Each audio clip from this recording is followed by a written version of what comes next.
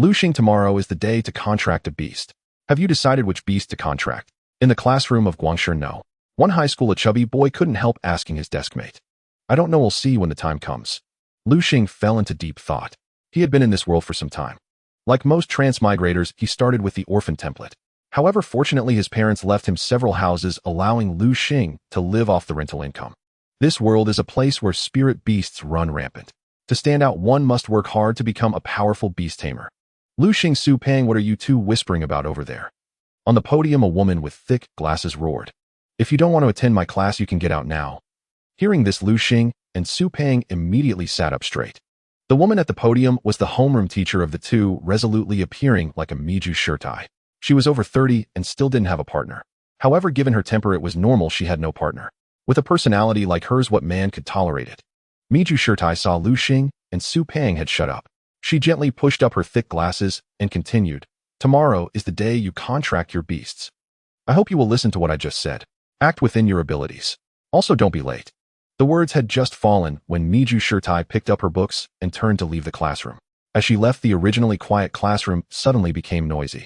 The students began to discuss animatedly. They talked with each other about what beasts to contract tomorrow. I want to contract a wind-blowing beast. My dad is a blacksmith and I can use it to blow the furnace fire for him. I want to contract a scythe beast. My family farms and it can help harvest rice.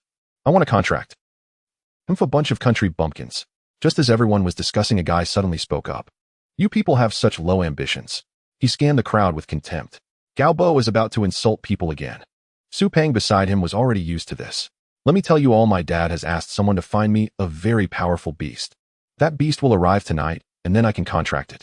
Unlike you guys who can only contract some junk. Gao Bo, don't go too far. Yeah, it's just that your family has some stinking money. Gao Bo's words aroused public anger. Hey, my family is rich. Are you mad? Let me tell you, the initial contracted beast determines a beast tamer's path. The stronger the initial beast, the farther the tamer can go. If I'm not mistaken, you people will end up right here. Stay in one corner and live out your lives obediently. As soon as Gao Bo finished, the indignant crowd flushed red. Gao Bo was not wrong. Although they could contract a beast tomorrow, it was one freely distributed by the Hua Nation. In this day and age, could anything free be good? Alright, you all keep being frogs at the bottom of a well. I'm going home to see if my beast has arrived. With that, Gao Bo got up and left. Watching Gao Bo's departing back, Su Peng couldn't help spitting. What a jerk. I get angry every time I see this guy. Lu Xing beside him, however, remained very calm. The next day, Lu Xing arrived early at the school playground to assemble. The school teachers had already reserved a bus to take everyone to the Beast Pavilion to receive their initial beasts. After waiting a short while, Lu Xing saw that almost everyone in the class had arrived. Miju Shirtai counted the number of people and then said to the bus driver, our class is all here. We can depart. Just then the class monitor Wu Yuqian suddenly spoke up. Teacher, it seems we are still missing a few people. Missing? Miju Shirtai was slightly stunned. She counted again. No, there isn't. But having taught many batches of students, she quickly understood. She quickly reacted. You're talking about Gao Bo and the others, right? Don't worry. They won't be coming. Their parents called me yesterday. They said they had already prepared their contracted beasts in advance. Hearing this, a glimmer of envy flashed across the faces of the classmates on the bus. Because they knew that these absent classmates had a much higher starting point. As the scenery outside the bus whizzed by after half an hour's journey, Lu Xing and the others finally arrived at the entrance of the Beast Pavilion. Alright, don't rush. Line up. Enter the Beast Pavilion in an orderly manner. Follow what I said yesterday and carefully choose the beast you want. When you see the beast you desire, you can raise your hand and a staff member will come to assist you. Okay. The students responded in unison. Lu Xing followed the crowd into the Beast Pavilion. As soon as he entered, he smelled a strong stench. It was the smell of wildness. Under the guidance of a staff member, they came to a huge room filled with various iron cages. And inside the cages were all kinds of contracted beasts.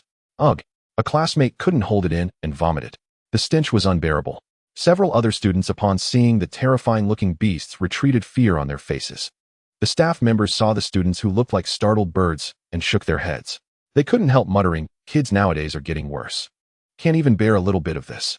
I'm starting to worry about our country's future, relying on these guys to guard it. Just as he was complaining, a figure caught his eye. It seems there's an interesting one this time. Among the cages, a figure was strolling. He kept examining the beasts along the way, heading deeper inside. Interesting. You guys take care of these kids here. They'll go inside and take a look. Yes, sir. The other staff members quickly acknowledged. This staff member walked in Lu Xing's direction. Lu Xing walked along muttering softly in his heart. This isn't Frank Little Stone Monster.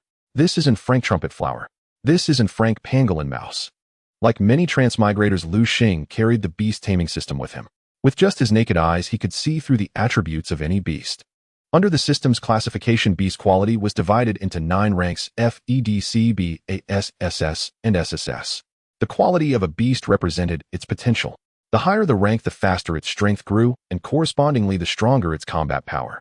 The only pity was that after transmigrating, the system was attacked by the laws of this world and lost much information, naturally lacking many functions.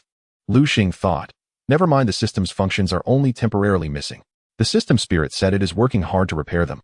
I believe it won't be long before it's fixed. Leaving the previous thought, Lu Xing muttered softly, the functions will definitely become more powerful in the future. The beast-taming hall might seem huge to others, but Lu Xing had only walked for about 10 minutes. He had walked through all of it. While others were dazzled by choices, Lu Xing had made his decision. He'll choose that brank little ice sparrow. Lu Xing muttered inside. Gaobo had guessed right. Although there were many beasts here, most of them were trash. As expected, cheap goods are no good. Fine little ice sparrow it is.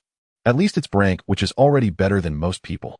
Lu Xing believed that with his intelligence and the beast-taming system as a cheat, reaching the peak of this world was not impossible.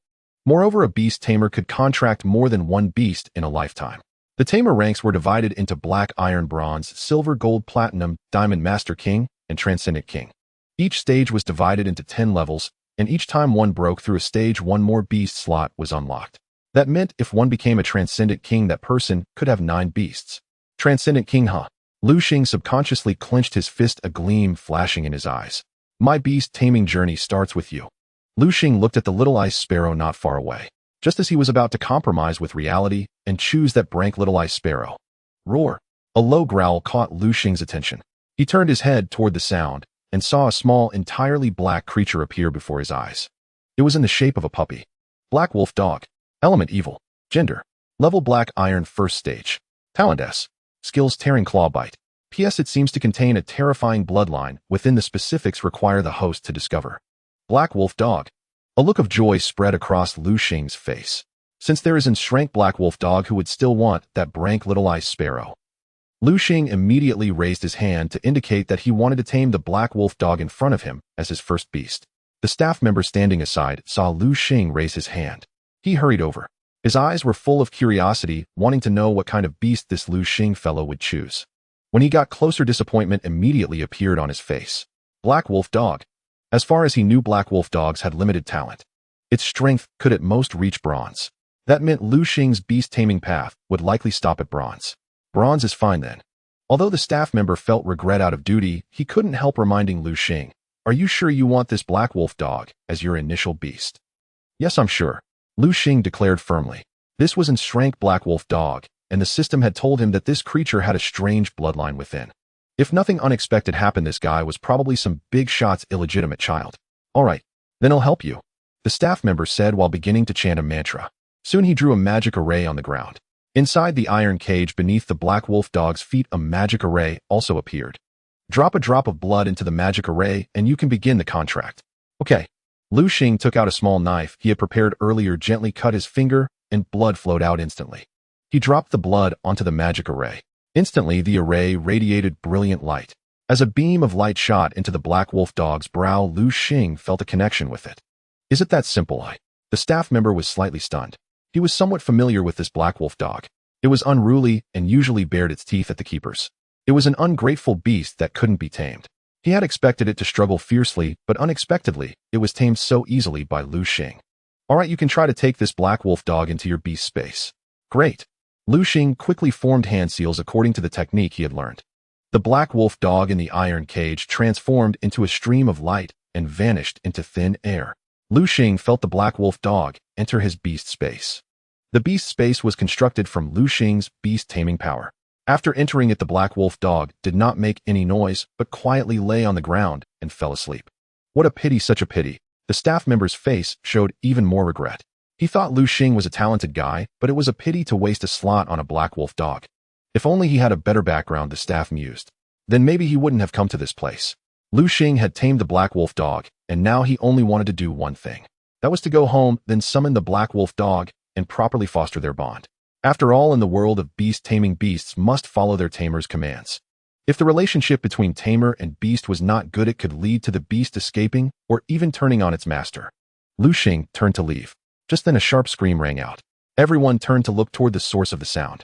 A young boy was clutching his head, rolling on the ground in constant pain, his face filled with agony. What's wrong with him? The class monitor Wu Yuqian couldn't help asking. Its contract backfire. The staff member beside showed sympathy. In all likelihood, this lad would become an imbecile. This was the price of beast taming. To become a beast tamer, one had to bear such risks. No. Suddenly a guy turned and ran outside. Su Chao, why are you running? You haven't contracted a beast yet. I don't want a beast. Life is more important. Beast taming is too dangerous. I'd rather be an ordinary person. Su Chao kept shouting as he quickened his pace. What about you? At that moment, a red-haired staff member glanced at the remaining students. Do you still want to continue? Or you could choose to be like that guy just now. Give up becoming a beast tamer. Look at you all looking so pathetic. I think even if you become beast tamers, you'll end up dying under the fangs of wild beasts. The red-haired woman's words deeply struck everyone present.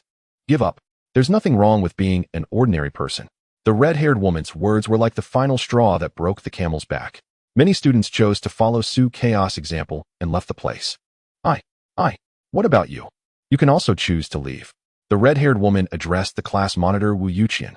No, I want to become a beast tamer. Wu Yuqian suppressed her deep fear and walked toward an iron cage not far away.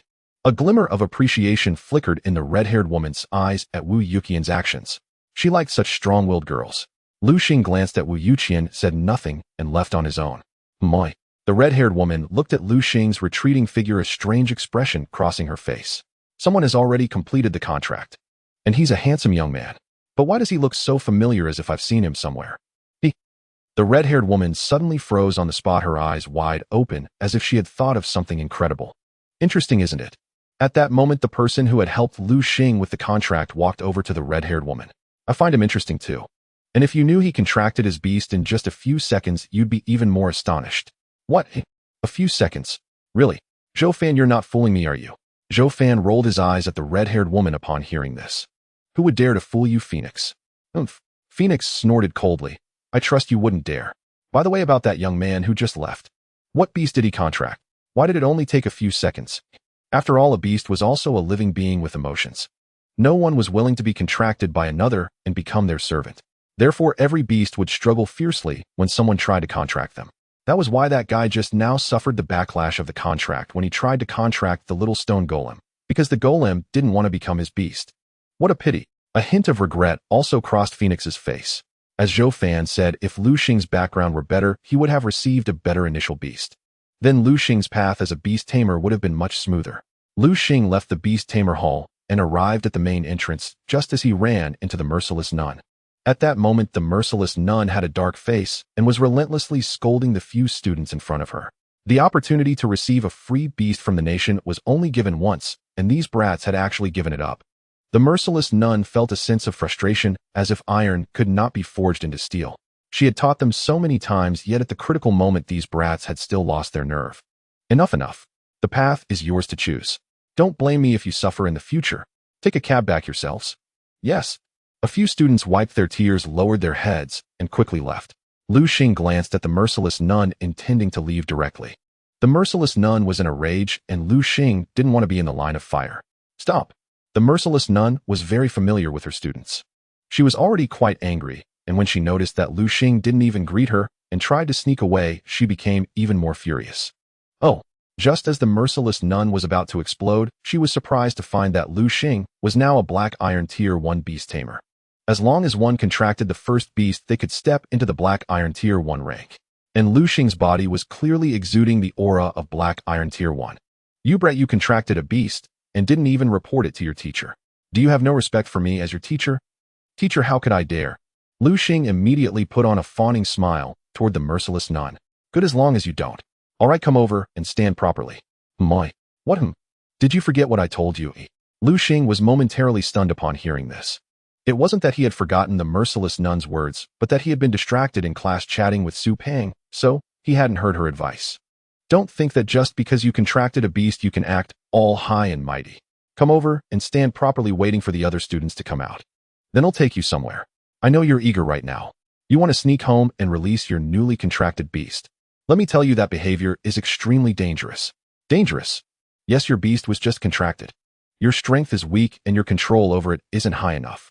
Be careful or the beast might turn on its master. Oh. Lu Xing suddenly understood. After waiting at the door for a while, the students inside began to file out one after another. Phoenix, thank you for your hard work. Oh, Teacher Chun, it's our duty. The red-haired woman was named Fire Phoenix, and she had once been a student of the merciless nun. She had come to volunteer this time purely out of respect for the merciless nun. All right, I need to take these little ones away. Okay, goodbye, teacher. Phoenix waved her hand. The merciless nun led Lu Xing and the others onto a bus heading toward an unknown destination. On the way, Lu Xing scanned the students on the bus. There had been 30 when they came. Now only 15 remained. A 50% elimination rate. That's really high. Little did Lu Xing know that even more terrifying things awaited. Under the merciless nun's lead, they arrived at a base. The merciless nun pointed at the glass rooms inside the base. All right, for the next few days, you'll stay here and bond with your beasts. Remember, only release them after you've built a close bond. After saying this, everyone entered the glass rooms arranged by the merciless nun. Inside the glass room, Lu Xing looked around. He noticed that the security was tight with people in black uniforms standing everywhere. As expected, these people were there to protect them. In name it was protection, but in reality, it was to prevent anyone's beast from sneaking out. There were still many ordinary people outside. If a beast ran out onto the street, it would cause chaos. Lu Xing glanced at the students on both sides. He saw that his classmates had obediently sat cross-legged. They began to cultivate, aiming to increase their beast-taming power and strengthen their connection with their newly contracted beasts. No. Facing Gao Boss sneering taunts, Lu Xing paid no heed. For someone like this, only his fists could teach a proper lesson. Blackhound charged forward and used Ren Claw on the Wind Wolf. Upon hearing this, the Blackhound lunged straight at the Wind Wolf. A mere trick. I haven't even made a move yet you dare to strike first. Wind Wolf used Wind Blade. The Wind Wolf opened its mouth wide, and in an instant a sharp wind blade shot forth from its maw. The wind blade tore through the air, streaking toward the Blackhound. Seeing this, the Blackhound made a sharp leap, and the blade grazed past its body. The Blackhound dodged the wind blade at speed undiminished. In the blink of an eye, it was before the Wind Wolf. Think I'm afraid of you. Wind Wolf, use your sharp claws. Show it who the true Wolf King is. The Wind Wolf extended its own razor-sharp claws. Bang! The claws of the two spirit beasts collided in midair. With a booming explosion, a dark shadow was sent flying backward. It skidded across the ground for a long distance, stirring up a cloud of dust. When the dust cleared, everyone finally saw the true identity of the one sent flying. It's the Wind Wolf. My God, what happened? In a contest of strength, the Wind Wolf actually lost to the Blackhound. Are my eyes playing tricks on me? The Blackhound actually defeated the Wind Wolf. Staring at the severely wounded Wind Wolf lying on the ground, Gao Boss' face grew darker and darker. Kid, what's going on with your Blackhound? How could it beat my Wind Wolf? Faced with Gao Boss' confusion, Lu Xing remained silent. His answer was the Blackhound's next attack. Lu Xing knew well that villains usually die from talking too much. His task was to finish the job. Blackhound used Ren Claw again. The Blackhound sprinted swiftly, transforming into a streak of black light. It lunged toward the severely wounded Wind Wolf. No, Wind Wolf, run. Gao Bo shouted his command to the Wind Wolf. Hearing this, the Wind Wolf staggered to its feet. At that moment, deep gashes on its front claws were oozing blood. Those were wounds from the earlier clash with the Blackhound. Gritting its teeth, the Wind Wolf began to flee. Unfortunately, if it were at its peak, it might have had a chance to escape. But now it was gravely wounded. The Blackhound quickly caught up to the Wind Wolf. Its sharp front claws tore through the void, and due to the sheer speed, a sonic boom erupted. With a tearing sound, the Blackhound's razor-sharp claws left several wounds on the Wind Wolf's body, so deep the bone was visible. The Wind Wolf was sent flying. Wind Wolf. Gao Bo stood frozen, having forgotten to recall his spirit beast. Just then, the Blackhound pounced on the Wind Wolf. Opening its massive jaws, it bit into the Wind Wolf's body. With a crunch, the Blackhound's sharp fangs easily pierced through the Wind Wolf's body. The Wind Wolf let out a cry of pain and fell unconscious. As the Wind Wolf fell into a deep coma from its injuries, its beast tamer Gao Bo suffered the backlash. Clutching his head as if it were about to burst, he collapsed, falling stiffly to the ground. What a piece of trash. Truly the king of talkers. Big mouth, but barely any real strength. Lu Xing felt he hadn't even exerted himself. And yet this guy had already fallen. Seeing this, the referee immediately declared Lu Xing the winner of the match and called for staff to carry the unconscious Gao Bo away. Is the Blackhound really that strong? Strong or not, can't you see for yourself? Damn, now I want to contract a Blackhound too. I suggest you don't. Haven't you noticed his black hound is a bit different? Someone had discerned the truth. How so? As everyone knows, the wind wolf has a nobler bloodline than the black hound. Normally, when a black hound faces a wind wolf, due to bloodline suppression, the black hound's strength is reduced to less than a tenth. But this black hound is different. Facing a wind wolf with a superior bloodline, it showed no fear at all. Instead, it launched a frontal attack. I wonder how this handsome beast tamer raised it. Amid the crowd's murmurs, Lu Xing had already returned to his resting room. He sat down in a chair. Just then, a woman with dark skin and dreadlocks walked in. Smiling, she said to Lu Xing, "You're pretty good. I hope you can show the same strength in the next match." With that, she left with a staff member. Her words left Lu Xing somewhat bewildered. Curiously, he headed toward the audience stance. By the time Lu Xing arrived, the battle was already over. The woman's opponent was a male contestant wielding a stone kid, but he was no match for her and was defeated in a single move. Another instant kill. Interesting. Lu Xing returned to the resting room. As expected, in just a few minutes, it would be his turn to face the woman with dreadlocks. Soon, led by a staff member, Lu Xing and the woman arrived at the battle arena. "Hello, Zhuoma. Nice to meet you," Zhuoma said with a smile. Lu Xing's handsome face and perpetual grin gave people a warm spring-like feeling. Few women could resist a handsome man. "Hello, I'm Lu Xing. Nice to meet you too." Lu Xing responded politely. "Little handsome, I'm about to make my move. Though you're cute, I won't hold back. All right, bring it on. My black hound isn't to be underestimated. Come out, combat yak. Come out, black hound." Lu Xing and Zhuoma summoned their respective spirit beasts simultaneously. A combat yak, huh? Lu Xing's gaze fell upon Zhuoma's combat yak. The combat yak's attributes instantly appeared before Lu Xing.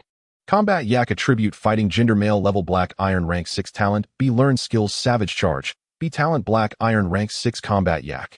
Though its talent was unremarkable, its strength was formidable. No wonder she had made it this far. Judging by its condition, it had probably consumed elixirs to boost itself so quickly. This combat yak was clearly a spirit beast that shone early on, but as time went on, its growth would diminish, eventually becoming useless. In Lu Xing's eyes, a spirit beast's talent had to be at least a rank to even catch his interest. The combat yak was a fighting type, and that stone kid from before seemed quite formidable as well. However, in terms of attributes, the stone kid was a rock type, while the combat yak was a fighting type. The stone kid was at a disadvantage against the combat yak due to its type. Realizing this, Lu Xing suddenly discovered a terrifying truth. That was the fact that his black wolf hound was a dark-type spirit beast. In terms of attributes, it was also countered by the fighting-type combat yak. Combat yak used wild charge. Zhuoma paid no heed to such concerns. She commanded her combat yak to charge at Lu Xing's black wolf hound. The combat yak kicked off with its right hind leg and began to sprint rapidly. With its terrifying tonnage, every step the combat yak took caused the ground to tremble. The combat yak dashed in front of the black wolf hound, lowered its head, revealing the pair of sharp horns atop its skull, and rammed fiercely into the black wolf hound. Seeing this, the black wolf hound's gaze sharpened. It leaped nimbly to the left, easily dodging the combat yak's wild charge. Due to its excessive speed and immense weight, the combat yak's momentum was too great, and it only managed to stop after running several dozen meters. The combat yak turned its head, fixed its gaze on the black wolf hound once more, and then charged again. Black wolf hound dodged once more. Lu Xing knew that in terms of raw strength, the black wolf hound was no match for the combat yak. Thus, he chose to evade its initial onslaught. After several consecutive dodges, the black wolf hound remained perfectly composed, having expended little energy. The same could not be said for the combat yak. Repeatedly using wild charge had drained its stamina immensely. Now it was panting heavily, gasping for breath without pause. The combat yak's body was drenched in sweat, and its eyes had turned bloodshot from exertion. "Hey kid, are you just going to run and hide?" A flicker of displeasure crossed Zhuoma's face. She had initially held a favorable impression of Lu Xing, but she never expected him to avoid a direct confrontation. Instead, he opted for constant evasion. In Zhuoma's eyes, this behavior was nothing short of cowardice. Lu Xing remained utterly unfazed by her taunts. "I'm just hiding." "Is that what you call hiding?" "That's called a strategic retreat." The combat yak was far stronger than the black wolf hound. Only a fool would choose to clash head-on with it. Lu Xing looked at the panting combat yak and knew his opportunity had arrived. In his eyes, the combat yak was now nothing more than a lamb to the slaughter. Black wolf hound used rend claw on the combat yak. "Be careful, those horns of its are still extremely dangerous." The black wolf hound nodded. It launched its attack, pouncing towards the combat yak. The black wolf hound's razor-sharp claws easily sliced through the combat yak's hide, leaving several deep, gaping wounds. The combat yak bellowed in agony. Its blood gushed forth from the wounds like a fountain. "Moo!" The combat yak let out a roar. Its eyes bulged wide, nearly splitting at the corners as it charged madly towards the Black Wolf Hound. It intended to ram that damned creature to death. Black Wolf Hound dodged quickly. The Black Wolf Hound evaded once more. What a pity. Although the combat yak possessed immense strength, it was a clumsy oaf. Its body was far from agile when facing the Black Wolf Hound. It could only mindlessly charge forward. Boom. Finally, after several consecutive charges, the combat yak crashed to the ground. The rend claw from the Black Wolf Hound had torn open the combat yak's hide, causing its blood to continuously flow from the wounds. In the end, the combat yak collapsed from excessive blood loss. Despicable. Zhuoma cursed under her breath, then rushed over to her fallen combat yak. Zhuoma never imagined that Lu Xing would use such a tactic to deal with her combat yak. At this moment, seeing the combat yak fall, the referee promptly declared Lu Xing the victor.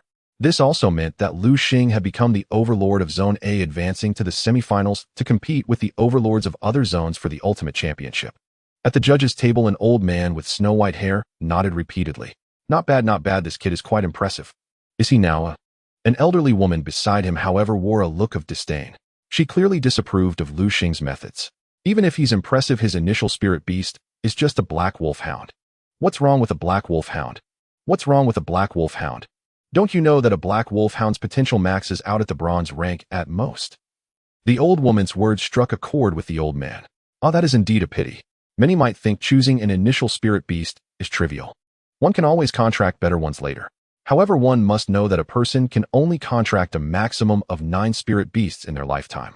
Achieving this requires reaching the rank of a 9th-tier Beastmaster.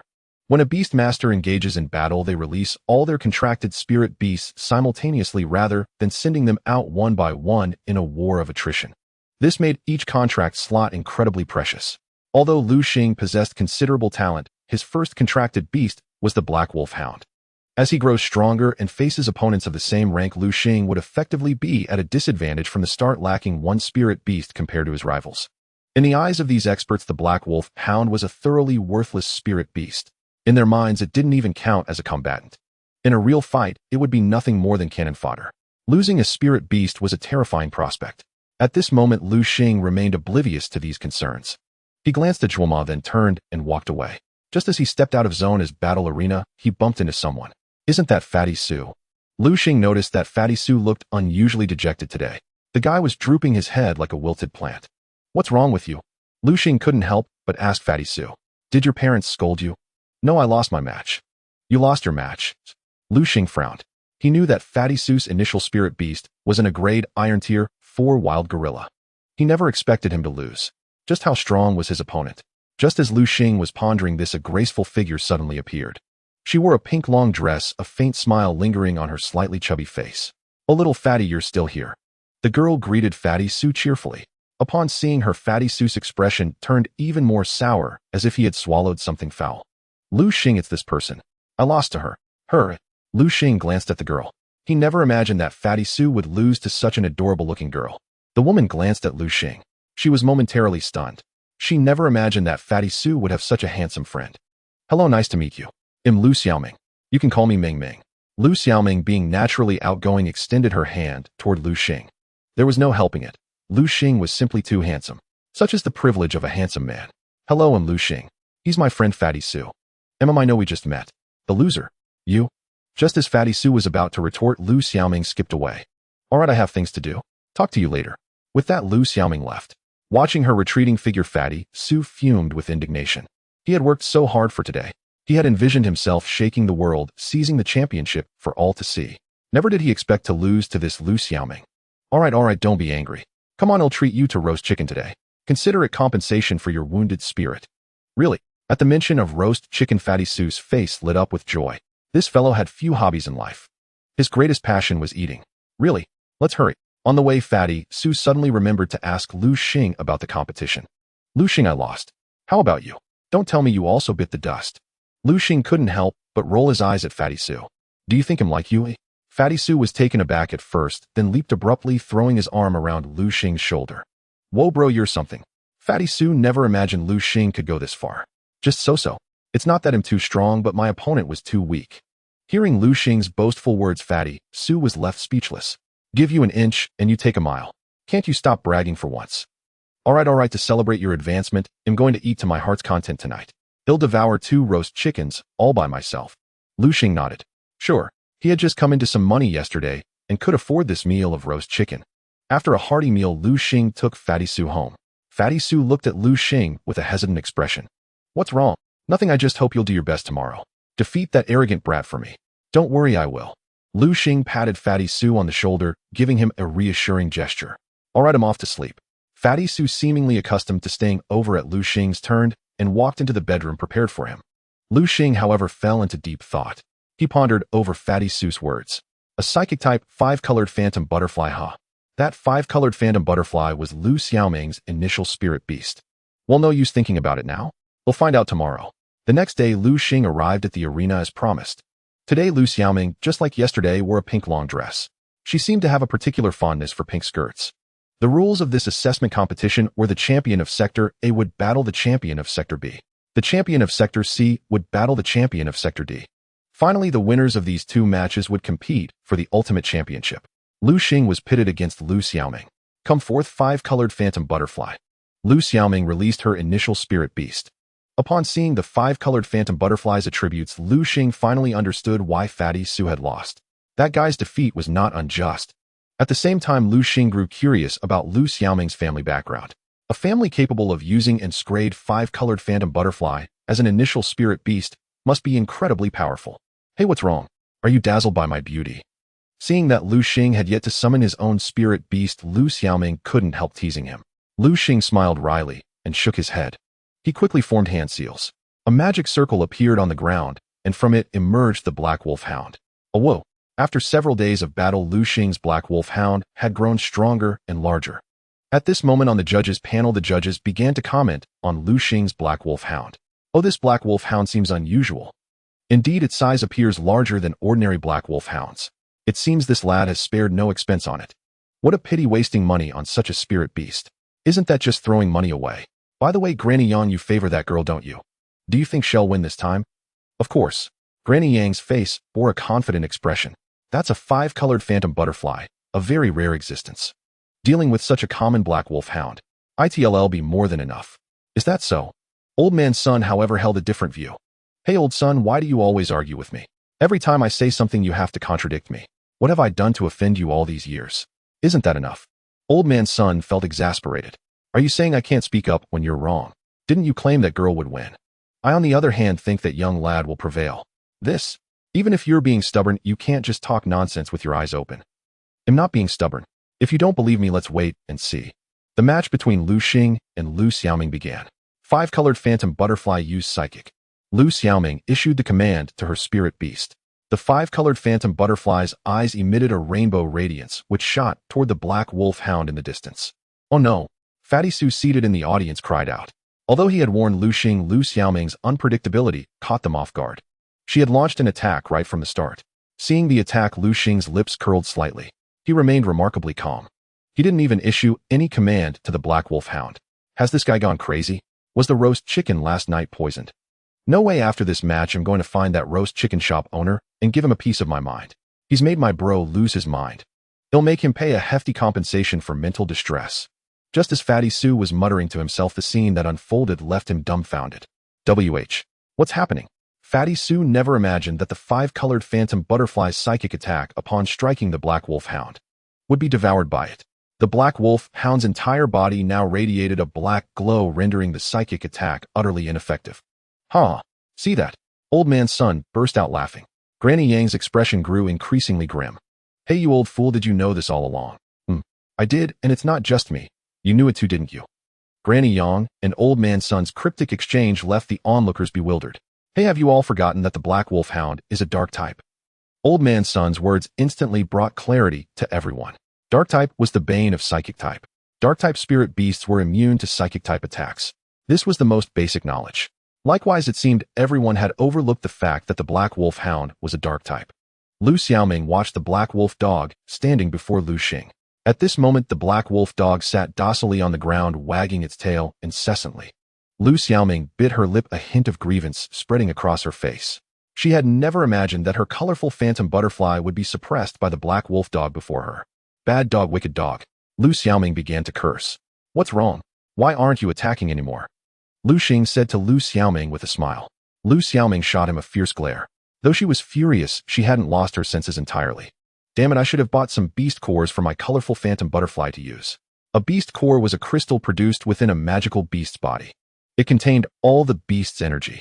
Similarly, all the techniques the beast had learned were stored within the beast core. As long as one fed the beast core to their tamed beast, the tamed beast would comprehend the techniques stored within. Of course, this comprehension was not guaranteed. There was a probability of failure, and it was not insignificant.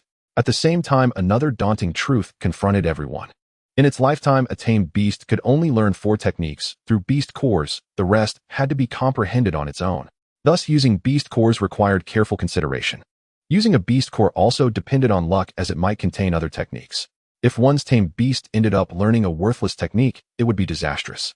Lu Xiaoming's colorful phantom butterfly only knew one technique, Psychic Force, which was a psychic attribute technique and had no effect on Lu Xing's black wolf dog.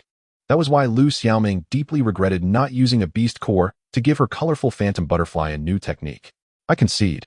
Knowing she couldn't defeat Lu Xing, Lu Xiaoming straightforwardly admitted defeat. I hope you can stay this lucky. Lu Xiaoming stormed off in a huff. Watching her retreating figure, Lu Xing wore a faint smile. He returned to the lounge. No sooner had he entered the lounge than Su Peng came bounding over joyfully and gave him a bear hug. Brother, impressive. I never thought you'd actually beat that woman. Su Peng was overjoyed, having lost to Lu Xiaoming yesterday. Lu Xing's victory today felt like revenge. But brother, don't celebrate too soon. Why? Because you're about to face a formidable opponent. Formidable opponent. Just as Lu Xing was puzzled, a figure suddenly passed by the lounge entrance, followed by a terrible commotion. Wow, sisters, come quick. Yin Bing is here. Wow, wow, wow, so handsome. How can anyone be this good looking? I feel like I can't breathe. Sisters, let's go get his autograph. A group of fangirls chased after Yin Bing. Yin Bing, that name sounds familiar. Su Peng rolled his eyes at Lu Xing. Hey, are you really Lu Xing?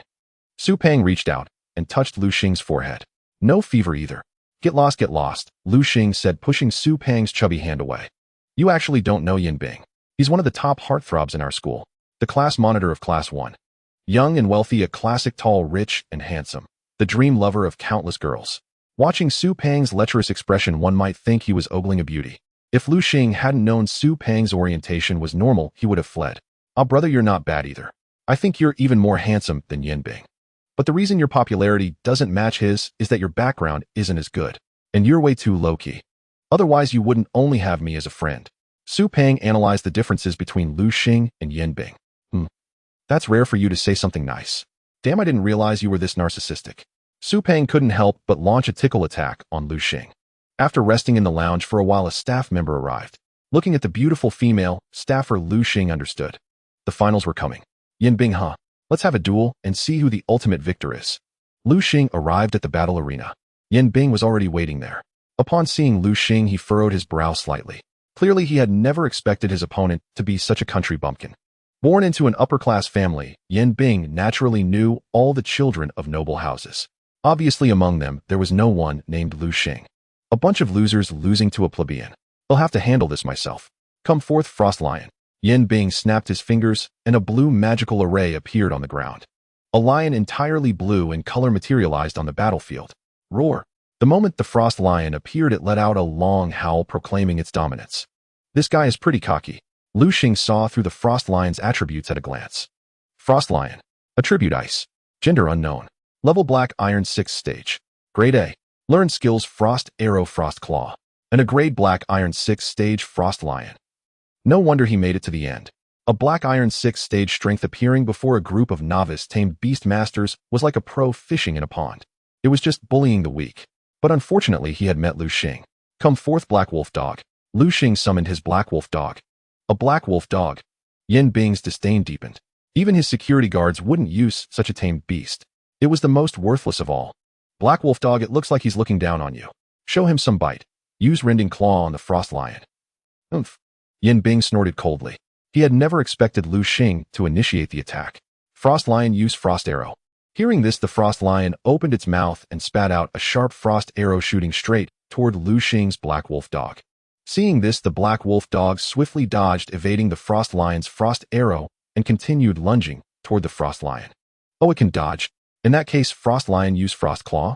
Tear that mangy dog apart. Hearing this, the Frost Lion's drowsy eyes suddenly snapped open, Indeed, it was about to get serious. Bang! The Frost Lion and the Black Hound collided. The Black Hound's sharp claws clashed with those of the Frost Lion in a brief exchange. After the clash between the two spirit beasts, a figure was sent flying backward. It was the Frost Lion. How is this possible? Yan Bing never imagined that in terms of raw power his Frost Lion would lose to Lu Xing's Black Hound. What's going on with this guy's Black Hound? As Yan Bing was pondering in confusion, Old Sun from the judge's panel discerned a subtle clue. So that's it. Hey Old Sun, you're being cryptic again. Spit it out, what's really happening. Hearing this, Old Sun immediately began to explain. Don't be fooled by this Black Hound's low-grade appearance, its true strength is formidable. Old Sun's words brought sudden enlightenment to the crowd. Why didn't I think of that?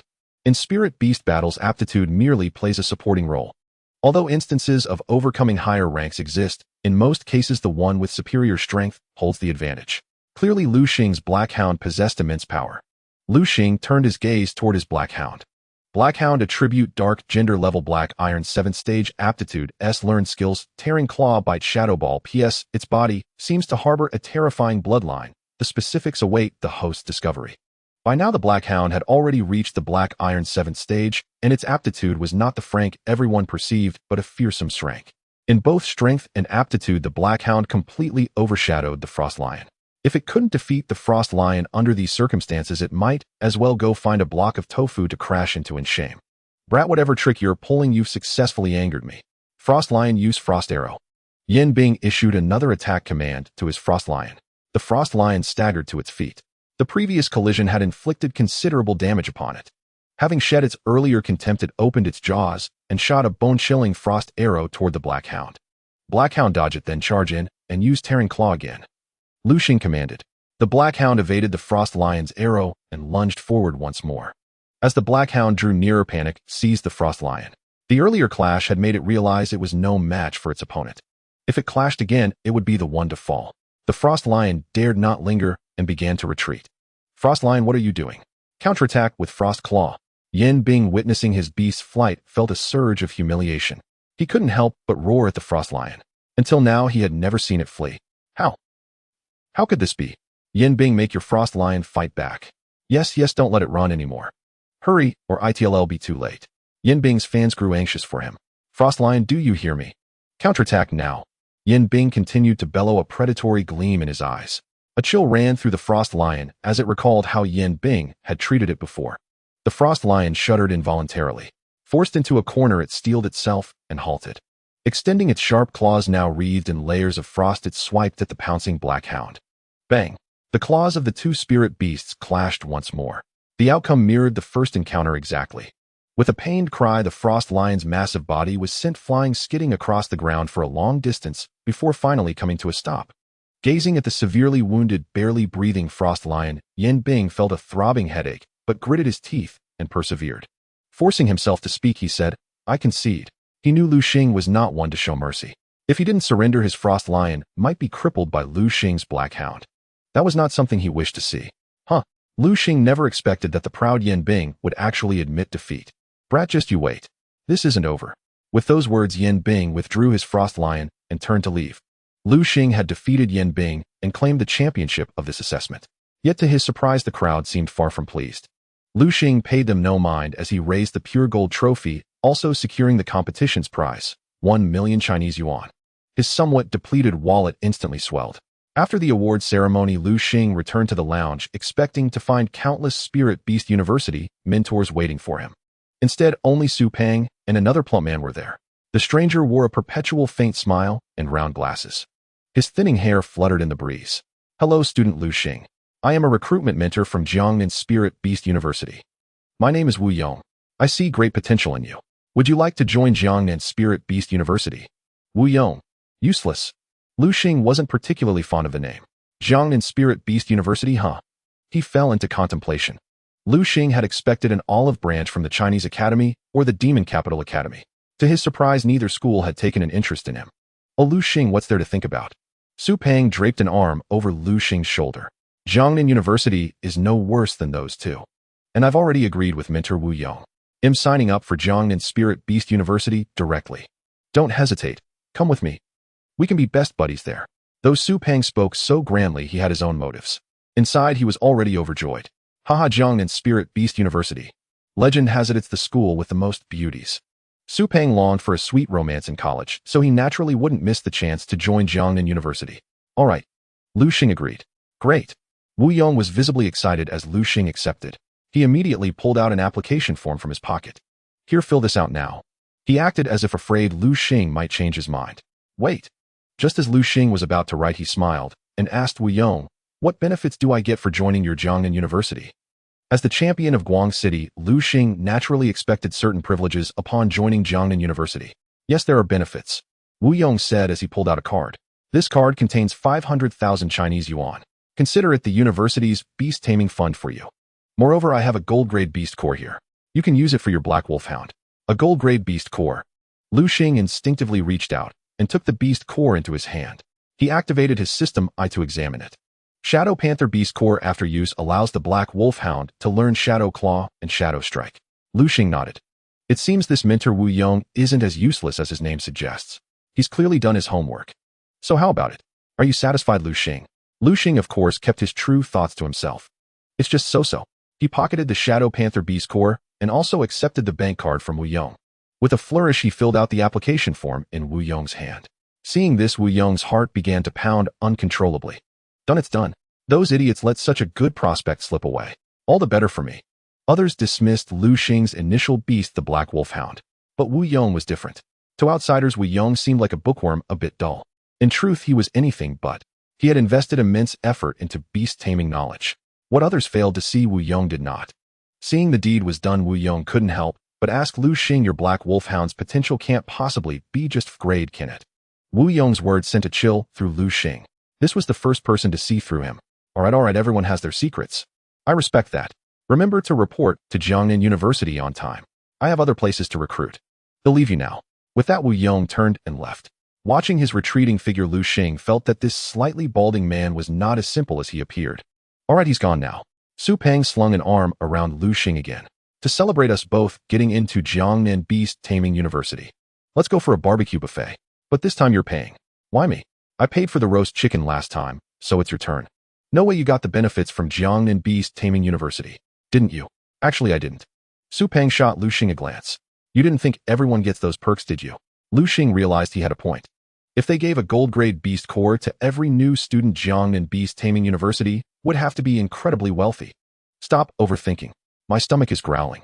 Su Peng dragged Lu Xing out of the restroom.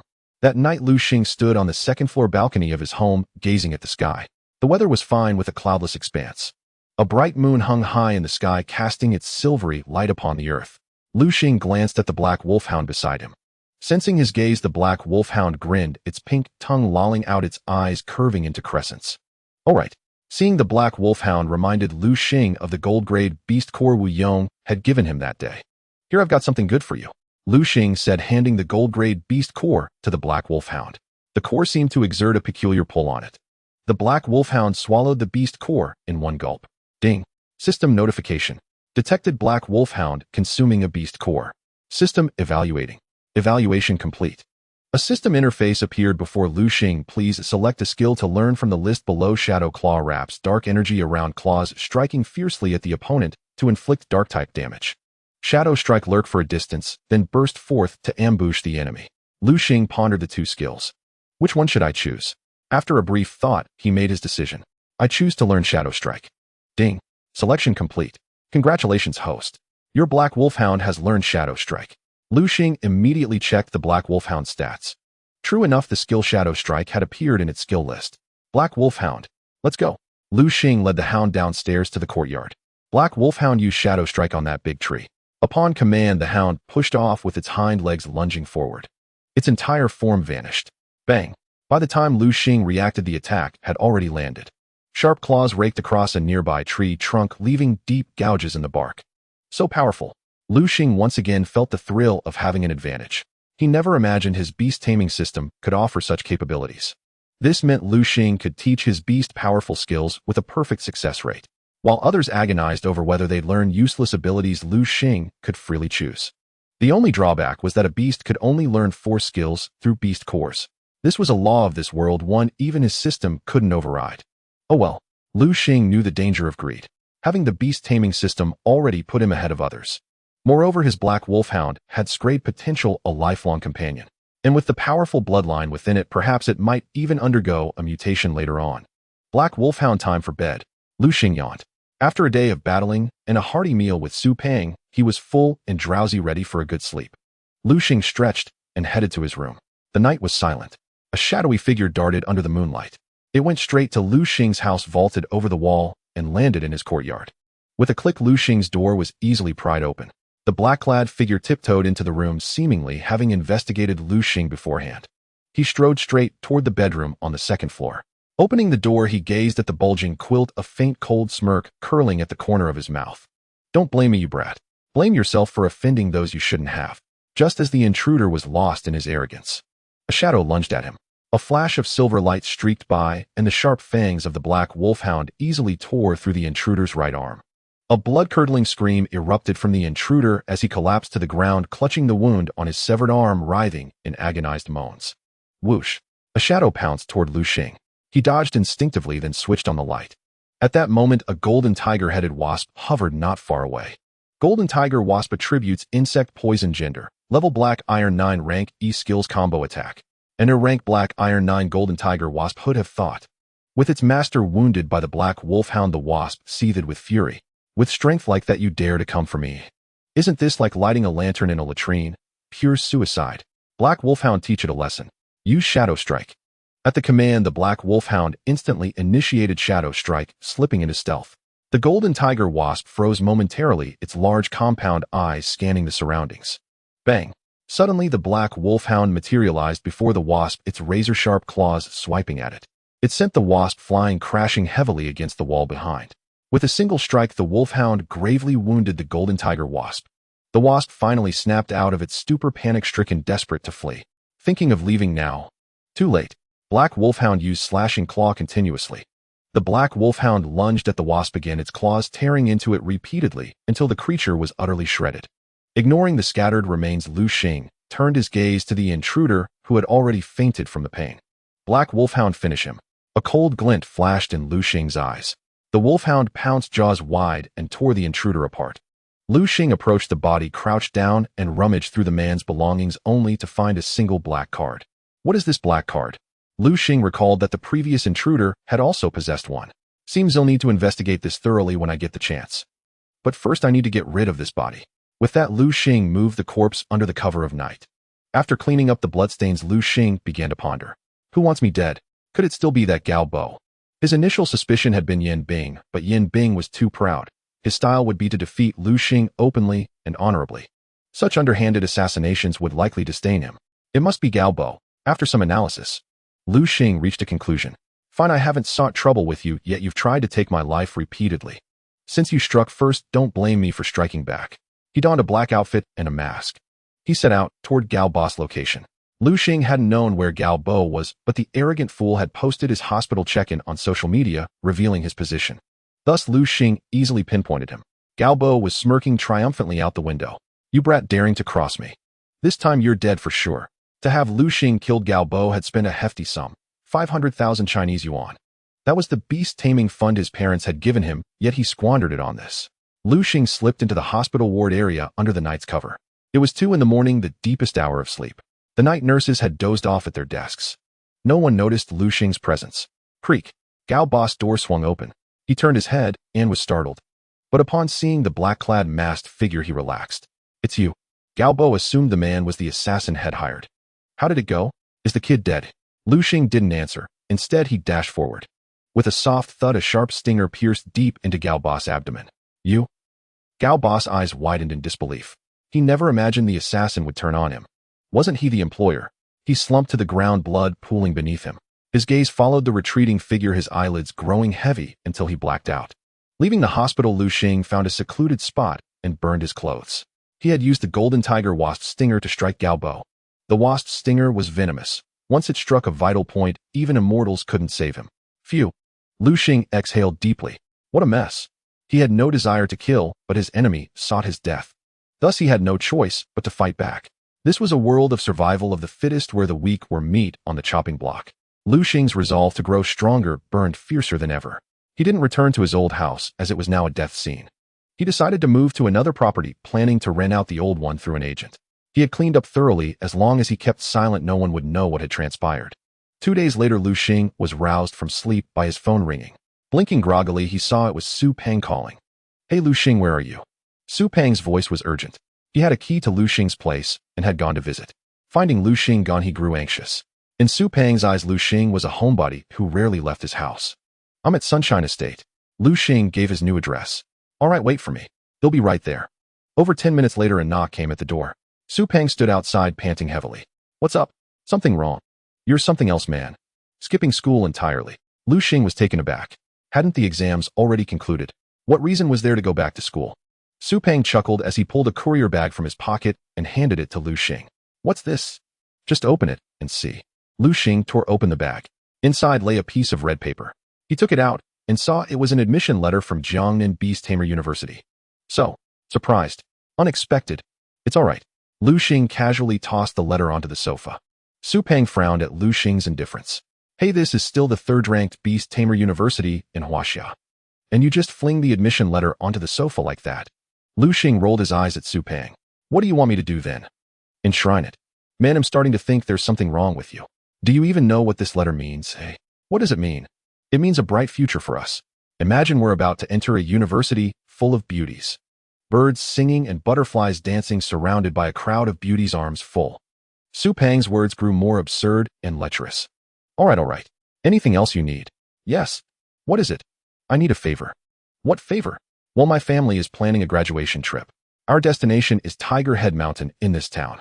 We're planning to camp there. So I want to invite you along." "What does your family camping have to do with me?" Lu Xing was baffled. "Just say if you're coming or not." "No." "Oh, come on, Lu Xing, aren't we brothers?" "No." Su Peng started to wheedle him. After much cajoling and persistence, Lu Xing finally agreed to accompany him to Tiger Head Mountain. On the ridges of Tiger Head Mountain, 3 people were hiking. Lu Xing, carrying a backpack, couldn't help asking Su Peng, "Hey, didn't you say this was a family trip? Now it's just the 2 of you. And who's that girl?" "Her. She's my sister Su Xiaoya." "Oh, Xiaoya, this is my best friend for life, Lu Xing. He's the top scholar of our year. You should learn from him." "So you're Lu Xing, the one who became top scholar with that black wolf hound?" Su Xiaoya looked surprised. "If there's no other, then that's me." Lu Xing glanced at Su Xiaoya. His brow furrowed with confusion. Su Xiaoya was pure and charming, while Su Peng was as fat as a pig. They were as different as heaven and earth. "Ouch, I can't take it anymore, I'm exhausted. There's a big rock ahead, let's rest there." They hadn't climbed long before Su Peng was panting heavily. Sweat beads as big as beans poured from Su Peng's head as if free. His t-shirt was already soaked through. "Come on, I brought plenty of food. They'll share some with you." Su Peng sat down on the ground. He swiftly pulled out a pile of snacks from his backpack and handed them to Lu Xing and Su Xiaoya. "I don't want any. Give it to brother Lu Xing. Take it or just take it. What if you get hungry later?" "Oh, how can I eat this? Don't you know I'm on a diet?" Su Xiaoya couldn't help complaining. She never expected her clueless brother to offer her chips, a puffed snack. After all, those things were calorie bombs. The enemy of anyone trying to lose weight. Sorry, I forgot." Su Peng scratched his head sheepishly. "Then Lu Xing, let's just eat between us." "Oomph." Su Xiaoya pouted. "I'm ignoring you." She stomped off to the side in a huff. Watching Su Xiaoya's retreating figure, Lu Xing asked Su Peng, "Hey, is Su Xiaoya really your sister?" "Of course, or else she'd be yours." "But she looks nothing like you." "Me? Oh, don't judge me by how I look now. I was quite handsome back in the day. But I unfortunately came down with binge eating disorder. Medical treatment didn't work, so I just let myself go." "All right." Lu Xing finally understood why Su Peng was so fat. "By the way, I've always wondered about something." "Spit it out. You're not one for exercise. Why the sudden urge to come here?" Su Peng sighed. "You caught me. It's all because of that little girl Xiaoya. I borrowed some money from her, and in return I had to agree to climb this Tiger Head Mountain." Lu Xing rolled his eyes at Su Peng. So he had been tricked by Su Peng. Just as they were talking, Su Xiaoya suddenly screamed from nearby. "Not good." Lu Xing and Su Peng both leaped to their feet. They rushed towards Su Xiaoya. It had to be said in a critical moment. Su Peng was still a responsible brother. Black Wolf, Hound use ripping claw. Wild Rage use explosive fist. Lu Xing and Su Peng summoned their beast companions simultaneously, attacking the massive creature before Su Xiaoya. A purple gleam flashed in Lu Xing's eyes. The creature's attributes instantly appeared before Lu Xing. Crested King Snake. Attribute Poison. Gender. Level Bronze Tier 2. Rank D. Learned Skills Venom Fong. The crested king snake watched the black wolf hound and wild rage charging at it. A flicker of disdain crossed its eyes. The crested king snake was bronze tier 2, while the black wolf hound and wild rage exuded mere black iron auras. They were no match for it. The crested king snake's tail whipped out in a sweeping arc. Wild rage was sent flying backward, crashing heavily into a large tree behind. The immense impact nearly shattered Wild Rage's bones. As Wild Rage fell into a near-death state, Su Peng suffered backlash. After all, a beast tamer and their beast were soulbound. And if the beast died, the backlash was even worse. Su Peng's head throbbed with pain. The degree of backlash depended on the beast tamer's strength. A weaker tamer had a weaker soul, thus suffering more severe backlash. In later stages, when a beast tamer grew powerful, the backlash from 1 or 2 critically wounded beasts was manageable and could be resisted. But too many would still be a problem. However, the backlash from a beast's death was terrifying. After its first strike, the crested king snake aimed another sweeping blow at the black wolf hound. The black wolf hound was far higher in level than Wild Rage. It dodged swiftly, successfully evading the crested king snake's sweep. Trouble. Lu Xing's expression grew grim. Su Peng, recall your Wild Rage. And take your sister away. He'll hold off this crested king snake. No, how can I leave you here alone and flee? Upon hearing this, Lu Xing gave Su Peng a kick on the backside. Damn it, I said go, so go. Do you have any idea what kind of beast this crested king snake is? It's at the bronze 2nd stage. Can you and I possibly handle it? Fine. Lu Xing's kick jolted Su Peng back to his senses. Lu Xing, don't you dare die. I still want to go pick up girls with you. With that, Su Peng hoisted the already terrified Su Xiaoya onto his shoulder and dashed madly toward the foot of Tiger Head Mountain. As he ran, he shouted, Lu Xing, wait for me. Don't you die. Lu Xing paid no heed to Su Peng's retreat. His entire focus was on the battlefield. Before him lay a grove of trees. Lu Xing's black wolfhound, relying on its agile footwork, employed a Hitandran tactic, constantly dodging the crested king snake's attacks. No, the level gap is still too great. Though Lu Xing's black wolfhound had reached the black iron 8th stage in recent days, it was still vastly outmatched by the bronze 2nd stage crested king snake. Suddenly, the crested king snake reared its head high. It opened its gaping maw, revealing sharp fangs. The teeth, shimmering with a purple glow, lunged viciously at the black wolfhound. Watch out. It's a venomous fang attack. Black wolfhound, be careful. Hearing Lu Xing's warning, the black wolfhound leaped swiftly, evading the crested king snake's strike. The crested king snake's attack missed, its fangs sinking into a large tree instead. The sharp teeth easily sliced through the bark and embedded deeply into the trunk. Lu Xing never expected that the crested king snake would get stuck. Its fangs were lodged in the tree trunk, and no matter how hard it struggled, it couldn't pull them free. This is my chance. As the saying goes, strike a snake at its vital spot. Though this crested king snake was enormous, with the system's help, Lu Xing pinpointed its weak point.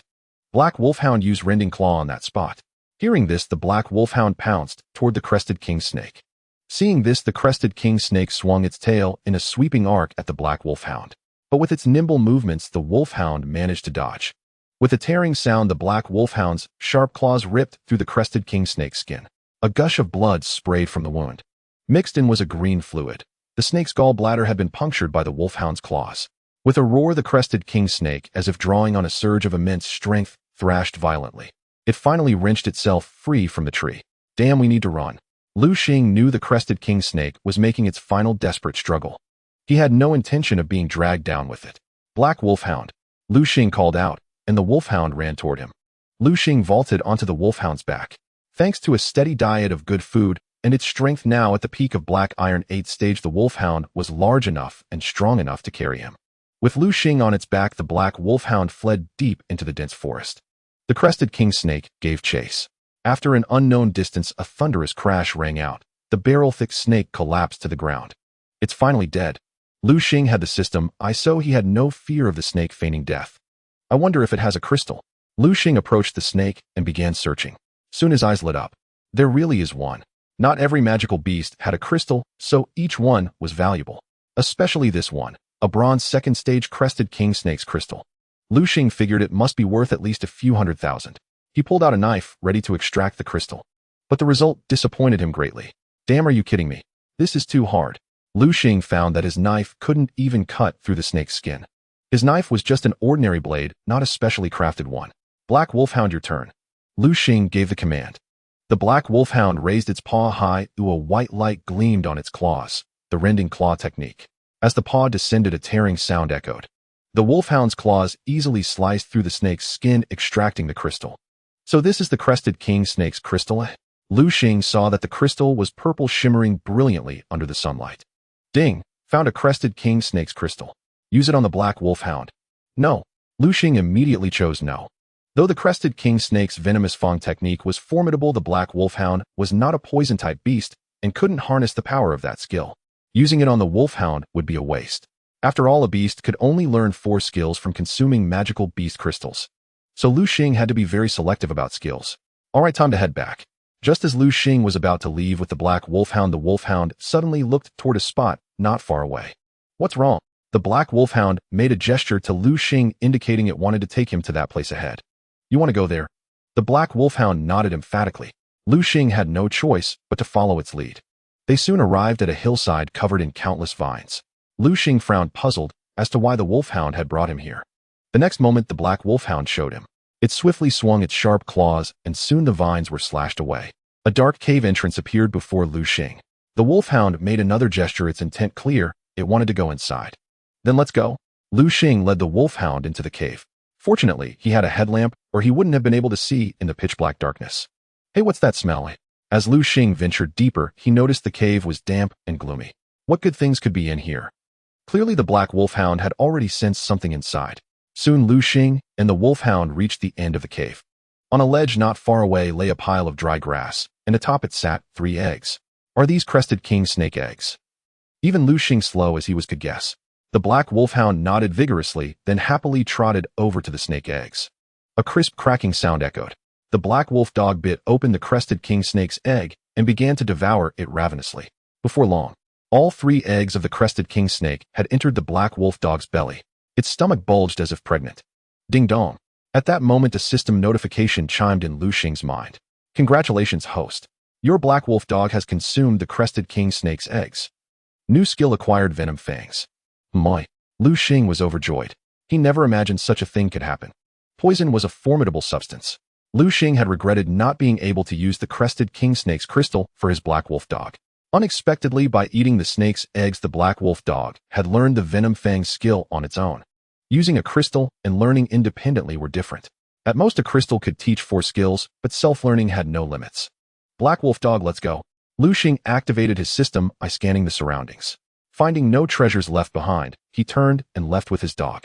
Not long after Lu Xing left the crested king snake's cave, a commotion arose in the distance. He looked over and saw Su Pang accompanied by a group of people in green uniforms. Lu Xing.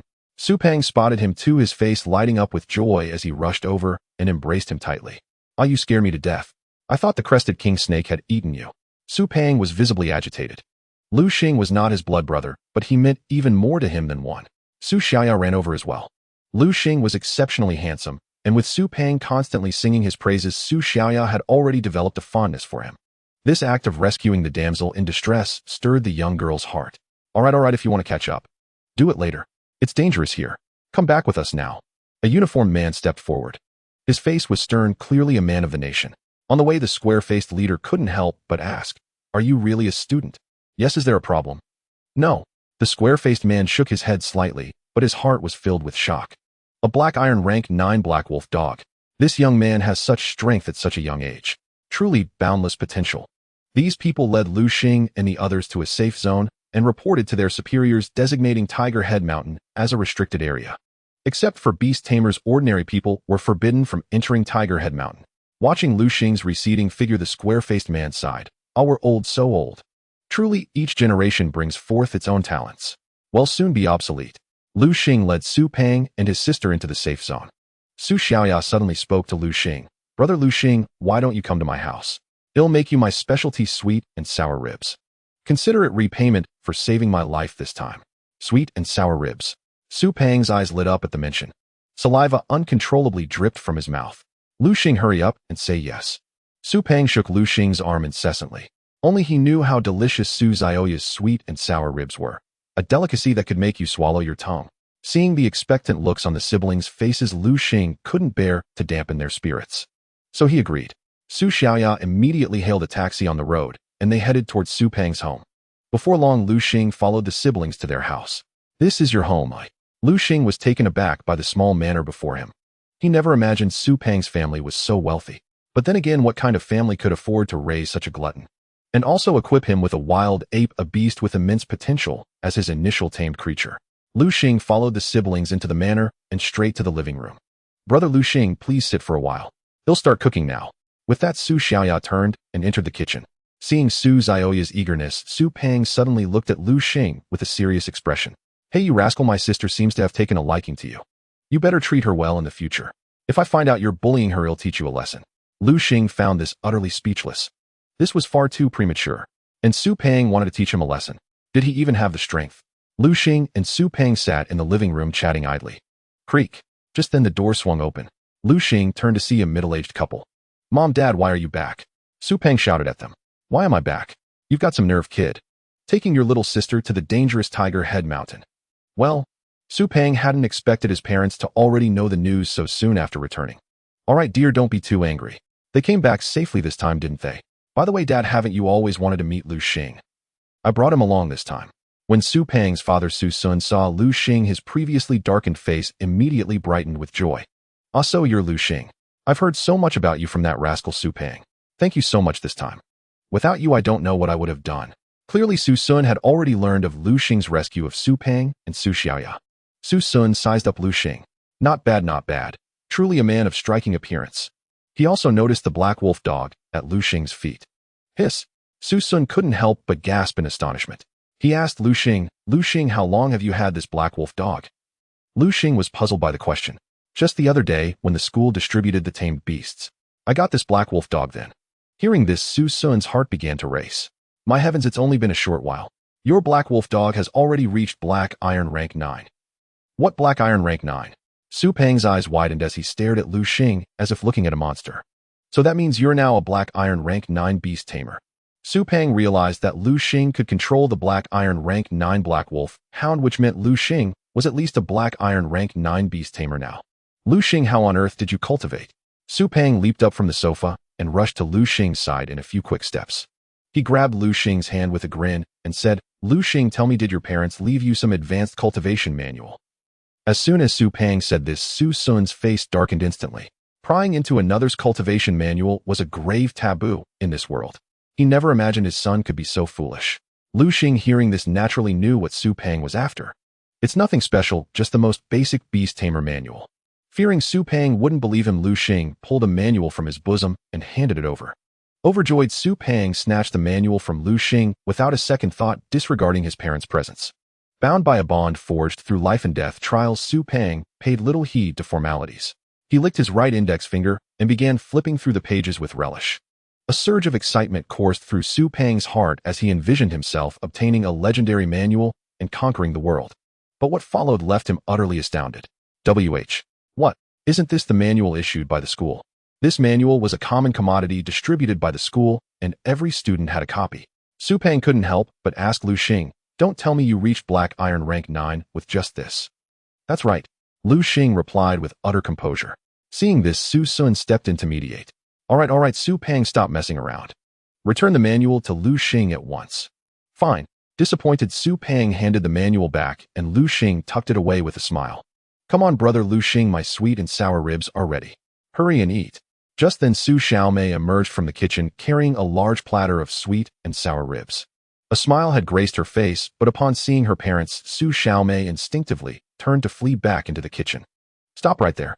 Where do you think you're going? Su Xiaomei turned around awkwardly. Father, Su Sun snorted coldly.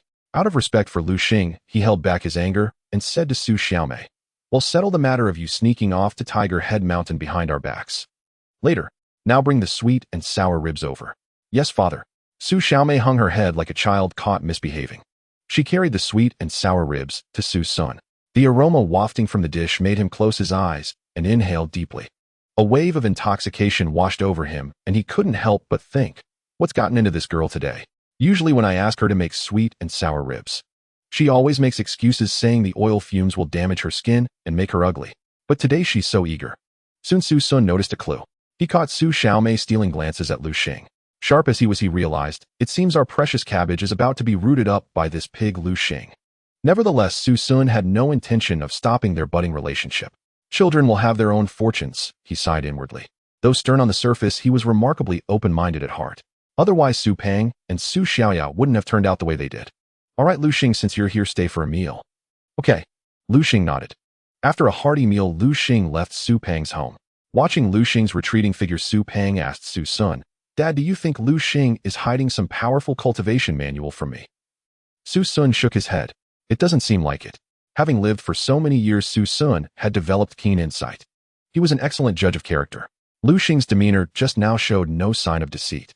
At this thought, Su Sun felt a chill run down his spine. Just how talented is this kid? After all, that was the most ordinary cultivation manual. In this world of beast tamers, everyone aspiring to become a beast tamer had to cultivate a beast tamer manual. Those with family backgrounds practiced their ancestral techniques, while those without could only rely on the free manuals distributed by the state. As everyone knew, free things were invariably the worst. Cultivating with them was bound to yield half the results with twice the effort. Su Sun never imagined that Lu Xing had actually managed to reach Black Iron rank 9 using only the state-issued free manual. What a pity, what a pity. A glimmer of regret for wasted talent flickered in Su Sun's eyes. If only this kid had been born into a family. Perhaps his strength would be even greater now, and his future achievements would be higher. But he has no family background, and his initial beast is the Black Wolf Hound. Thinking this, Su Sun couldn't help but glance at his son Su Peng. A wave of frustration washed over him. With his support, Su Peng cultivated the family's manual, and he had spent a fortune to acquire a wild gorilla with decent potential. Yet the boy was as hopeless as a piece of mud that couldn't be propped up on a wall. Looking at Su Peng's plump figure, Su Sun's anger surged. He shot Su Peng a fierce glare before turning and heading to his study. Out of sight, out of mind. Besides, Su Sun had his own matters to attend to. Leaving Su Peng's house, Lu Xing walked toward his own home. I never expected Su Peng's father to be a gold rank expert. At the same time, recalling the events at Su Peng's place, he pulled out the manual he had shown Su Peng earlier. Gazing at the manual in his hand, a scornful smile curled on Lu Xing's lips. Now that he possessed the system, this cultivation manual was utterly useless to him. In the world of beast tamers, a beast's strength was limited by its tamer's power.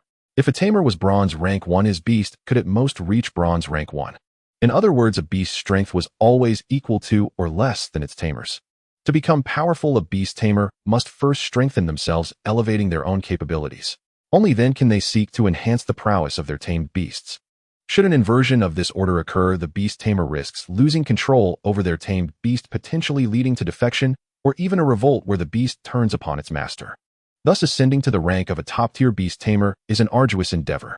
One must not only devise methods to augment the strength of their tamed beasts, but also cultivate their own power.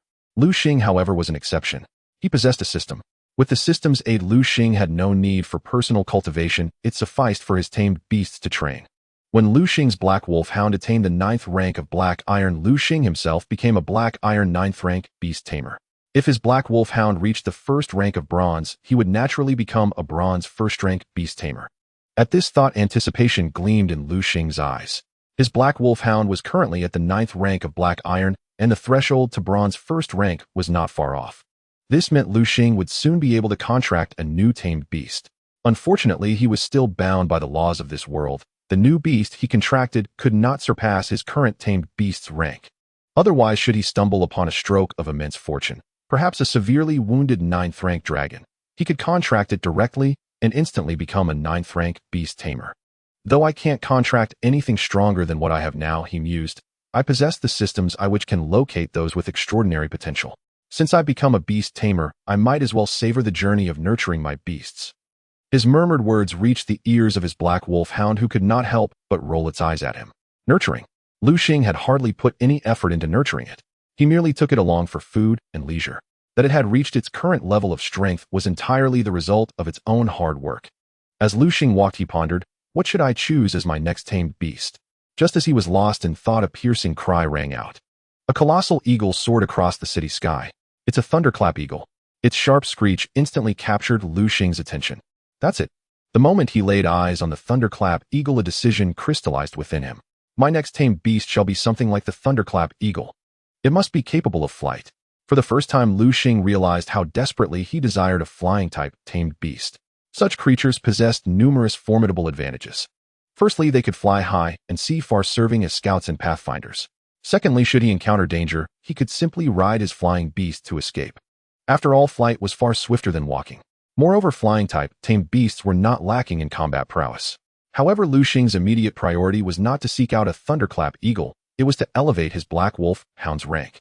Only when the Black Wolf Hound successfully advanced to bronze 1st rank would he earn the right to contract another beast. Black Wolf Hound, let's go. Lu Xing hailed a taxi by the roadside. He intended to take his hound to the wilderness for intensive training. After all, the most effective means of advancement was through battle.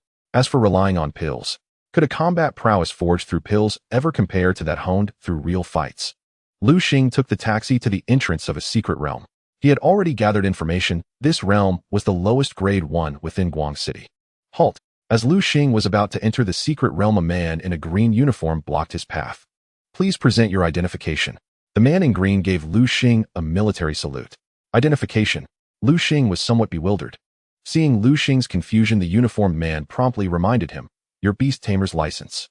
To prevent ordinary people from straying into the secret realm, and to keep the beasts within from escaping, the nation had stationed guards at the entrance. The man in green had already sensed Lu Xing's considerable strength, which was why he was so courteous. Had Lu Xing been weaker, he might have been brusquely ordered to leave. Lu Xing scratched his head apologetically. Sorry, could you tell me what this beast tamer's license is? Lu Xing had often skipped the lectures of the formidable instructor known as the Annihilating Nun, so he was utterly ignorant of such matters. The uniformed man cast a glance at him. Realizing that Lu Xing was genuinely unaware, he patiently provided guidance, pointing toward the distance. Do you see that tallest building over there? That is the Beast Tamer Registration Office. Everyone who becomes a Beast Tamer must register there. After registration, you will receive your license. Furthermore, every time you increase your strength, you can go there to update your information. Registering as a Beast Tamer entitles you to benefits commensurate with your current rank.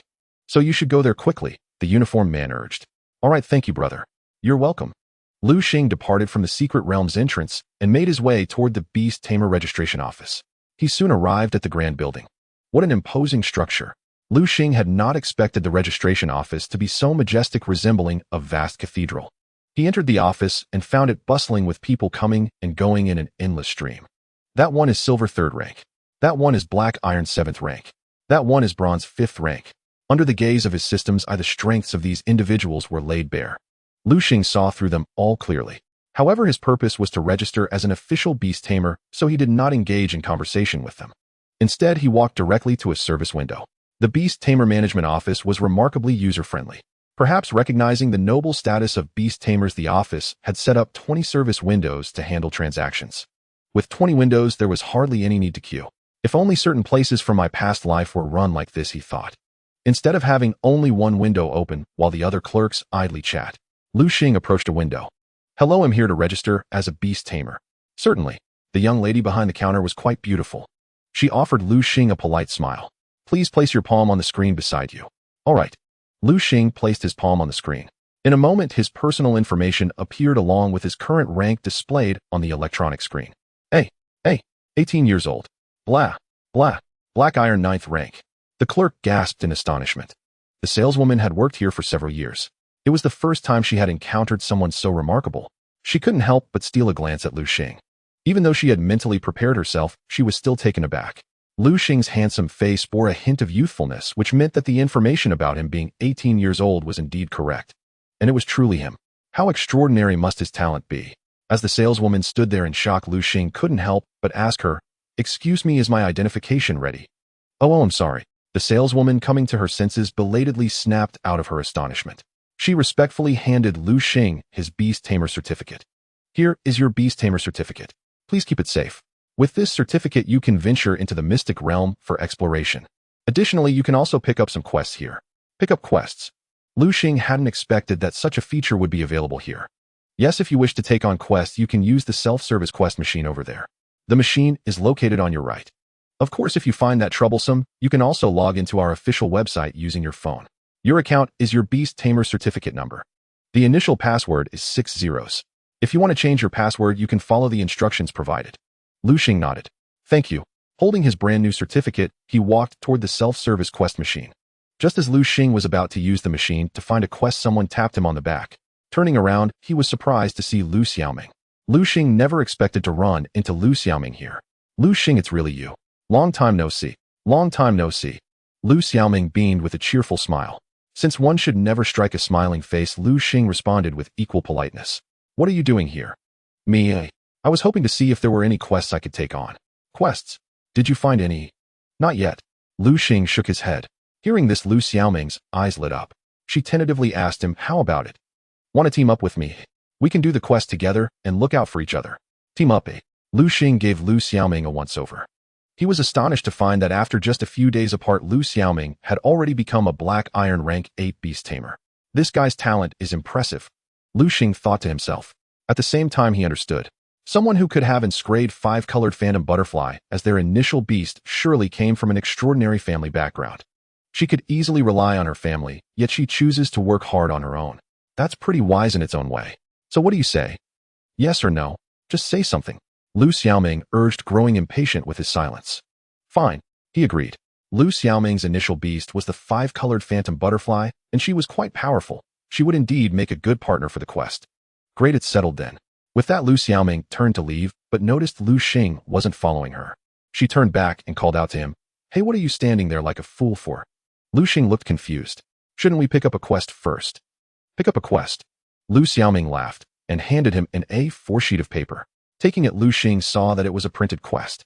Goblin Priest's Scepter, find and bring back the Goblin Priest's Scepter for a reward of 500,000 Chinese yuan. A Goblin Priest, huh? Lu Xing fell into thought. Goblins were creatures that loved hiding in caves. They were extremely sneaky, and they almost always appeared in groups. To find a goblin group with a priest, he would need to target a large tribe. That meant Lu Xing would have to face a siege of over 100 goblins. What's wrong? Are you scared?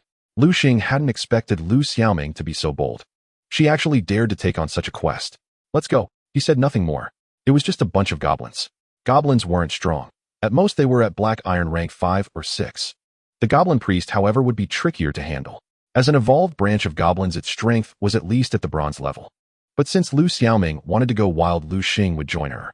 His Black Wolf Hound was powerful enough. Even if they couldn't win, escaping wouldn't be a problem. Come on, I'll take you to buy supplies. Lu Xiaoming said to him. At the entrance of the Mystic Realm, Lu Xing and Lu Xiaoming were carrying backpacks. Lu Xiaoming glanced at him and couldn't help saying, if you bring so little and we run out of food, I won't share mine with you. It's fine, this is enough. Lu Xing didn't plan on staying in the Mystic Realm for long. Besides, he had a secret weapon, his system backpack. Little did Lu Xiaoming know Lu Xing had already filled his system backpack with food and other supplies, including medicine. The backpack he was carrying now was just for show. Little brother, you're back again, the guard in the green uniform said with a smile. You've brought your beast tamer certificate this time, right? I have, Lu Xing said as he handed it over. The man took the certificate and looked at it. Hiss. He couldn't help but gasp. Good heavens, 18 years old and Black Iron rank 9. His eyes widened as if he had seen something unbelievable. The guard looked at Lu Xing again, and after confirming the photo matched, he finally believed it. He couldn't help but think to himself, just who is this guy? He assumed Lu Xing had reached Black Iron rank 9 through family connections. Little did he know Lu Xing had started this world as an orphan. Whoa, 18 years old and Black Iron rank 8. The soldier checking Lu Xiaoming also exclaimed. The guard in front of Lu Xing couldn't help but roll his eyes. Xiaozhou, look at how undignified you are. Boss, what rank were you at 18? The guard in front of Lu Xing flushed bright red. At 18, he had only been at Black Iron rank 3. He hadn't reached Black Iron rank 9 until he was well into his 20s. All right, you two can go in now. Not wanting to be further humiliated, he hurriedly urged Lu Xing to enter the Mystic Realm. Thank you. Lu Xing held great respect for the soldier. He retrieved his beast-taming certificate. Together with Lu Xiaoming, he entered the secret realm. After watching the two enter the secret realm, the one called Xiaozhou couldn't help but ask his leader, Boss, what exactly is their background? They're so young yet so powerful. Don't ask what you shouldn't. His mind was troubled. Lu Xing was young, handsome, and formidable. He was accompanied by Lu Xiaoming, who was equally strong, and she was also an adorable girl. Even after years of cultivation, he couldn't help but feel envious. After Lu Xing and Lu Xiaoming entered the secret realm, Lu Xiaoming tugged at Lu Xing's sleeve. Hey, I heard them say you're at Black Iron 9th grade. Is it true or not? Of course it's true. And can't you sense it yourself? Hearing this, Lu Xiaoming couldn't help but pout. She had lost to Lu Xing before and had long wanted a chance to win back. Thus, she had trained diligently these past days. She never expected to still be a step behind. Lu Xiaoming couldn't help but grow curious about Lu Xing's background. Just who is this guy? Hey. After walking for a while, Lu Xing asked Lu Xiaoming, do you know where the goblins are? Lu Xing's words left Lu Xiaoming speechless. Lu Xing walked ahead, and she had instinctively assumed he knew the way. She never expected he knew nothing. With no other choice, Lu Xiaoming pulled out a map from her pocket. Let's go, we'll take you. Under her guidance, they soon arrived outside a cave. The two hid in the woods. Lu Xing spotted two goblins holding spears guarding the entrance. However, these goblins were not alert. They were even dozing off while on duty. Lu Xing, what should we do? Since Lu Xing was a boy, Lu Xiaoming instinctively looked to him for support. What else? We charge in. They'll take the left one, you take the right. Okay. Lu Xing commanded his Black Wolf Hound. Black Wolf Hound, use Shadow Strike on the left goblin. Upon hearing this, the hound crept toward the goblin on the left. When it got close, it suddenly lunged its sharp claws, killing the goblin in one swipe. As for Lu Xiaoming, colorful phantom butterfly use wind blade. The butterfly flapped its wings fiercely. Whoosh! A sharp wind blade shot forth. It instantly killed the goblin on the right. See how awesome I am. Lu Xiaoming turned to boast to Lu Xing, only to find him already at the cave entrance. This guy. She stomped her foot in frustration and chased after him. Staring into the pitch-black cave, Lu Xing fell into thought. What's wrong? Lu Xiaoming noticed he seemed reluctant to enter. This cave is so dark you can't see your hand in front of you. It's goblin territory inside. If we barge in, we risk being ambushed. So what do you want to do? Just as Lu Xing was pondering, a woman with a blood-smeared face ran out from within screaming, "Help! Help!" Several goblins were chasing her. Black Wolf Hound, charge in and use Rending Claw. The hound pushed off its hind legs and vanished from its spot. It pounced on the goblins behind the woman, killing them in a few swift moves. Lu Xiaoming was quick as well. She caught the severely injured woman. The woman, too hurt, immediately fainted. Lu Xing, let's go. Lu Xing and Lu Xiaoming left with the woman. In another cave, a woman lay on the ground, her wounds bandaged and treated. She woke from her slumber to find the two sitting by a campfire. Startled, she was about to scream when Lu Xing quickly covered her mouth. Don't scream, we're good people. We just saved you. The woman recalled the scene from before. Seeing she had calmed down, Lu Xing released her hand. Here, have something warm to drink. Lu Xiaoming handed her a cup of warm milk. The woman took it and drank it all in one go. By the way, how did you end up in the goblin cave? What happened? Lu Xiaoming's question made the woman burst into tears. Lu Xiaoming quickly comforted her. It took a while before the woman stopped crying. She began her story. She had been in a team with others. Because she was weak, the more powerful ones looked down on her, so she could only team up with novices. Besides her, there were 4 others. They had taken on a goblin extermination quest. At first, things went smoothly, but unexpectedly the team leader grew overconfident. After killing a few goblins, he naively believed they could wipe out the entire goblin group. So they ventured into the goblin cave. After saying this, the woman began crying again. Sighed. Lu Xing sighed. Without her needing to continue, he already knew the outcome. They had recklessly entered the goblin cave and fallen into an ambush, nearly being wiped out. By the way, did you see anything unusual in the cave? Like a goblin that looks different? Lu Xiaoming asked. A different goblin? The woman's eyes lit up at the question. Yes, there was one that looked like an old man leaning on a staff with a feather on its head. A goblin shaman. Lu Xing and Lu Xiaoming said in unison. They hadn't expected such a pleasant surprise from saving this woman. But her next words dampened their spirits. Let's go back. It's too terrifying in there. I think there are at least 100 goblins in that cave. The woman's words made Lu Xing ponder again. I need to come up with a plan. Although the Black Wolf Hound was stronger than the goblins had numbers on their side. Even ants can kill an elephant if there are enough of them. Lu Xing understood this logic. I need a way to deal with these goblins. What method can quickly annihilate them? Lu Xing felt a headache coming on. After all, his Black Wolf Hound only had single target skills. Damn, if only I had an area effect skill. Suddenly, Lu Xiaoming beside him began to cough violently. What's wrong with you? Lu Xing turned his head to look.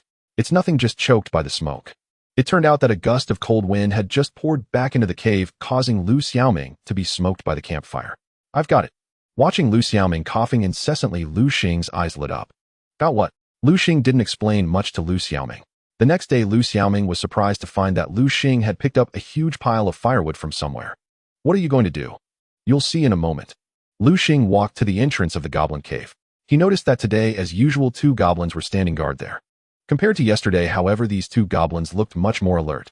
Perhaps yesterday's attack had made them vigilant. Lu Xing glanced at Lu Xiaoming and said to her, come on, same as before. The left one is mine, the right one is yours. All right. Although Lu Xiaoming didn't know what Lu Xing was planning, she still agreed. The 2 of them repeated the tactic and took down the goblins guarding the entrance. Looking at the cave entrance, which was wide enough for only one person, Lu Xing let out a cold smile. He walked toward the place where he had stacked the firewood. Before long, Lu Xing piled the firewood at the entrance of the goblin cave, perhaps to prevent the goblins inside from easily escaping. Lu Xing also moved some large stones to block the exit from the inside. Everything was ready. Lu Xing took a lighter out of his pocket and skillfully lit the fire. Watching the growing flames, Lu Xiaoming was still completely bewildered. Xiaoming, hurry up and have your 5-colored phantom butterfly give it its all. Huh, I mean have your 5-colored phantom butterfly fan the wind and blow all this black smoke into the cave. Hearing this, Lu Xiaoming's eyes suddenly lit up. She finally understood what Lu Xing was trying to do. Since the goblin cave was extremely dangerous, they would smoke the goblins out and force them to come out. 5-colored phantom butterfly, it's up to you. Under Lu Xiaoming's command, the 5-colored phantom butterfly began to work hard. Its enormous wings started flapping rapidly. Soon, driven by the 5-colored phantom butterflies flapping, countless billows of black smoke surged into the cave. At that moment, inside the goblin cave, the goblins who had been sleeping were suddenly engulfed by rolling black smoke. Every single goblin began coughing violently. They were choked awake by the smoke. One by one, they scrambled up from the ground and fled in panic, trying to escape the cave and breathe fresh air outside. But as they neared the cave entrance, they were astonished to find that it was piled high with stones. These stones made the already narrow passage even tighter. The leading goblin had no choice but to crouch down, attempting to crawl out of the cave. Yet the rolling black smoke still knocked it unconscious. Before long, the entire passage was littered with the bodies of goblins. All of them had died from oxygen deprivation caused by the black smoke. The goblins deeper inside were running around in panic as the air in the cave grew thinner and thinner. With no other option, they had to steel themselves and move the goblin corpses from the passage further inside. But this also came with risks. Once they moved the bodies, the black smoke that had been blocked outside would rush in again. Outside the cave, Lu Xing sat on a stone he had moved over. He held a chicken leg in his hand, munching on it with great interest.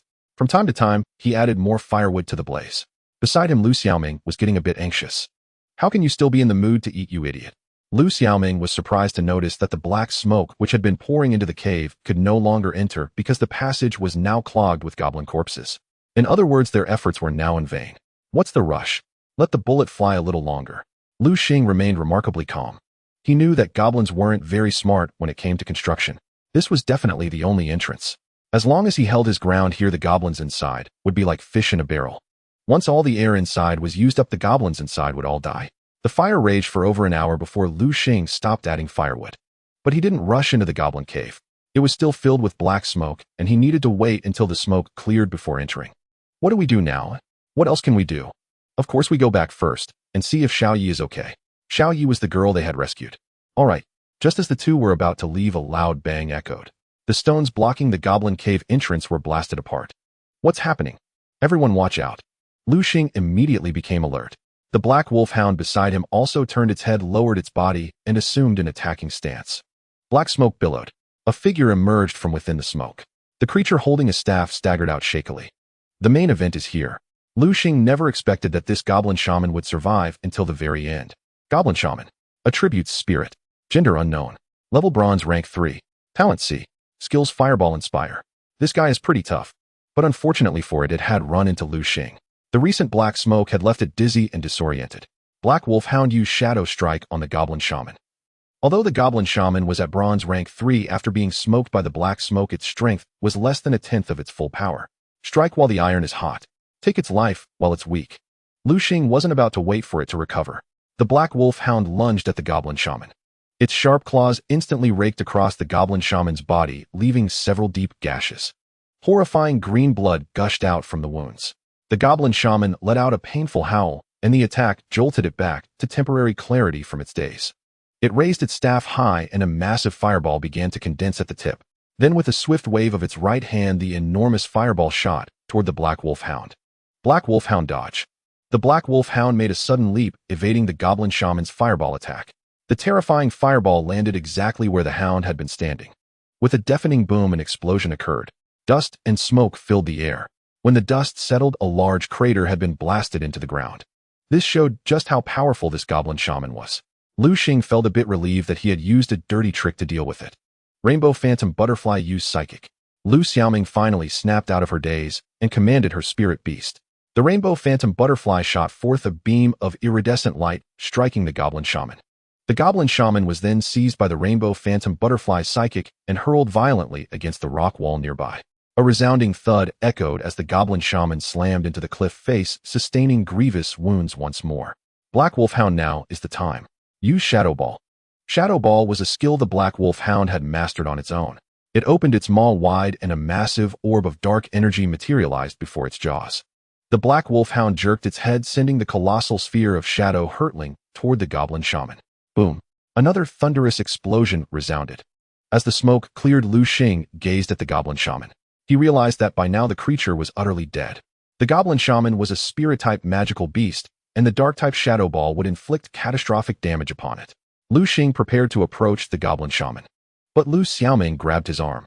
What's wrong? Let's wait a little longer. What if it's still alive? Oh, it's fine. It's definitely dead. Lu Xing possessed the system eye. No magical beast could feign death and deceive his sight. He strode to the Goblin Shaman's side, intending to pick up its scepter. Yet he found the Goblin Shaman gripping the scepter with astonishing tenacity. Lu Xing seized the staff and gave a sharp tug, finally wrenching it free. The scepter is in hand now. Let's head back. Not so fast. Just then the Black Wolf Hound at Lu Xing's side suddenly clawed at the Goblin Shaman's chest. A crystal was dug out by the Black Wolf Hound. Lu Xing was momentarily stunned. He hadn't anticipated such an unexpected windfall. Gazing at the Goblin Shaman's crystal in his hand, a smile crept across Lu Xing's face. This was a treasure indeed, likely worth a considerable sum. By the way, there might be more treasures inside. Lu Xing sensed that this goblin cave must have existed for ages. That meant it surely housed a trove of valuables. Black Wolf Hound, let's go. Lu Xing retrieved a gas mask and a mining lamp from his backpack, and under the Black Wolf Hound's guidance, the two ventured deeper into the goblin cave.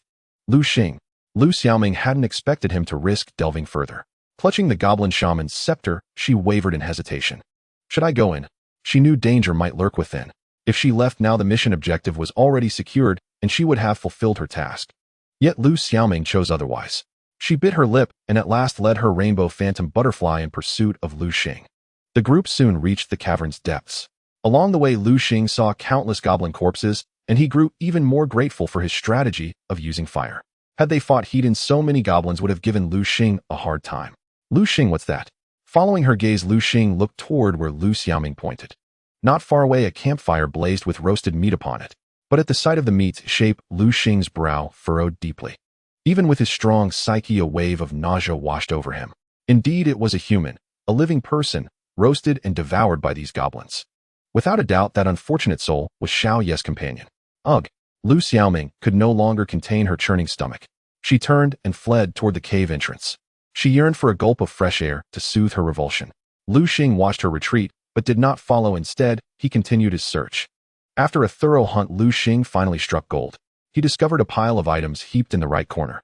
Without a doubt, these were the spoils from humans or other creatures slain by the goblins. Lu Xing didn't bother assessing their worth. With a sweep of his hand, he swept everything into his system backpack in one go. After a final check to ensure nothing was left behind, Lu Xing, accompanied by his Black Wolf Hound, turned and departed from the place. At the entrance to the secret realm, the soldiers saw Lu Xing and his companions return, but showed no surprise. Given Lu Xing's formidable strength, as long as he didn't court death, surviving in this realm was well within his means. Lu Xing hailed a taxi for Xiao Yi. She departed in the cab. Watching her receding figure, Lu Xing knew she would never return. In all likelihood, she would choose to abandon her path as a beast tamer and live an ordinary life. Let's go. Lu Xing glanced at Lu Xiaoming beside him. Her face was deathly pale. The recent incident had clearly shaken her deeply. After all, Lu Xiaoming was a sheltered flower. She had never witnessed roasted human flesh. Yet anyone encountering such a scene would likely feel the same intense discomfort. Unsurprisingly, Lu Xiaoming would abstain from meat for the next few days. Lu Xing accompanied her to the beast tamer registry to turn in the mission. They collected the bounty, splitting it evenly. Well, until we meet again. Lu Xing pocketed his share and prepared to leave. He was eager to return home and sort through the treasures he had unearthed in the goblin cave. Wait! Lu Xiaoming called out to him. Something on your mind, Oi? Lu Xing turned around. Lu Xiaoming rushed over, snatched the phone from his hand, and deftly tapped away. I've saved my number in your phone. If you need anything, feel free to call me. With that, she ran off without looking back. Watching Lu Xiaoming's fading silhouette, a faint smile touched Lu Xing's lips. He hailed a cab and returned home. Drawing the curtains, he began to inventory his haul. Before long, Lu Xing had sorted the items. He kept what was useful and set aside what was worthless to him, but valuable to others for sale. Among the pile were some trash like tattered clothes, which Lu Xing bundled up for disposal. He tallied his spoils. Besides the 2500 bounty, there was also money found in the cave. The sum was considerable, a full 3000. This money had belonged to those slain by the goblins. Being a beast tamer was a costly profession, one that only the wealthy could afford. Thus finding such an amount was hardly surprising. As for the goblin priest's crystal core, Lu Xing had no intention of using it on the Black Wolfhound. Both Fireball and Inspire were relatively low-level skills. They'll figure out a way to sell the Cobra King and the goblin priest's crystal cores I obtained earlier. Click. Lu Xing heard the sound of a key turning in the lock. He turned his head and saw a burly man carrying a large bag of food walking in. When the man saw Lu Xing, his face was brimming with uncontrollable joy. Lu Xing, did you miss me? Lu Xing couldn't help but roll his eyes at the lecherous-looking Su Peng. By the way, where have you been these past few days? I called you, but you didn't answer. Did I? Lu Xing picked up his phone and looked at it. Indeed, he found several missed calls. It turned out that he had entered the secret realm, which was why Su Peng's calls hadn't gone through. Nothing much, just want to take care of some things. Alright, enough chit-chat. I just bought a supreme pizza. Come on, let's eat. If we don't eat now, it'll get cold, and what taste is good. Okay. Lu Xing nodded. He got up and went to eat pizza with Su Peng. That night, Lu Xing and Su Peng went up to the rooftop. The night sky was beautiful. The sky was full of stars twinkling and shimmering.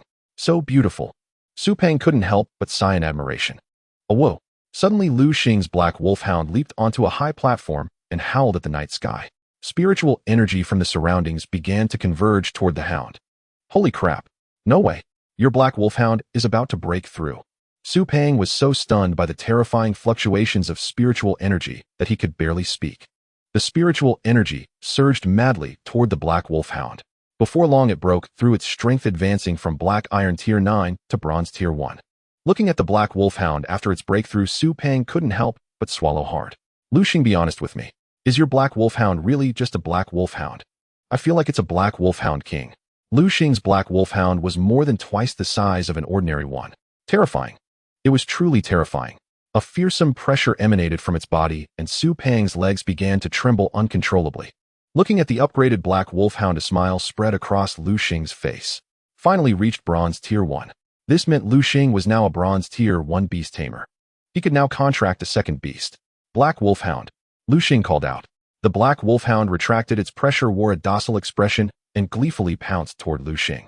After the power boost, the black wolfhound had grown even larger. With a single leap, it knocked Lu Xing to the ground.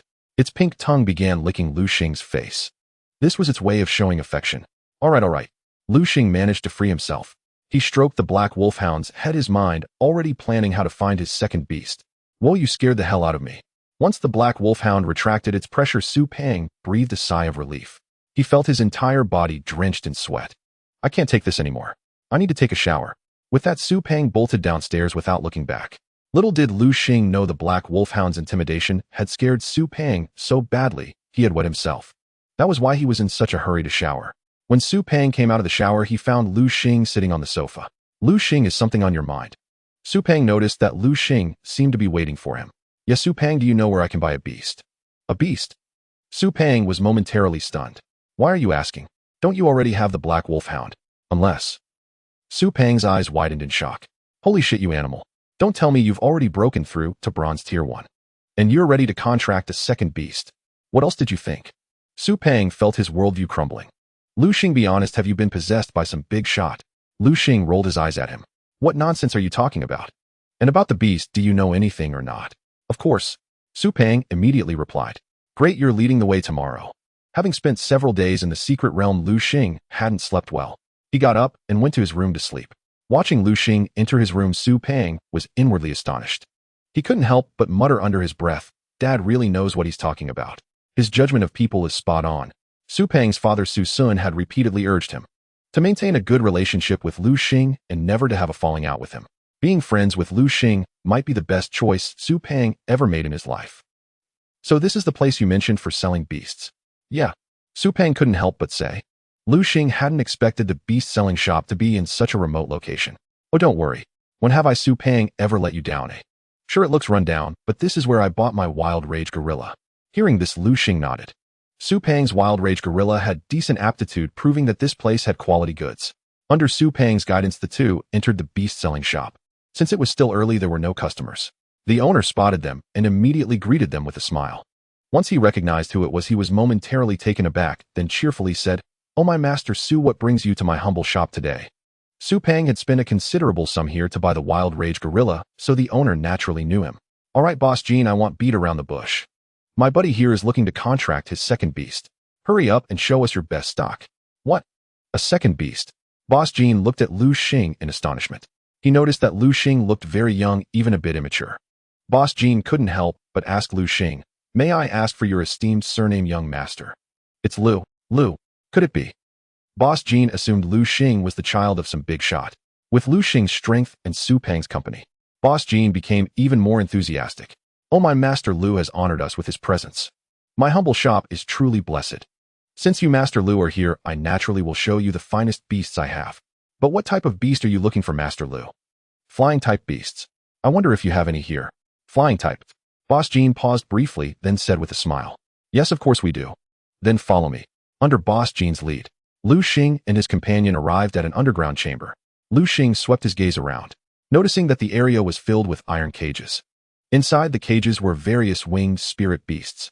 "These must be the flying-type beasts Boss Jean mentioned." Lu Xing murmured softly to himself. Beside him, Su Peng wore a look of utter dismay. "Damn, this place stinks to high heaven." Su Peng pinched his nose, unable to hold back his complaint. Lu Xing furrowed his brows slightly as well. There was no helping it. The space here was cramped.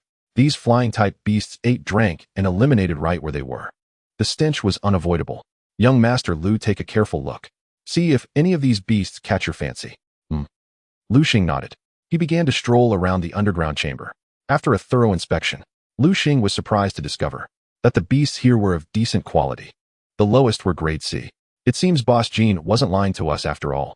"Young Master Lu, what's the matter? None of them satisfy you?" Lu Xing shook his head. Indeed, the highest grade beast here was merely a little flame bird. But grade A was still too low in Lu Xing's eyes. Moreover, this little flame bird had no special annotations in its information, indicating it had no potential for mutation. "Then there's nothing more I can do." A flicker of regret crossed Boss Jean's face. "These are the best beasts I have. If you're still not satisfied, I'm afraid I'm out of options." Lu Xing nodded. Still, he asked casually, "Besides these beasts, do you have any others?" "Others?" Boss Jean paused for a moment, then spoke. "I do have some, but I fear they may not meet your standards." Boss Jean assumed Lu Xing had high standards and looked down on the beasts here. "Then take me to see them." Since he was already here, Lu Xing naturally didn't want to leave empty-handed. After all, a quick look wouldn't take much time. All right. Under Boss Jean's guidance, Lu Xing and his companion arrived at another underground chamber. Compared to the previous one, this chamber was even more cramped. Lu Xing noticed that, besides flying-type beasts, there were other types as well. He activated his system eye and began to examine them.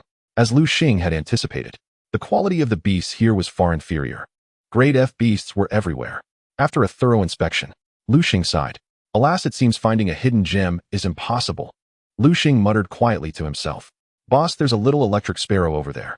It looks like it's on its last legs. Should we dispose of it?" "What?" Boss Jean was greatly startled. He hurried over to where the little electric sparrow lay. There on the ground was the creature, appearing utterly lifeless. It seemed it was gravely ill. "Hey, what are you standing there for? Get rid of this thing immediately. Do you want it to spread the disease to the other beasts?" Boss Jean couldn't help but roar at his employee. After all, in this world, treating a spirit beast's illness was extremely costly. So Boss Jean would rather dispose of the little electric sparrow than take it to a healer. The little electric sparrow was of little value anyway. If he took it for treatment, the medical expenses might exceed the bird's worth. Lu Xing glanced at the little electric sparrow. He saw that it was severely injured, with electric sparks constantly crackling from its body, emitting a sharp, sizzling sound. But that single glance made Lu Xing's eyes widen. What's going on? Lu Xing never expected that this little electric sparrow's quality would be so extraordinary. Little electric sparrow. Attribute electric. Gender. Level black iron tier 3. Quality SS. Learned skills electric shock. Note it seems to have eaten some kind of fruit, which its frail body cannot withstand. Seeing the little electric sparrow's attributes, Lu Xing's heart pounded uncontrollably. "Wait!" Lu Xing called out to stop the worker. "Boss Jean, can you sell me this little electric sparrow?" Lu Xing cut straight to the chase with Boss Jean. Boss Jean's face showed astonishment. He hadn't expected Lu Xing to take an interest in a mere little electric sparrow. Su Peng, seeing this, couldn't help but say to Lu Xing, "Lu Xing, you're not actually eyeing that thing, are you? Look at it. It's sickly and weak.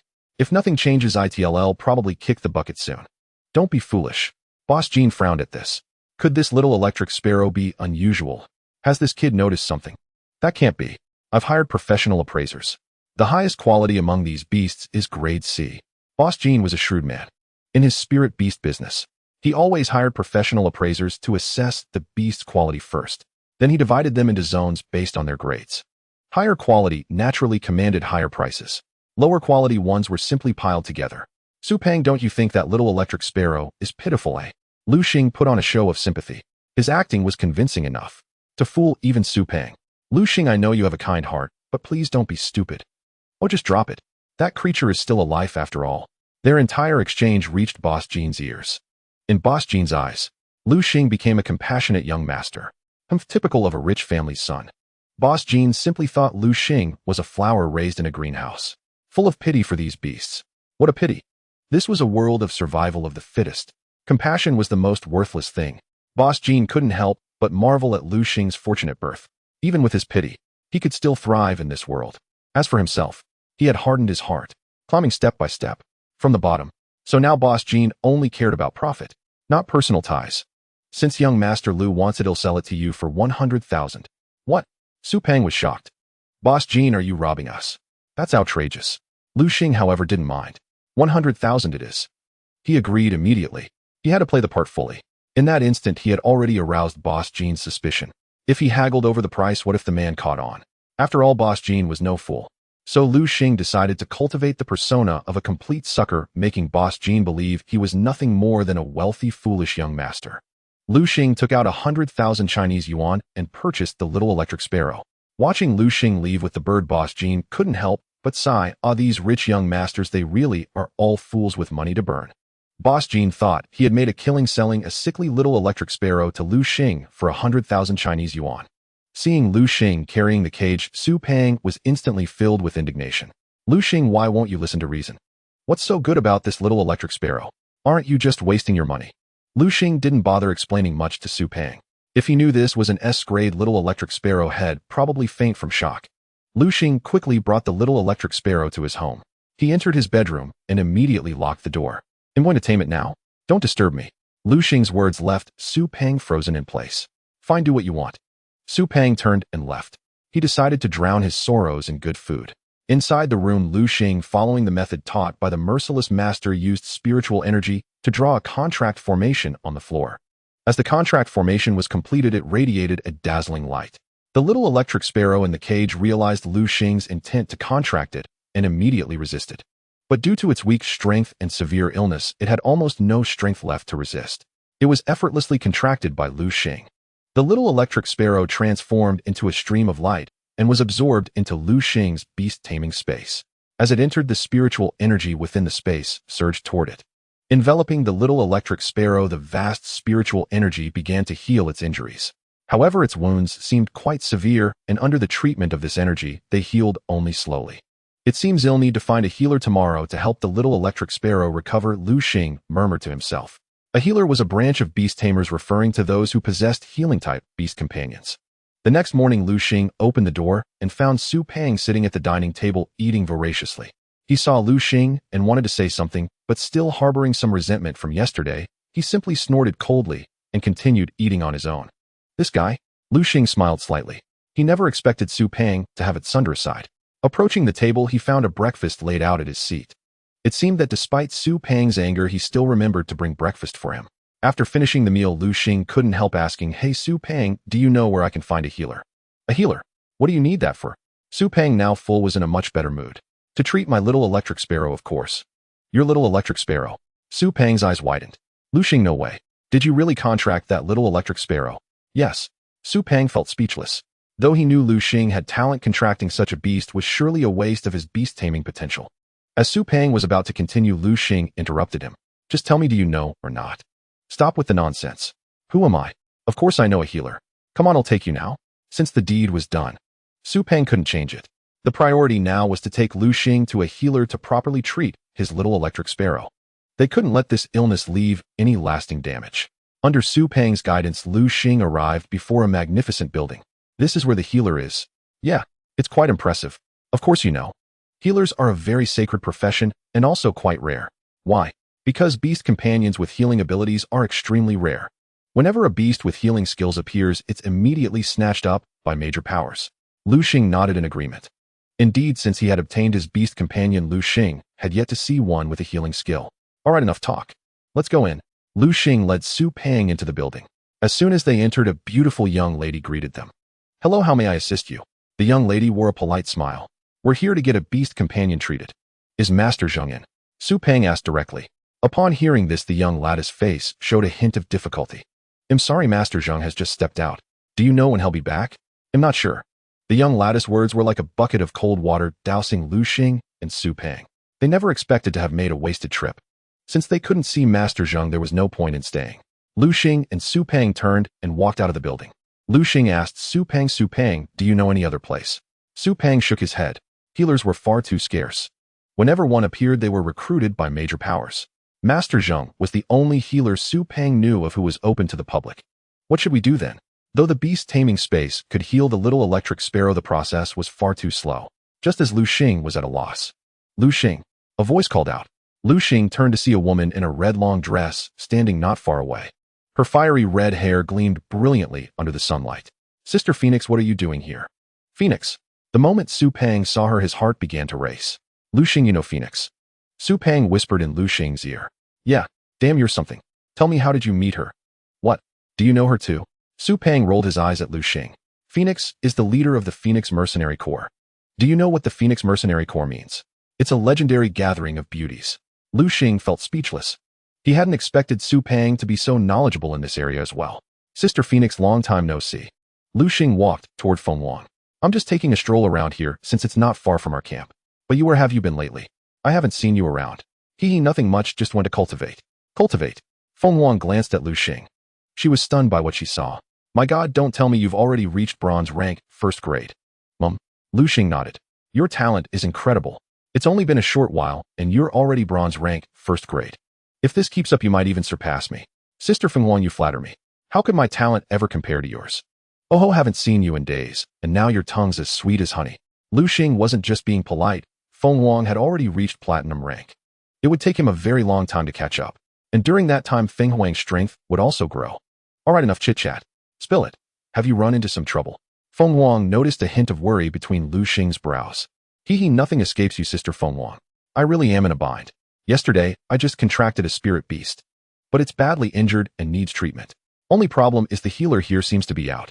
"You contracted another spirit beast?" Feng Wang frowned slightly. She hadn't expected Lu Xing to be so impulsive. Most people upon reaching bronze rank, 1st grade, would carefully consider their options before choosing a new spirit beast. She hadn't thought Lu Xing would be so hasty. But Feng Wang didn't press further. She instinctively felt Lu Xing wasn't that foolish. "Let's go." "Where?" "To find you a healer, of course." Lu Xing's eyes lit up. He immediately hurried after Feng Wang, with Su Peng close behind. The two followed Feng Wang straight into a large estate. Inside the grand villa, Su Peng looked around curiously. "Is this the base of the Feng Wang Mercenary Corps?" Su Peng's heart began to pound wildly. He closed his eyes and took a deep breath. What a wonderful fragrance. He noticed that the air was filled with a refreshing, intoxicating scent.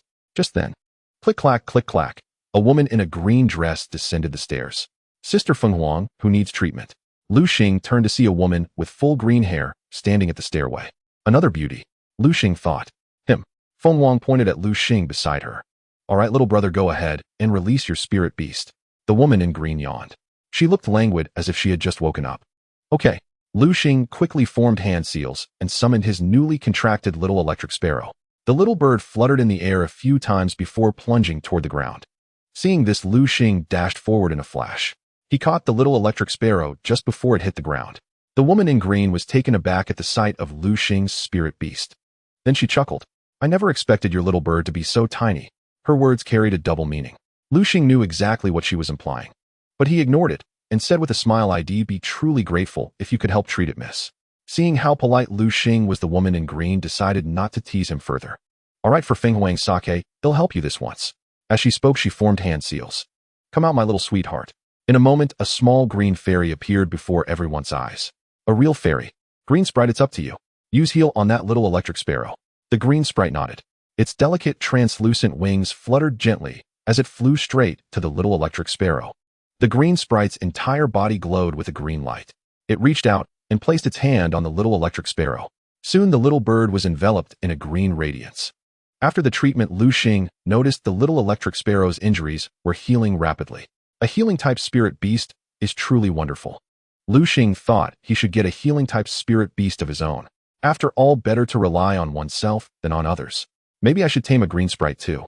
At that moment, the green sprite's attributes appeared before Lu Xing. Green sprite. Attribute plant. Gender female. Level platinum, rank 1st grade. Talent S. Skills heal, vine whip, petal blast. No wonder they say members of the Fenghuang Mercenary Corps are formidable. This is incredible. Lu Xing muttered under his breath. All right, your little electric sparrow is healed. Little brother, I'm going back to my beauty sleep. Lack of sleep is a woman's worst enemy. It accelerates aging. The woman in the green dress looked at Lu Xing and winked. Kid, remember my name, Green Vine. You owe me one. When you'll repay, it is up to me. With that, Green Vine turned and walked back downstairs, soon disappearing from the stairway. After the green sprite's treatment, Lu Xing's little electric sparrow had regained its vitality. It could finally fly freely again. The little electric sparrow flapped its wings vigorously, darted across the second-floor hall, flew down the corridor, passed through the balcony door, and soared outside.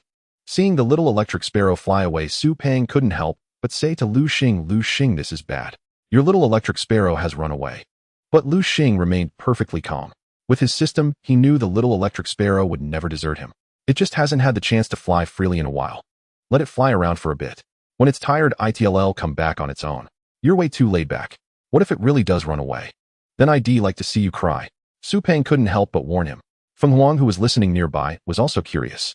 How could Lu Xing be so confident? Even when she first contracted a spirit beast, she never released it immediately. She always waited until she was in a confined space and had fully tamed it before letting it out. Let's just wait and see. Feng Huang glanced at Lu Xing and Su Peng. Since you two are here, don't leave. Stay for lunch. Because Lu Xing and Su Peng had woken up late, coupled with the time they'd just spent, it was already past 11 in the morning. Almost time for the meal. There's actually food. Su Peng's eyes lit up immediately. He was a true foodie, and moreover, he was about to dine within the Phoenix Mercenary Corps camp. Su Peng couldn't help but feel excited. After waiting for a while, the meal began. He had expected to see other members of the Phoenix Mercenary Corps. To his surprise, only Phoenix Green Vine and a woman with purple hair were present. The purple-haired woman wore gold-rimmed glasses and was also quite beautiful. However, her eyes were far too sharp, making Su Peng somewhat uneasy. The group sat together for lunch. As Lu Xing ate, he handed some meat pieces to the little electric sparrow perched on his shoulder. The little electric sparrow had flown for a long time and was now famished. It accepted Lu Xing's offerings without hesitation. Lu Xing, how did you do it? How were you so sure the little electric sparrow wouldn't run away? Maybe it's because I'm just too handsome. Lu Xing's words left Phoenix momentarily stunned, then she couldn't help but roll her eyes at him. She hadn't expected such a response from him. Lu Xing's reply was clever. It not only answered Phoenix's question, but also avoided revealing the existence of the system. After a hearty meal, Lu Xing and Su Peng bid farewell to Phoenix and left the Phoenix base. Watching the two depart, Green Vine couldn't help but say to Phoenix, Captain, how rare. For someone who despises men as much as you, do you actually help that brat? Have you changed your ways? As if struck by a thought, Green Vine's eyes widened, and she blurted out to Phoenix, Captain, you're not thinking of robbing the cradle, are you? I like you like this. Green Vine, without a shred of decorum, even wore a lecherous expression. Green Vine. The purple-haired woman beside Phoenix finally couldn't stand it any longer. Zixuan, am I wrong? Zixuan shot Green Vine a fierce glare. Only she knew why Phoenix was so kind to Lu Xing. All right, I'm done chatting with you two. I'm going to sleep a bit more. With that, Green Vine turned and left. Only Phoenix and Zixuan remained in the hall. Phoenix, don't you think that Lu Xing is rather unusual? Oh, Phoenix became intrigued. Others might not know, but she was Zixuan, the renowned strategist of the Phoenix Mercenary Corps. Zixuan's judgment was exceptionally keen, as she could tell at a glance that Lu Xing was remarkably different. That kid has only contracted a little electric sparrow. But that little electric sparrow's aptitude seems rather extraordinary. I didn't expect you to notice that too. Leaving the Phoenix base, Lu Xing watched the little electric sparrow circling around him, a satisfied smile spreading across his face. This little creature was an S-grade electric sparrow. The next step is to boost this little guy's strength. The day after returning from the Phoenix base, Lu Xing rose early. He packed his belongings, simply storing most items in his system backpack. Lu Xing prepared to head out to enhance the little electric sparrow's abilities. He glanced at Su Peng's room. That lazy pig was still fast asleep, snoring thunderously. Lu Xing shook his head with a wry smile and left his home alone. He headed straight for the beginner's secret realm. Having been there before, he was already acquainted with the guards. After simply presenting his beast-tamer certificate, Lu Xing entered the secret realm. Before coming, he had done his research. His destination this time was the Moon Lake. True to its name, the Moon Lake was a crescent-shaped body of water. Upon entering the secret realm, Lu Xing remained vigilant. He immediately released his two contracted beasts. The black wolf dog had a keen sense of smell and high alertness. With it around, Lu Xing wasn't worried about being ambushed by magical beasts. As for the little electric sparrow, since being contracted by Lu Xing, it had finally escaped its iron cage. Thus it relished this newfound freedom. The moment Lu Xing released it, the little electric sparrow fluttered its wings, soared into the sky, and glided freely in the air. Let's go. Target: Moon Lake. Along the way, after dealing with a few reckless creatures, Lu Xing, with his black wolf dog and little electric sparrow, arrived at Moon Lake. As Lu Xing had anticipated, Moon Lake was a gathering place for water-type magical beasts. With a single glance, he spotted one. That's a red pincer crab. Under the scrutiny of his system eyes, the red pincer crab's attributes were fully revealed. Red pincer crab, attribute water, gender level black iron, 8th tier aptitude, learned skill snip. Looking at the crab before him, Lu Xing's lips curled into a slight smile. Little electric sparrow, it's your turn. Use electric shock on the red pincer crab. The little electric sparrow nodded and immediately launched its attack. Crack! A golden bolt of lightning struck the red pincer crab. The poor creature had been sunbathing on a large rock, only to be ambushed by the little electric sparrow. Electric shock was an electric-type move, and the red pincer crab, a water-type beast, was naturally terrified of electricity. The bolt struck the crab squarely, numbing it instantly. After taking the hit, the crab reacted. Though severely injured, it still had strength to fight back. It leaped up and charged toward Lu Xing. As it ran, its massive pincers opened and closed with a series of sharp clicks, as if intent on snipping its attackers to pieces. Black wolf dog, your turn. Use rending claw. Whoosh. The black wolf dog shot forward. When Lu Xing spotted it again, it was already directly behind the red pincer crab. Rip! The enormous red pincer crab was split cleanly in two from the middle. One move. Just one move. The black wolf dog had annihilated the red pincer crab. This red pincer crab is really weak. Lu Xing couldn't help but scoff. Little did he know, though the crab shell was tough, the black wolf dog's strength far surpassed it, making a one-hit kill only natural. Come on, let's find our next target. In the world of beast taming, there were two ways to rapidly enhance a beast's strength. One was consuming pills, the safest method with no risks involved. The other was through combat, engaging in various battles. Clearly the latter was more effective than the former. However, it came with its own dangers. Beneath a large tree, Lu Xing was gnawing on a sandwich. The two tamed beasts beside him were also feeding. Half a month, and this guy's strength has finally reached black iron rank 9. Lu Xing gazed at the little electric sparrow. Now with its increase in power, it could no longer be described as little. Originally the size of a sparrow, it had now grown to the size of a rooster. Beside it, the black wolf hound, while guarding Lu Xing, had also improved in strength, reaching bronze rank 3. Lu Xing glanced at his watch. I've been out for over half a month, it's time to return. Lu Xing crumpled the wrapper in his hand and stuffed it into his bag. Littering was not a good habit. He led the little electric sparrow and the black wolf hound, preparing to leave this moon lake. As the one man and his two tamed beasts traversed the jungle, the black wolf hound suddenly assumed an attack posture toward a certain direction. Rustle, rustle. Just as Lu Xing was perplexed, a bear suddenly burst out from the nearby thicket. A white-furred bear. Lu Xing hadn't expected to encounter a white-furred bear here. The white-furred bear, its eyes crimson, spotted Lu Xing and his companions. It rose swiftly from the ground, revealing its towering 3-meter height before Lu Xing. Roar! The white-furred bear let out a bellow. It slapped its chest with its thick paws, proclaiming its displeasure. Clearly, Lu Xing had inadvertently wandered into its territory. Perfect timing.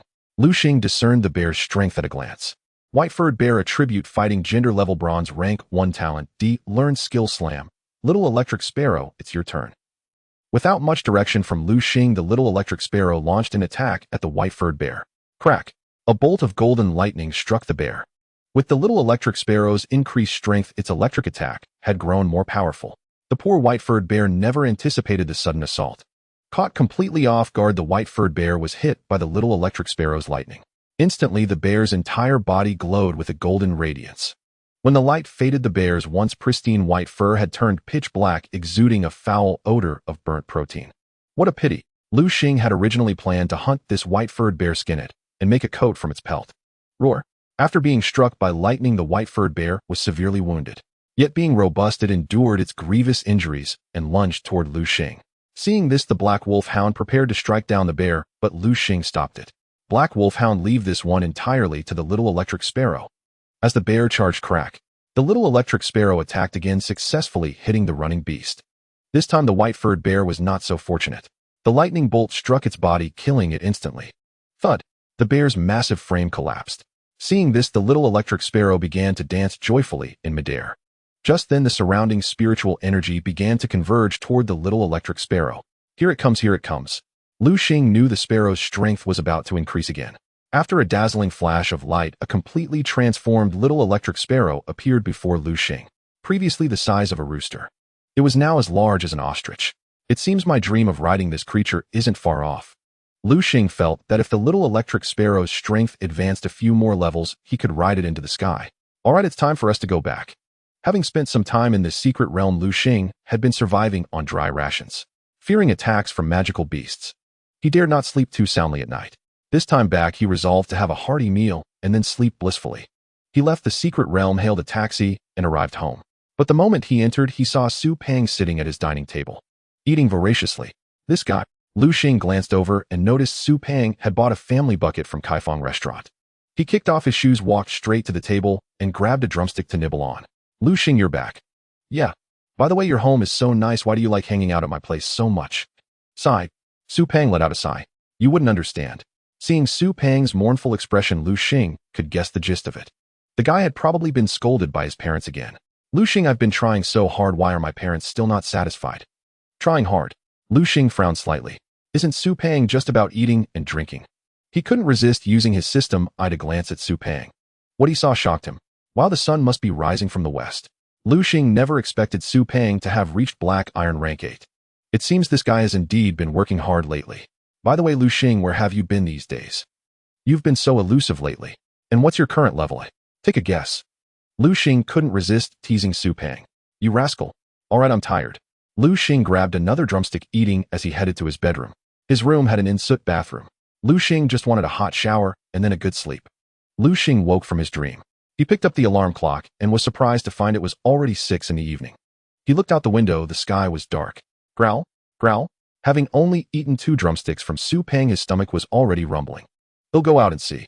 Let's find a place to fill my stomach first. Lu Xing left his home, found a random noodle shop, had a bowl, and left. But as he stepped out of the shop, his brow gradually furrowed. What's going on? Is it because I'm dressed too flashily? He instinctively checked his clothes. That's not it either. He realized his attire was quite ordinary. Then why is that guy following me?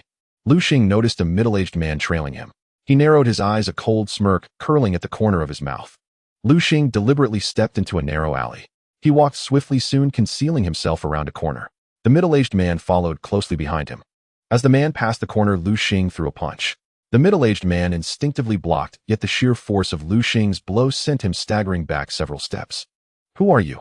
Why are you following me? Lu Xing's face darkened.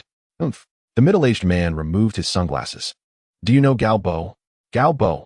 Lu Xing frowned, scrutinizing the man before him. He had not expected this individual to mention Gao Bo. I do know him. He was my classmate, but I haven't seen him in a long time. Lu Xing maintained an air of calm composure. Hearing this, the middle-aged man sneered. You really are quite the actor. It's no wonder my son died at your hands. He didn't suffer unjustly. Your son? Lu Xing was startled. He hadn't anticipated that Gao Bo's father would show up. How did he find me? Lu Xing's mind was filled with confusion. He had believed his actions were flawless. Kid, do you think you were perfect? That no one could figure it out. If it were anyone else, you might have fooled them. But unfortunately, you crossed paths with me. I investigated Gao Bo's connections and found that only you held a grudge against him. I also discovered he once hired someone to kill you. So I came looking for you.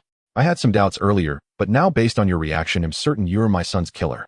Hearing this, Lu Xing couldn't help but admire Gao Bo's father's shrewdness. But he had no reward to offer him. Lu Xing stared calmly at Gao Bo's father, then said coldly, You claim I killed your son, but do you have proof? Proof? Gao Bo's father was taken aback, then laughed in fury. Haha, do I need proof to kill an ant like you? Whether or not you killed my son, you will die here today. A ruthless glint flashed in his eyes. He intended to grind Lu Xing's bones to dust to appease his son's spirit in heaven. Even if Lu Xing were not the murderer, he would follow the principle of killing by mistake rather than letting go. Not even the heavenly king could save you today. Come forth, my old companion. Gao Bo's father swiftly formed hand seals. Soon 3 spirit beasts appeared before Lu Xing. 3. Damn it, I underestimated him. Should have checked his strength first. What did 3 spirit beasts signify? That was a silver-tier master. Lu Xing was only bronze. How could bronze defeat silver? No, better to retreat and live to fight another day. Lu Xing turned and began to run. As he fled, he chanted incantations, summoning the black wolf hound in an instant. Lu Xing leaped onto the black wolfhound's back and sped away into the distance. Think you can escape? Not a chance. Gao Boss father mounted a horse. No one can escape from Gao Yi's grasp.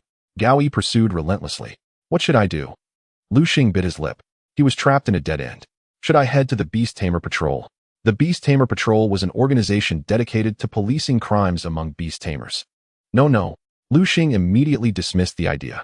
If he wasn't mistaken, Gao Yi had connections within the patrol. Going to the patrol now would be like a lamb walking into the tiger's den. What then? Lu Xing saw Gao Yi on his horse drawing ever closer. Is this where I die today? Lu Xing felt a surge of unwillingness. He had worked so hard to transmigrate and possessed a golden finger. If he could just stay steady and not take reckless risks, reaching the pinnacle of this world was almost certain. Just as Lu Xing was racked with anxiety. Fire Phoenix used flamethrower. Chirp. A bird's cry rang out. A fire phoenix, its body ablaze with scorching flames, appeared before Lu Xing. It opened its beak. A stream of blazing fire shot forth. But the fire phoenix's target was not Lu Xing, it was Gao Yi behind him. What? Damn it, Mighty Horned Horse, dodge. Gao Yi immediately commanded the Mighty Horned Horse. The Mighty Horned Horse veered aside, and the fire phoenix's scorching flames grazed past Gao Yi's body. That was close. Gao Yi wiped the cold sweat from his brow. He couldn't help but roar at the red-haired woman not far away. Fire Phoenix, what are you trying to do? What am I trying to do? None of your damn business. But you have no shame. Chasing after a kid like that. Gao Yi's face grew even darker. He couldn't understand why the leader of the Phoenix Mercenary Corps would bother saving a brat like Lu Xing. He'll give you two choices now. First, leave here, and he'll pretend I saw nothing. Second, fight me. Of course you know the consequences of provoking me. Oomph. Gao Yi snorted coldly, then rode away on his mighty horned horse. Before leaving, Gao Yi hurled a threat. Fire Phoenix, just you wait. He'll remember this debt. With that, he departed swiftly. Watching Gao Yi's retreating figure, Lu Xing couldn't help but ask the Fire Phoenix, Sister Phoenix, why did you let him go? The Fire Phoenix sighed. Alas, what can I do? The guy has a powerful father. Do you know who his father is? Who? Gao Hong. A Platinum Tier master. Platinum. Sister Phoenix, aren't you Platinum too? The Fire Phoenix rapped Lu Xing on the head. You little brat, he's been Platinum for ages. I only just advanced to Platinum not long ago. How could I possibly be his match? And you always causing me trouble. Spill it. Why was Gao Yi hunting you? Lu Xing gave a sheepish grin. Nothing much, I just killed his son. What? The Fire Phoenix was stunned. She never imagined Lu Xing would dare to kill. Lu Xing began to explain. After hearing his story, the Fire Phoenix was filled with righteous indignation. Damn it. Her face turned grim. I should never have let him go. She felt a headache coming on. All right, don't go anywhere now. Follow me. Where to? The airport. Lu Xing followed the Fire Phoenix to the airport. Phoenix, why are we here? To tell you to run, of course. What are you ahhing about? I know you got into Jiangnan Beast-Tamer University. Anyway, school's starting soon. Head to Jiangnan now. The Gao family's influence is vast, but it's limited to Guang City. Just leave this place. All right. Once there, find someone named Yen Ruyu. She was my college classmate and my best friend. Hey, erase her address and show her this. She'll understand. With that, Phoenix pushed Lu Xing into the airport. On the plane, Lu Xing looked back at Guang City, where he had lingered for so long. Though reluctant, he felt helpless. The Gao family. Lu Xing muttered softly. He had decided to work hard from now on and return to exact revenge on the Gao family. As for Phoenix, Lu Xing wasn't worried at all. Though the Gao family's influence was immense, Phoenix was unafraid. After all, the Phoenix Mercenary Corps was a beauty haven with many members from various noble families. Lu Xing took a plane to Jiangnan City. Since Jiangnan Beast-Tamer University hadn't started yet, Lu Xing couldn't go to campus. He'll go to Phoenix's friend's place first. Lu Xing took out the note Phoenix gave him. He glanced at the address, hailed a taxi, and headed toward it. After getting out of the taxi, Lu Xing stood frozen, staring at the neighborhood before him. What's going on? He hadn't expected to see rows of unfinished buildings. No way does Phoenix's friend really live here. The unfinished buildings were overgrown with weeds, looking desolate and bleak. Compared to the Phoenix base, it was like heaven and earth. Lu Xing couldn't help but purse his lips. She must have moved outright. Despite his words, Lu Xing still ventured into the unfinished building. Following the information on the note, he arrived at a door. Just as Lu Xing was about to knock on the rusty iron door, a loud bang erupted from inside the room. Then black smoke seeped through the cracks. What's happening? Is someone making fireworks in there? As Lu Xing wondered, the iron door creaked open. A figure emerged. Cough, cough. The person came out coughing incessantly. Seeing the figure, who looked like they'd just crawled out of a coal mine, Lu Xing's mouth twitched. Could this be Phoenix's friend? Lu Xing was taken aback. After a few coughs, the woman regained her composure. She noticed Lu Xing at the door. "Oh, handsome, can I help you?" "No." "Never mind, I'm lost." Lu Xing wanted to flee, but a hand landed on his shoulder, stopping him. Lu Xing tried to escape, but the grip was like a vice. "You're Lu Xing, right?" "How do you know?" "Phoenix told me. She asked me to take good care of you." Lu Xing realized he was in the right place. He turned around with a wry smile and greeted the woman who looked like a coal ball. "Hello, Sister Ryu." The woman's name was Yin Ryu. "A book holds a house of gold. A book holds a face like jade. Kid, you sure have a sweet tongue. Enough chit-chat. Come inside." Lu Xing followed Yin Ryu into her room. Walking through, he saw the Syrian-style decor and grew increasingly worried about his safety. He had expected Yin Ryu to be a cute girl, not so violent. He had no idea what she was researching, but the room was cluttered with all sorts of instruments. The recent explosion had made the already dilapidated room even messier. The air was thick with a burnt smell. Frowning, Lu Xing asked, "Sister Ryu, what are you researching?" His question hit the mark. Yin Ryu became excited. "Come here." She pulled Lu Xing to a corner and handed him a test tube. Inside the test tube was a black liquid emitting a pungent odor. "I know, Sister Ryu, you must be researching poison." "Poison? What nonsense. Kid, have you heard of evolution potions?" "Evolution potions? I can tell you haven't read much. Let me explain. In our beast-tamer world, there's a theory of evolution. It suggests some magical beasts evolve from others. For example, goblin priests evolve from goblins. Of course, it's just a theory without scientific basis. So we started researching, hoping to create an evolution potion and prove the theory." Yin Ryu's words made Lu Xing thoughtful. Having received 9 years of compulsory education in his past life, he was familiar with Darwin's theory of evolution. He was no stranger to the theory. Most in the beast-tamer world dismissed evolution, but Lu Xing knew otherwise. Given the right conditions, a beast could evolve. Maybe I could try to develop an evolution potion. The thought had barely crossed his mind when he dismissed it. His goal wasn't to become a great sage.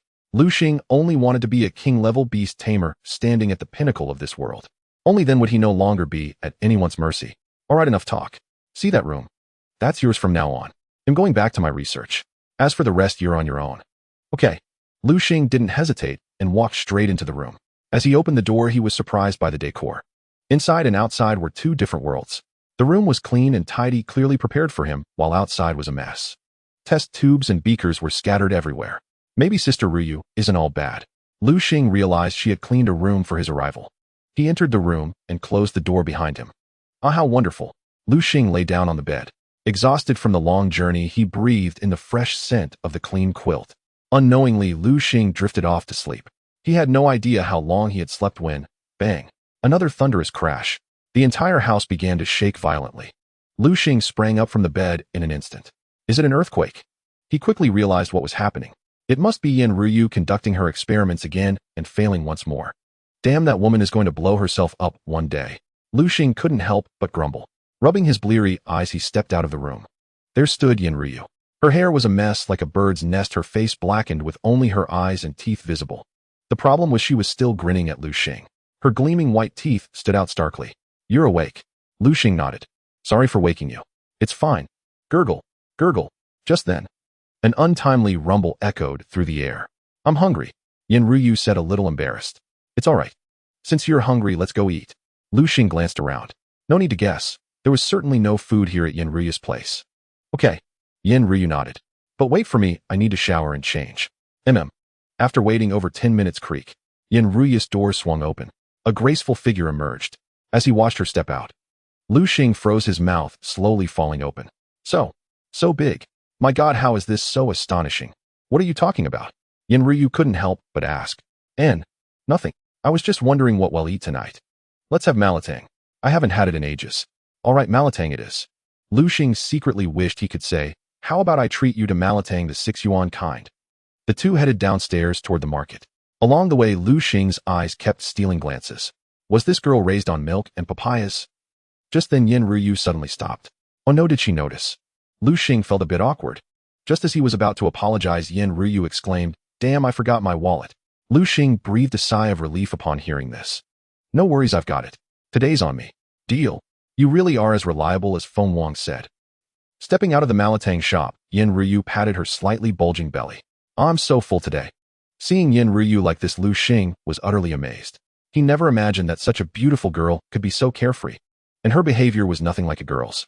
If not for her feminine form, Lu Xing would have suspected she was a boy. "By the way, any plans for later?" "Not for now. How about being my assistant? Here, take this." Without waiting for Lu Xing's consent, Yan Ruyu pulled out a notebook and handed it to him. Staring at the thick notebook, Lu Xing frowned slightly. He couldn't figure out how she had retrieved the book while wearing a skirt. He casually flipped through it. Lu Xing noticed it was densely packed with information. Sister Ruyu, did you write all this? Yan Ruyu shook her head. Not me, but my teacher. At this thought, Yan Ruyu couldn't help but gaze at the sky. My teacher was the greatest person in the world. Alas, such a pity. If he had lived a few more years, perhaps the world would have undergone earth-shaking changes. As she spoke, Yan Ruyu's face was filled with reverence. Your teacher, who is he? What's his name? His name is Dawa Lishir. Dawa Lishir? What a strange name. Lu Xing closed the book, intending to study it thoroughly back home. What a pity that Su Peng wasn't here. If he were, he would have exclaimed, "Holy crap, it's the end of the world. The cult has resurfaced." That's right. This man, named Dawa Lishir, founded a sect many years ago called the Evolution Church. They sought to interfere with the evolution of magical beasts through artificial means. This way, humans could accelerate their taming beasts' evolution and dominate the taming world sooner, to become the overlords of the taming world. However, the Evolution Church went to extremes, committing heinous acts that angered both heaven and humanity.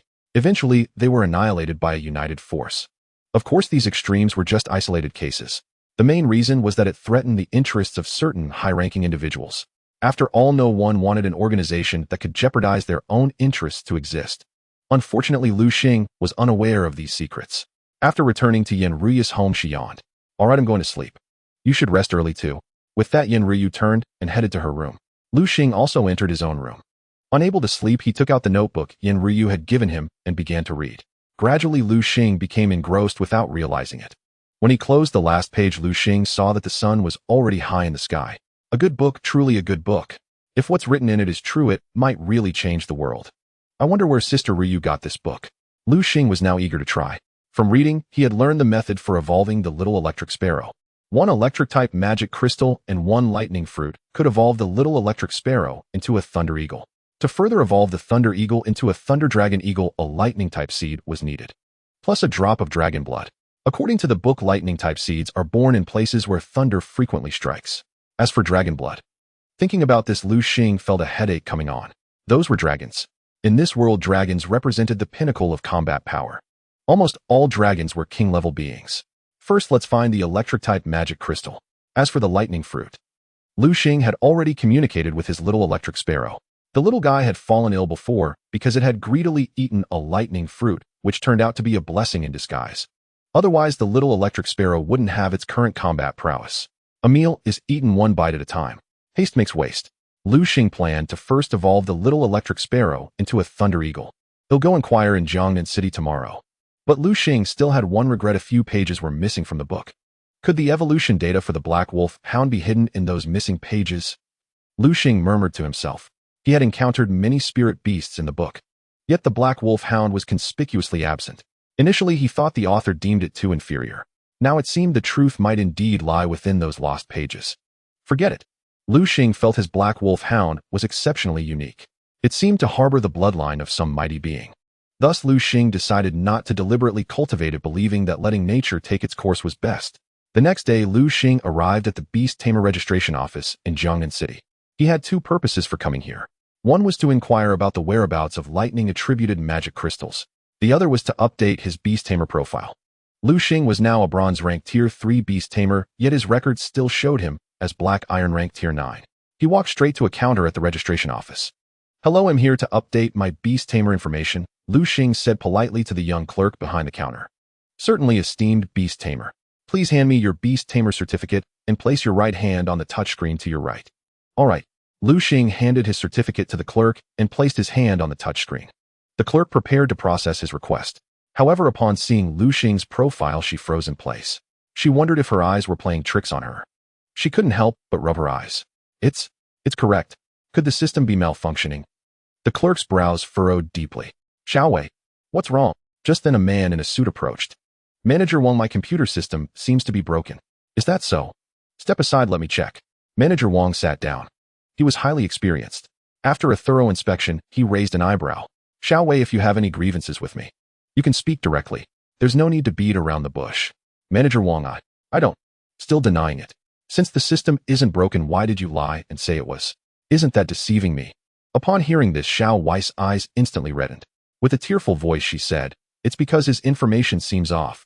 Information off. How so? Manager Wang looked at his age, then looked at his strength. Age.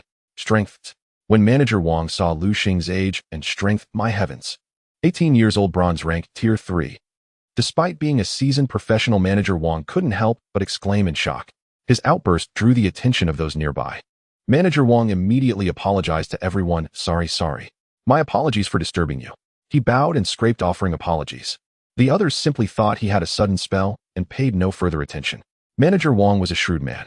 He recognized Lu Xing's impressive strength. He promptly processed the update for Lu Xing's beast-tamer information. Then with both hands, he respectfully returned the certificate to Lu Xing. Thank you. You're welcome. It's my honor to serve you. Here is my card. If you need anything, feel free to contact me. As long as it's within my power, I'll help you handle it.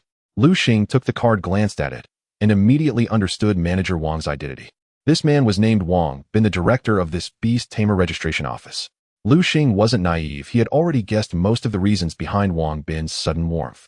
It was likely because he was young and powerful, leading Wang to assume he came from a prominent clan and thus seeking to curry favor. Lu Xing didn't expose Wang's intentions. He figured he could use this opportunity to his advantage. Director Wang, there is indeed a matter I need your help with. Please go ahead. If it's within my ability, I will certainly do it.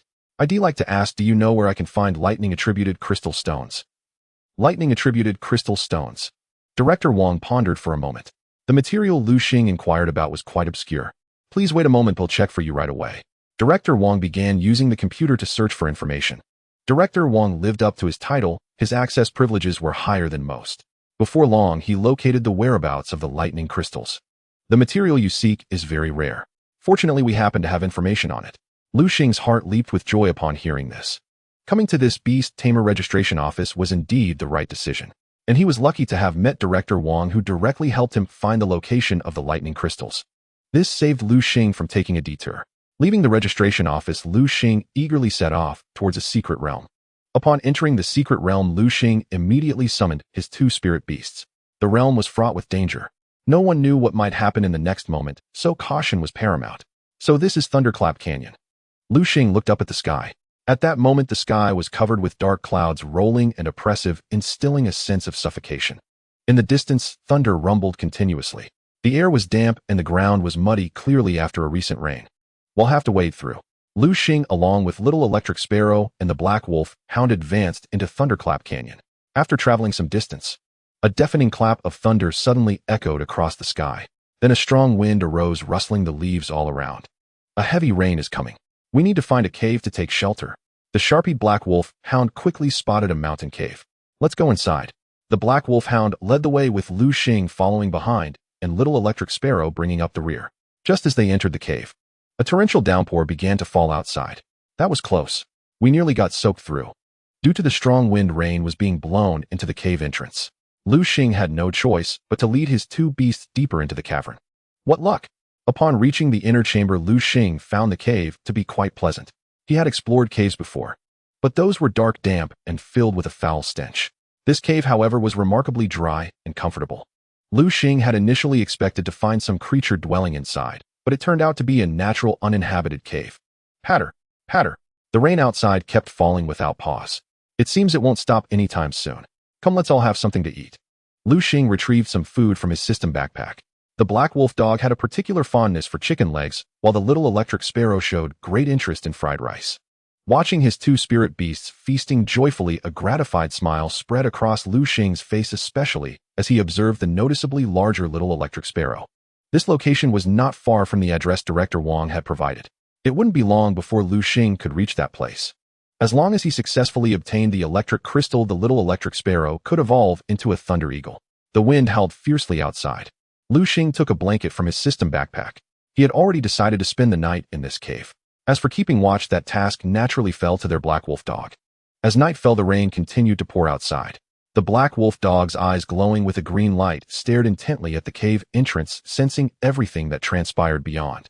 Beside it, Lu Xing was sound asleep, cradling the Little Electric Sparrow. A sweet smile crept onto the Black Wolf dog's face, its heart filled with warmth. Having spent so much time with Lu Xing, it had come to feel the warmth of home. The Black Wolf dog silently resolved to strive for greater strength. It would protect Lu Xing's safety with its life. It could face harm, but Lu Xing absolutely could not. The next day, Lu Xing awoke. He glanced at the Black Wolf dog and found it still standing guard. Black Wolf dog, you've worked hard. Lu Xing reached out and gently patted the Black Wolf dog's head. All right, now it's your turn to rest. Having stood watch all night, the Black Wolf dog was naturally exhausted. Lu Xing was no heartless exploiter. There was no need to drive the Black Wolf dog so harshly. With a wave of his hand, he recalled the Black Wolf dog. Seeing the little electric sparrow still fast asleep, Lu Xing was in no hurry to wake it. Sharpening the axe doesn't delay the cutting of wood. Since the Black Wolf dog was fatigued, Lu Xing was willing to wait a while longer here. After Lu Xing and the little electric sparrow had waited for over 2 hours, a commotion caught their attention. Damn it! What kind of godforsaken place is this? It rains at the drop of a hat. Everything's soaked and the ground is a muddy mess. I just changed my clothes and in no time they're drenched again. Xiaoyang, can't you keep your mouth shut for a bit? The one who spoke now was unmistakably the leader of their team. Faced with Xiao Yang's negativity-spreading behavior, the leader naturally had to step in and put a stop to it. The leader's words carried weight. As soon as he finished speaking, the one called Xiao Yang wisely fell silent. Everyone hurry up and follow. Once we hunt down that creature, we'll have all the money and women we could want. The leader rallied the group with encouragement. Moi. Lu Xing frowned as he observed a group of figures in raincoats before him. Where are they headed? It looks like they're going to hunt some formidable beast. Lu Xing noticed that these individuals were no pushovers. The weakest among them possessed bronze-level strength. The most powerful was undoubtedly their leader. He was actually at silver rank 2. Having the system I is so convenient. Without needing to investigate, Lu Xing could clearly see through the strength of these people. As these people departed, Lu Xing emerged from the cave. Gazing at the footprints on the ground, he fell into deep thought. Should I follow them? Clearly tailing them would come with risks, given their numerical advantage. Damn it, what's there to fear? Fortune favors the bold and starvation punishes the timid. As long as I'm careful, nothing will go wrong. Lu Xing had decided to follow them and scavenge for opportunities. In the world of spirit beasts, diligent cultivation alone wasn't enough. Resources were essential, and many came from such encounters. Clearly seeing this group, Lu Xing recognized them as his opportunity. If he didn't follow, he would be giving up on these resources. And so Lu Xing cautiously trailed them to a canyon. Roar! A furious roar echoed from afar. Here it comes, that creature is appearing. Everyone prepare for battle. The group of black-clad figures quickly summoned their respective spirit beasts. Crack! A bolt of lightning struck from a distance, hitting a long-tusked boar. The poor boar was instantly slain. In just a single exchange, the black-clad group lost one of their spirit beasts. The faces of the group instantly grew grim. Roar! The attacker leaped down from the cliff wall. Lu Xing finally saw its true form. Thunder Tiger, attribute lightning, gender level silver rank, 3 talent, B skills electric shock, thunder flash. What a magnificent Thunder Tiger. The tiger is the king of the mountain. The Thunder Tiger before him was entirely yellow in color, and perhaps due to its lightning attribute, terrifying currents of electricity crackled and surged rapidly across its body, emitting a sizzling sound. It looked overwhelmingly majestic. After clearly assessing the Thunder Tiger's strength, Lu Xing couldn't help but worry for the black-clad group. This Thunder Tiger is at silver rank 3. The strongest among these people is their leader, but he's only at silver rank 2. How can they possibly defeat a silver rank 3? Just as Lu Xing was fretting, damn, the information we got was wrong. This Thunder Tiger isn't at silver rank 1. Its strength has increased. The leader's face instantly turned ashen.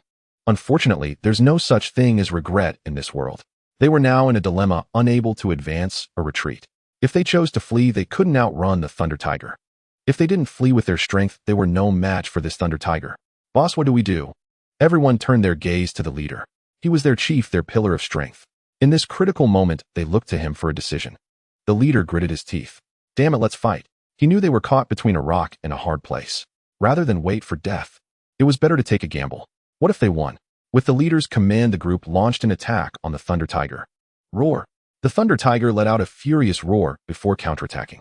The two sides immediately clashed in a fierce melee. For a moment, the canyon was filled with thunder and lightning.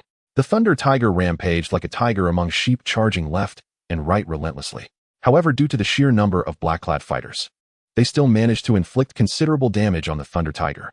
The battle raged on for 7 or 8 minutes. Lu Xing scanned the battlefield and was surprised to find that on the battlefield only a single rock-burst beast remained locked in a standoff with the Thunder Tiger. Though the Thunder Tiger was formidable, the relentless battle had drained much of its stamina. Combined with the assaults from the other black-clad figures, it had sustained severe injuries. In contrast, the rock-burst beast had yet to make a move, conserving its strength.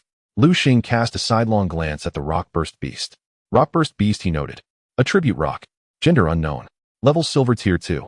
Grade C. Learn skills Rock Blast Flying Stone. Perhaps that black-clad leader truly stood a chance of victory. This Rockburst Beast possessed considerable strength, and with its rock attribute it could resist the damage from electric-type attacks. The severely wounded Thunder Tiger might indeed be defeated by this Rockburst Beast. Rockburst Beast used Flying Stone.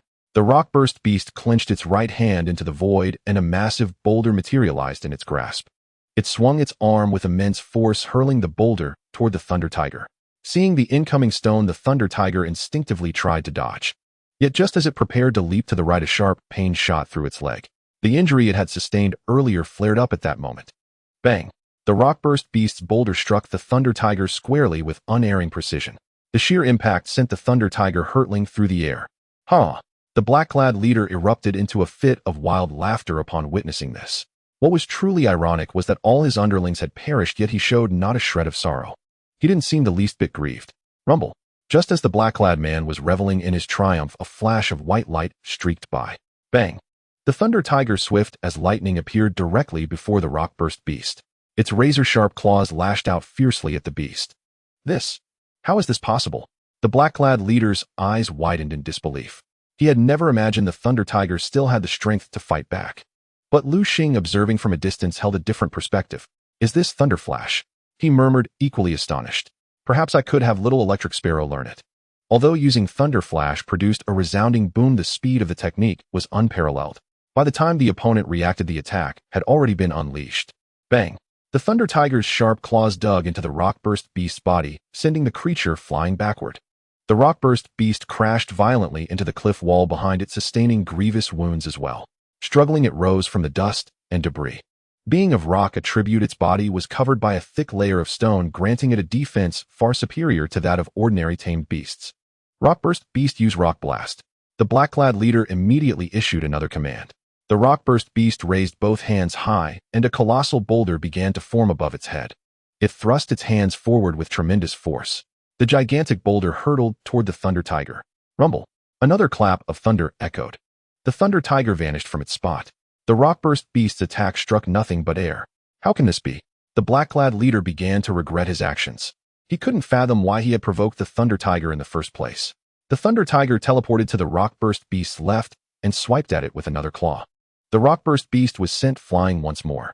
This time fortune did not favor it. The immense force slammed its body violently against the rock wall. Thud! The Rockburst Beast's massive frame, after enduring 2 attacks from the Thunder Tiger, collapsed straight to the ground. The gap in strength between the Rockburst Beast and the Thunder Tiger was too great. Gazing at the menacing Thunder Tiger before him, the black-clad leader dared not linger a moment longer. He turned and prepared to flee. Rumble! Another thunderclap rang out. When the Thunder Tiger reappeared, the black-clad leader had already fallen. He had paid the price for his recklessness. Little Electric Sparrow, Black Wolf, Hound, let's go. Lu Xing knew that the Thunder Tiger was now at its last gasp. He led Little Electric Sparrow and Black Wolf Hound to a spot not far from the beast. Little Electric Sparrow used Electric Shock. Black Wolf Hound used Shadow Ball. Lu Xing issued the attack commands. Both tamed beasts launched their assaults on the Thunder Tiger simultaneously. Poor Thunder Tiger. How could it have anticipated another enemy? It failed to dodge in time and was struck by the Electric Shock and Shadow Ball. Already at its limit, it collapsed with a look of unwillingness. Lu Xing approached the Thunder Tiger with Little Electric Sparrow and Black Wolf Hound. By now the Thunder Tiger had no strength left to resist. Its face was etched with resentment at the thought of dying at Lu Xing's hands. It was barely breathing, with only faint exhalations and no inhalations. Lu Xing glanced at the Thunder Tiger and noticed black blood oozing steadily from its wounds. It seems that bamboo viper poisoned it, he mused. He looked over at a bamboo viper lying nearby, its body torn in 2 by the Thunder Tiger's claws. I know you're unwilling, he said. But defeat is defeat. Rest in peace. Lu Xing gave Black Wolf Hound a meaningful look, and the hound understood. It raised its sharp claws and struck the Thunder Tiger's neck, killing it instantly. Then with another swift claw it dug out the Thunder Tiger's crystal. Little Electric Sparrow, this is for you. Little Electric Sparrow's eyes lit up at the words. It extended its claws and took the Thunder Tiger's crystal. Ding! A Thunder Tiger's crystal detected. Use it on Little Electric Sparrow. Yes. Ding. Congratulations, host. The Thunder Tiger's crystal has been successfully used. Please choose from the following skills.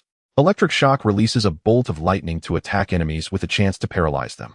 Thunder Flash emits a thunderclap upon use, teleporting a distance. The range depends on the user's strength. Choose Thunder Flash. Since Little Electric Sparrow already knew Electric Shock, Lu Xing naturally opted not to learn it again. Ding. Congratulations, host. Your Little Electric Sparrow has learned Thunder Flash. Excellent, excellent. Lu Xing revealed a satisfied smile. Having a system was truly wonderful. For others, mastery might fail, but for him success was guaranteed. Little Electric Sparrow used Thunder Flash once. Rumble. After a thunderclap, Little Electric Sparrow appeared over 10 meters away. Great, great. What a marvelous skill. From now on, whether for combat or escape, it would be an excellent choice. And as Little Electric Sparrow's strength grew, the distance it could cover with Thunder Flash would only increase. Rumble, rumble, rumble. Excited by its newly acquired skill, Little Electric Sparrow used Thunder Flash repeatedly. It flew a great distance away. When it returned, Lu Xing noticed that Little Electric Sparrow was panting heavily. It seems Thunder Flash consumes a great deal of stamina, he observed. After only a few uses, Little Electric Sparrow was already exhausted. I'll need to conduct some special training to boost this one's endurance. Lu Xing, accompanied by his two spirit beasts, found a safe place. After a brief rest, they resumed their journey. After traveling for over half an hour, Lu Xing finally arrived at the location Wang Bin had mentioned. Where could that lightning-attributed crystal be? Lu Xing activated his system eye and swiftly scanned the surroundings. Soon he spotted the lightning crystal. There it is. On the mountaintop, not far away, lay a fist-sized yellow stone. Is that the lightning crystal, eh? It's truly beautiful. Lu Xing couldn't help but exclaim in admiration. The lightning crystal was formed when lightning from the sky continuously struck the same rock, causing the rock to absorb the electrical energy within the lightning. Just then a bolt of lightning struck down from the sky, without warning, hitting the lightning crystal squarely. It seems obtaining that lightning crystal will require some effort. Lu Xing knew that if they rushed over recklessly, they might be the ones struck by lightning. What should I do? As Lu Xing pondered, deeply chirp. The Little Electric Sparrow beside him suddenly screeched. The Little Electric Sparrow had been Lu Xing's spirit beast for some time now, and Lu Xing naturally understood what it wanted to do. You mean you want to go get it yourself? The Little Electric Sparrow nodded earnestly. It indicated that since the lightning crystal was meant for its use, it should retrieve it personally. All right. Having no other option for now, Lu Xing agreed. Be careful. After all, the Electric Sparrow was an electric-type spirit beast with a certain immunity to lightning. Another bolt of lightning struck the lightning crystal. Now, Little Electric Sparrow, go get that crystal. After some observation, Lu Xing noticed that after each lightning strike, there was a brief interval for recharging. This pause was the perfect opportunity to seize the crystal. With a swift flap of its wings, the Electric Sparrow flew toward the crystal. Just as it was about to reach it, a bolt of lightning struck down from the sky at an inopportune moment. No, Little Electric Sparrow, dodge. Hearing Lu Xing's warning, the Electric Sparrow looked at the crystal, within reach, a flicker of reluctance crossing its face. But soon its gaze turned resolute. It lunged directly toward the crystal, transforming into a streak of light as it swiftly swept over it. Just as the lightning was about to strike the Electric Sparrow, another thunderclap roared. Again, Lu Xing instinctively looked up at the sky upon hearing the thunder. But he found no lightning striking down. My. As Lu Xing wondered, the Electric Sparrow appeared nearby. It's Thunder Flash. Lu Xing instantly understood, a look of relief washing over his face. Thank goodness for that skill. Otherwise, the Little Electric Sparrow would have been hit by the lightning. Though I'm not sure how much damage that lightning would have caused it. This little guy took too big a risk. I need to give it a good scolding. Just as Lu Xing was about to lecture the Electric Sparrow, it flew to him, carrying the lightning crystal, its face full of joy and eyes gleaming with anticipation. It wanted to be praised. Seeing the hopeful little creature, Lu Xing's heart softened. He couldn't bear to discourage it. Ding dong. Congratulations, host. Your Electric Sparrow has obtained the lightning crystal. The evolution conditions for your Electric Sparrow have been met. Do you wish to proceed with evolution? Yes, no. Yes. Lu Xing's purpose here was to evolve the Electric Sparrow. Now that the opportunity presented itself, he naturally wouldn't let it slip away. As Lu Xing selected yes, the lightning crystal suddenly emitted a golden glow, unleashing countless streams of electrical energy that surged into the Electric Sparrow's body. The Electric Sparrow was enveloped in electrical energy, terrifying currents rapidly coursing through its form. Chirp. The Electric Sparrow screeched, took flight, and headed straight for the dark clouds in the sky, soaring higher and higher. Just as it was about to plunge into the clouds, lightning flashed, and thunder roared within them, coalescing into a fearsome bolt. The lightning struck toward the Electric Sparrow. No, the distance was too close. The sparrow had no way to avoid it. Is my second spirit beast going to die here? A blinding light burst forth from the sky, stinging Lu Xing's eyes shut. Ding dong. Congratulations, host. Your Electric Sparrow has successfully evolved into a Thunderbolt Eagle. Hearing the system prompt in his mind, Lu Xing was thrilled. It worked, it finally worked. Chirp. The Thunderbolt Eagle flapped its massive wings, circled in the sky once, and then landed directly in front of Lu Xing. Are you my Thunderbolt Eagle? Lu Xing reached out and gently stroked the Thunderbolt Eagle before him. By now its body was large enough to carry a person. As for its size, it was comparable to Yang was Eagle from the Return of the Condor Heroes. So soft. Lu Xing found the Thunderbolt Eagle's feathers exceptionally smooth and warm to the touch. Feeling Lu Xing's caress, the eagle closed its eyes and nuzzled against him. It showed its affection for Lu Xing. Lu Xing activated his system eye to check the Thunderbolt Eagle's attributes. Thunderbolt Eagle attribute lightning, gender level bronze, 5th rank, talent SS skills electric shock, thunder flash, lightning. PS. This is a well-developed Thunderbolt Eagle. We hope the host will nurture it well. Lu Xing hadn't expected that his electric sparrow would not only undergo a transformation, but also become so powerful. Thunderbolt Eagle. Not only had its size increased, but it had also learned a new skill, lightning. Lightning attacks enemies with the power of lightning, dealing massive damage. It seems the Thunderbolt Eagle learned this skill by absorbing that lightning. Too bad no one else was around, or they would have exclaimed, "Wow, a hacker! There's a hacker here." For others, teaching their spirit beasts a single skill is incredibly difficult. Yet Lu Xing in just a few short days had taught his Thunderbolt Eagle 2 formidable skills. Truly, comparison is odious. Chirp. The Thunderbolt Eagle suddenly screeched at Lu Xing, turned around, and presented its back to him. You want me to get on? The Thunderbolt Eagle nodded. Good. Lu Xing leaped onto the back of the Thunder Eagle. He put away the Black Wolf Hound. The Thunder Eagle flapped its wings and swiftly took to the sky. Before long, the Thunder Eagle carried Lu Xing through the air, flying freely. So this is what it feels like to fly, eh? Though Lu Xing had ridden airplanes in his past life, riding a Thunder Eagle was an entirely different experience. As Lu Xing soared through the sky on the Thunder Eagle, suddenly, boom, a bolt of lightning struck down from the heavens. Screech. After a sharp cry, the Thunder Eagle gave a powerful flap of its wings. Its body instantly shifted over 10 meters away, dodging the lightning strike. That was close. Lu Xing said, his heart still pounding. I really shouldn't be flying recklessly around here. If it happened a few more times, he felt his heart might leap out of his chest. After all, he wasn't a clown who could perform acrobatics on a knife's edge. Lu Xing guided the Thunder Eagle to land on the ground. Thunderclap Canyon was far too filled with lightning. Flying midair made him a sitting duck. A wise man does not stand beneath a crumbling wall, so Lu Xing chose to walk back. He led the Thunder Eagle and the Black Wolf Hound toward the entrance of the secret realm. Along the way, Lu Xing noticed that his Black Wolf Hound seemed a bit dejected. What's wrong with you? The Black Wolf Hound just shook its head. But Lu Xing could still see a trace of disappointment in its eyes. It seems the Thunder Eagle's rise in strength has hit the Black Wolf Hound pretty hard. After all, the Black Wolf Hound was the veteran, always the main powerhouse in the team. But now the Thunder Eagle had overtaken it. This bruised its pride a little. It's all right. Lu Xing patted the Black Wolf Hound's little head and comforted it. Its lead is only temporary. I believe in your potential. I'm sure it won't be long before you surpass it again. Hearing this, a glimmer of light flashed in the Black Wolf Hound's eyes. That's right. Lu Xing's words helped it regain its confidence. It had secretly made up its mind to work hard, surpass the Thunder Eagle soaring in the sky, and solidify its position in Lu Xing's team. High in the air, the Thunder Eagle flew carefree.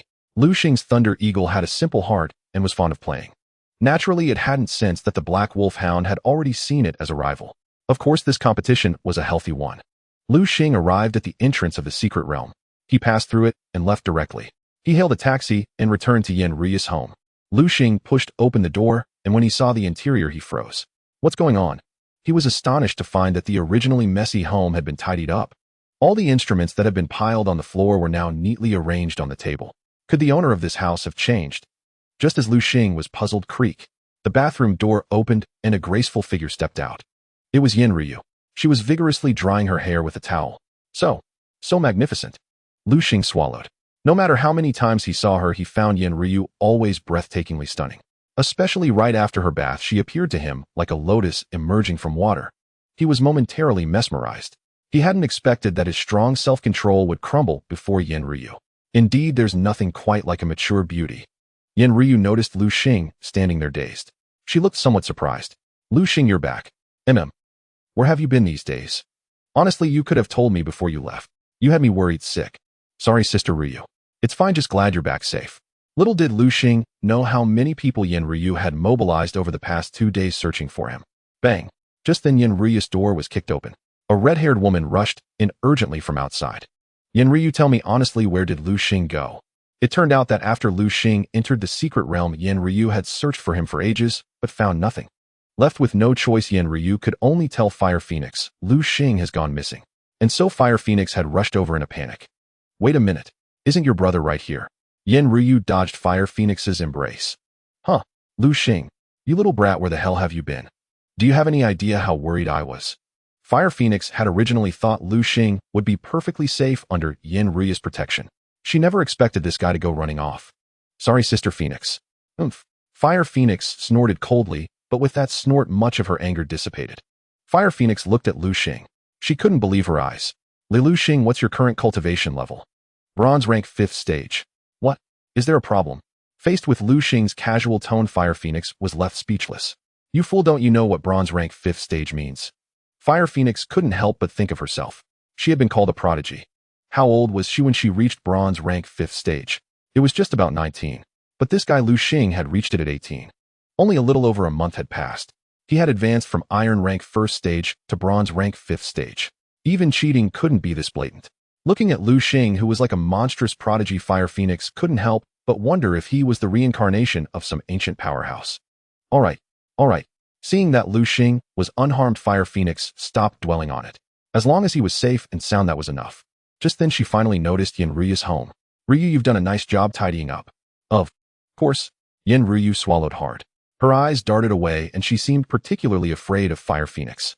Fire Phoenix, however, paid no mind. She directly placed her hand on Yin Ryu's shoulder. Lu Xing was amazed to see that in front of Fire Phoenix, Yin Ryu was like a mouse and Fire Phoenix was the cat. A mouse seeing a cat would naturally be terrified. Fire Phoenix didn't care about that as she took Yin Ryu's hand and said with a smile, Ryu, long time no see. Let your sister check if your little sisters have grown any bigger. The scene that followed was far too risque, and Lu Xing dared not stay. Sister Phoenix, I'm going to rest. Lu Xing turned and entered his room, locking the door behind him. Hearing Yin Ryu's screams from outside, Lu Xing swallowed and said with lingering fear, that was close. I almost got silenced for what I saw, because he had nearly caught a glimpse of something he shouldn't have. Lu Xing lay down on the bed preparing to rest. Just then his phone rang. Lu Xing, you little brat, where the hell have you been? Su Pang's voice came through the phone. It seemed Su Pang had been searching for Lu Xing for days. I'm in Jiangnan City now. What? Jiangnan City? Isn't there still a week until school starts? Why are you going so early? I have some matters to attend to. Lu Xing's words plunged Su Pang into silence. Though Su Pang was simple, he wasn't foolish. He naturally knew what to say and what not to say. All right, give me your address. They'll come find you now. Lu Xing thought for a moment and said to Su Pang, no need, just take a plane over. They'll pick you up at the airport. Okay. At the airport. As soon as Su Pang got off the plane, he spotted Lu Xing not far away. Su Pang sprinted over, covering the distance in just a few strides. He gave Lu Xing a bear hug. Man, I missed you. Lu Xing rolled his eyes at Su Pang. Where are we going now? Su Pang had called Lu Xing that morning. He told Lu Xing he was taking him to a great place. It's a secret. You'll find out when we get there. Lu Xing followed Su Pang and the two hailed a taxi. Soon they arrived at a villa district. Su Pang, why are we here? To check out our dorm, of course. Dorm? Doesn't the school have dorms? Are you an idiot? The school dorms are multi-person rooms. How could they be as comfortable as this? All right, stop talking nonsense. My dad bought me a villa here. It's just up ahead. Soon Lu Xing and Su Pang arrived in front of a villa. Gazing at the 3-story villa before him, Lu Xing couldn't help but twitch his mouth. So money really could make you willful. He never imagined that Su Pang's father would spend tens of millions to buy Su Pang a villa. All right, don't just stand there. Come on in. Lu Xing followed Su Pang into the house. Oh, it feels so good to lie down. Su Pang tossed his suitcase aside and flopped onto the sofa. Looking at the blob of flesh, Lu Xing couldn't help but remark, no wonder this guy is so fat. It's not without reason. Su Pang's principle was if he could sit, he would never stand. If he could lie down, he would never sit. All right, don't just stand there like an idiot. Go downstairs and pick a room. See how good I am to you. I'll let you choose first. Whatever you don't pick is mine. Pick a room. Yeah, we're still going to be roommates. Su Pang's words left Lu Xing speechless. This guy had been the same back in Guang City. He had a perfectly good home, but preferred to sleep at Lu Xing's place. All right then. Lu Xing couldn't bring himself to refuse Su Pang. He chose the room on the east end because it caught the rising sun. Then the west end is mine. Su Pang's face was brimming with barely contained joy. He was a late sleeper, and the east end with its sunlight was his least favorite room. Lu Xing looked at Su Pang and was surprised to find that this guy had also reached bronze rank 1. Having connections really pays off. If Lu Xing wasn't mistaken, Su Pang must have undergone special training these past days. Su Peng, you've advanced to bronze rank 1. Yeah, Lu Xing. You're so strong, how could I lag behind?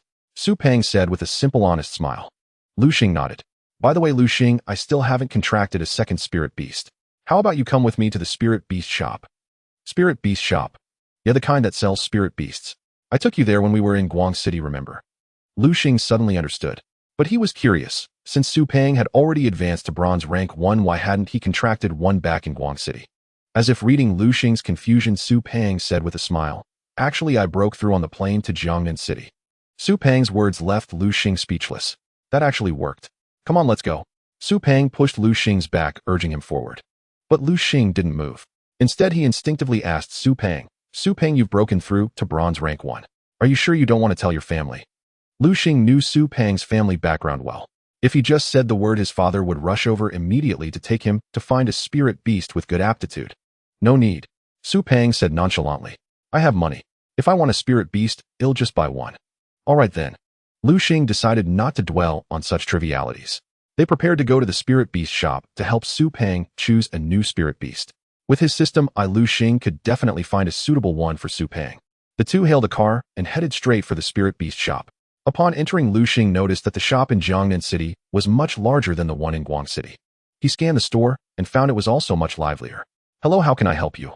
A saleswoman, her face full of smiles, addressed Lu Xing and Su Peng. We're here to buy a new spirit beast. Su Peng stated bluntly. I see. What kind of spirit beast are you looking for? Well, Su Peng fell into thought. After all, he had just broken through and hadn't decided yet which spirit beast to choose next. Take us in for a look first. Of course. This way, please. Led by the saleswoman, Lu Xing and Su Peng entered the area where the spirit beasts were kept. Ugh. As soon as they entered the basement, Su Peng couldn't help but feel nauseous.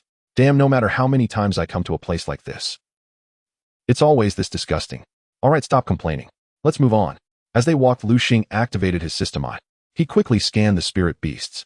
To his surprise, they seemed to have been sorted. The lower grade ones were at the front with lower prices. The higher grade ones were deeper inside, naturally costing more. As they ventured further, Lu Xing found themselves in the 500,000 zone. 500,000, huh? Lu Xing muttered under his breath. Looks like there's no chance for a bargain. He couldn't help but pout. Too bad no one could hear his complaint, otherwise they'd surely scold him for being stingy.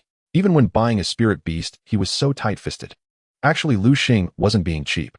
He just wanted to get the best for the least money. After all, no one wanted to be taken for a fool. Lu Xing was astonished to discover that after entering this area, the strength of the beast he controlled had significantly increased, and its aptitude had risen considerably. Previously, Lu Xing had only seen beasts with grades like F, E, and D. Now there were beasts with grades C and B, and even some with grade A. Su Peng glanced around with an unhappy expression and said, Are you looking down on me, bringing me to this area worth 500,000? This? Su Peng's words left the saleswoman somewhat at a loss. Stop with the hesitations. Don't waste your time. Just take me directly to the area worth 1 million. All right. I'm really sorry for the trouble I caused you. Please follow me. They'll take you to the area worth 1 million right away. The saleswoman displayed excellent professionalism. She immediately apologized sincerely to Su Peng and then led him toward the area worth 1 million. As Lu Xing had anticipated, upon entering the area worth 1 million, all the beasts here had their aptitudes upgraded to grade B, with a few even being grade A. Lu Xing even discovered 2 beasts with grade S aptitude. One was a wood attribute, Little Trent, and the other was a fire attribute, Little Fire Scorpion. Lu Xing. Just as Lu Xing was pondering whether to let Su Peng choose the Little Trent or the Little Fire Scorpion, Su Peng nudged Lu Xing's shoulder, waking him from his thoughts. Lu Xing, what do you think about that beast over there? Hearing this, Lu Xing followed the direction of Su Peng's finger. Not far away, he saw a plump little creature happily eating. It held an apple in its left hand and a pear in its right, continuously munching away. Lu Xing opened the system's eye to check the attributes of this creature.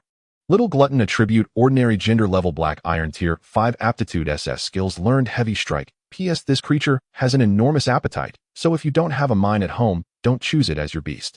Double SS grade aptitude. Lu Xing was slightly taken aback. He hadn't expected Su Peng to have such good taste. However, he instinctively asked Su Peng, what made you choose this creature as your beast?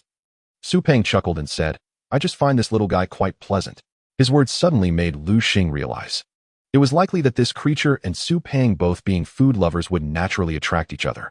Are you sure you want to choose it? Lu Xing didn't dare to make the decision for Su Peng. After all, with such a huge appetite, what if it ended up making Su Peng go broke?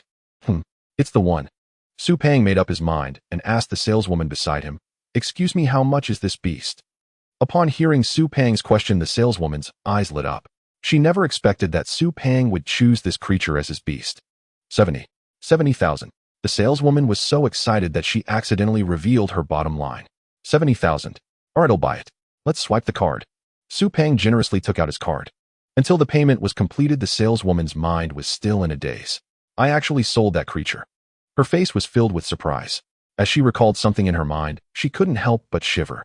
It turned out that after the shop owner got the little glutton, he lost a significant amount of money every day due to its enormous appetite. However, while it was easy to invite a spirit, sending it away was difficult. For the shop owner, the little glutton was like a double-edged sword, tasteless to eat, but a pity to discard. Moreover, given the little glutton's appearance, hardly anyone was willing to choose it as their beast. Unexpectedly, it had been sold today. I wonder what expression the owner will have when he hears this news. After the saleswoman arranged things, Lu Xing and Su Peng entered a private room. After waiting for a while, a staff member pushed in a metal cage, and inside it was the little glutton. "Dear guest, you can safely contract your beast here. No one will disturb you," the saleswoman said before stepping out and closing the door behind her. "Lu Xing, what should we do now?" Lu Xing rolled his eyes at Su Peng upon hearing this. "What do you think we should do?" "Of course you should make the contract." Oh, Su Peng realized afterward. Fortunately, although he was not academically inclined, he had studied the contracting of beasts seriously. He used his spiritual power to begin drawing the contract formation. Before long, Su Peng successfully made the contract with the little glutton. Lu Xing was somewhat surprised by Su Peng's success. That was too fast. It seems Su Peng is indeed a person of great fortune. Could this be the legendary saying that fools have their good fortune? With the system's eye, Lu Xing could naturally select the best beast aptitude from hundreds of beasts. But Su Peng was different. He relied entirely on his feelings. This feeling was mystical, akin to playing the lottery. When the feeling was right, one would hit the jackpot, effectively choosing a high-quality beast. When the feeling was wrong, one might end up selecting a beast with poor aptitude. After contracting the little glutton, Su Peng cheerfully draped his arm around Lu Xing's shoulder. "Lu Xing, let's go have a good meal. Let's celebrate." Lu Xing nodded. After enjoying a hearty meal, Lu Xing said to Su Peng, "Su Peng, I need to go back and pack my things. Then he'll come find you." "Alright, you go ahead, we'll wait for you at home. After all, you have my key now." Lu Xing bid farewell to Su Peng and returned to Yin Ruyu's home. Upon entering the house, he found Yin Ruyu sitting on the sofa. Yin Ruyu's face was flushed as she continuously massaged a certain part of herself. "Sister Ryu, where is Sister Phoenix?" The Phoenix mercenary group had an urgent matter, and she hurried back. "Oh, by the way, Sister Ryu, my friend has come. I'm planning to stay with him for a few days." Yin Ryu appeared somewhat listless, seemingly not having heard Lu Xing's words clearly, and casually responded a few times. Lu Xing decided not to bother Yin Ryu further. He packed his things and turned to leave her home. Poor Yin Ryu could only nurse the injuries caused by the Fire Phoenix all alone. "Is this the Jiangnan Imperial Beast Academy?" Lu Xing, carrying a backpack, carefully surveyed the school before him. "It's truly magnificent. Indeed, our grand ambitions shall commence from this very place," Su Peng said cheerfully to Lu Xing. "Ladies of Jiangnan Imperial Beast Academy, we have arrived." Su Peng pushed Lu Xing, and the two hurried into the academy. "Hello, are you the new students today?" Just as Lu Xing and Su Peng entered, a young woman stopped them. She wore a floral dress and had a very sweet appearance. Lu Xing instinctively used his system eye to check her strength. Bronze rank 7th stage. Passable strength. "Yes, we are." Su Peng's mind wandered at the sight of the sweet-looking senior. "Hello, I'm Rumeng, your senior. The school arranged for us to guide you through registration." "Thank you, Senior Rumeng." Su Peng expressed his gratitude cheerfully. "You're welcome. Please follow me." Under Rumeng's guidance, Lu Xing and Su Peng completed the registration smoothly. "Now let me show you the dormitory area." "The dormitory area? That's not necessary, Senior." "I don't think so. Let's just go eat instead." "Rest assured, Senior, this meal is on me." Su Peng's words caused Rumeng to frown slightly. "Are you sure?" "Of course. We'll be living off campus anyway. There's no need to squeeze in with others." Hearing this, Rumeng ignored Su Peng and looked at Lu Xing. For some reason, Lu Xing gave her a mature and steady impression. It seemed beyond his years. "Senior, is there something special about the school dorms?" Lu Xing had remained silent, noticing a flicker of surprise on Rumeng's face. He had indeed perceived a hint of something unusual. "Yes, our dorms are equipped with a spirit-gathering array that draws in spiritual energy from the surroundings. Living there, our strength would steadily improve, even without cultivation." Rumeng's words enlightened Lu Xing. I never expected Jiangnan Imperial Beast Academy to have such a grand setup. What are the differences among the dorms? Lu Xing's question made Ru Meng's eyes light up. There are. What differences? You'll find out this afternoon. Ru Meng teased Lu Xing. All right, Su Pang, didn't you say you'd treat me to a meal? Let's go then. Yes, yes. In front of Ru Meng, Su Pang turned into a sycophant, fawning over her excessively. Fortunately, Ru Meng was kind-hearted and showed no disdain. Instead, she found Su Pang somewhat endearing. After lunch and a short rest, Lu Xing and Su Pang arrived at the academy's sports field. It was already packed with people, watching the surging crowd. Su Pang couldn't help saying to Lu Xing, maybe we should stand at the back. Every person was a heat source, and Su Pang, being large, was particularly averse to heat. Okay. They moved to the back. After a short wait, the main figure finally appeared, a man in a suit. The man had a resolute face and an upright posture exuding an air of integrity. Greetings, students. I am the principal of Jiangnan Imperial Beast Academy. My name is Lu Gingxing. Lu Gingxing began a lengthy speech. Lu Xing glanced at him and immediately discerned his strength. This guy is at diamond rank 2nd stage. Lu Xing hadn't expected that a diamond rank could become the principal of a key university. He was unaware that stronger individuals had been deployed to defend the borders where various powerful beasts and demons frequently attacked. The nation naturally needed these experts for defense. As Lu Xing pondered, someone tapped his shoulder. Turning around, he saw Wu Yong. Lu Xing, long time no see. Long time no see, Mentor Wu Yong. Lu Xing, do you see that building over there? Wu Yong pointed to a villa on the mountainside. Yes, I see it. What about it? When the dormitory rush begins, you must secure that villa. What? Lu Xing was taken aback. He hadn't expected Wu Yong to say such a thing. Su Pang overheard their conversation. Teacher, are you kidding me? That building is so high up. If we live there, won't we be exhausted going to and from class every day? You don't understand a thing. Wu Yong shot Su Pang a glare. Remember, you must claim that villa. With that, Wu Yong left. Watching his retreating figure, Lu Xing fell into thought. If his guess was correct, that villa must be a place with extremely abundant spiritual energy. It was a prime location. All right, I'll aim for that place. Lu Xing knew Wu Yong wouldn't deceive him. After all, Lu Xing was his recruit. If Lu Xing excelled, it would bring Wu Yong honor. On the platform, Principal Lu Gingxing finally concluded his long speech. Now the moment you've all been waiting for. The dormitory rush. Remember, you only have 1 hour. After that, if you fail to secure a dormitory, you'll have to sleep on the streets. The dormitory rush begins now. With the principal's command, everyone rushed toward the dormitories. On the way, many students summoned their contracted beasts right on the street. Battles erupted. Lu Xing, what do we do? Su Pang frowned, overwhelmed by the sheer number of freshmen. They all charged frantically toward the mountaintop. Word had spread that the higher the location, the better the accommodations. As the saying goes, one strives for higher ground. Naturally, everyone wanted to live higher up. Come forth, Thunder Eagle. Seeing the crowd blocking the path, Lu Xing simply summoned his Thunder Eagle and leaped onto its back. Whoa! Lu Xing, when did you get such a majestic beast? But Su Pang quickly realized something. The Thunder Eagle could only carry 1 rider. Although it could normally accommodate 2, Su Pang was too heavy. So after Lu Xing mounted, there was no room for Su Pang. Thunder Eagle seized that fellow. Scree! The Thunder Eagle cried out. With a flap of its wings, it soared into the air, carrying Lu Xing. Then it swooped towards Su Pang. Its sharp talons directly grasped Su Pang. Thus, the 2 men and 1 bird headed for the villa halfway up the mountain. Look, what's that? That's a Thunder Eagle. My God, someone is actually using a Thunder Eagle as their spirit beast. So cool.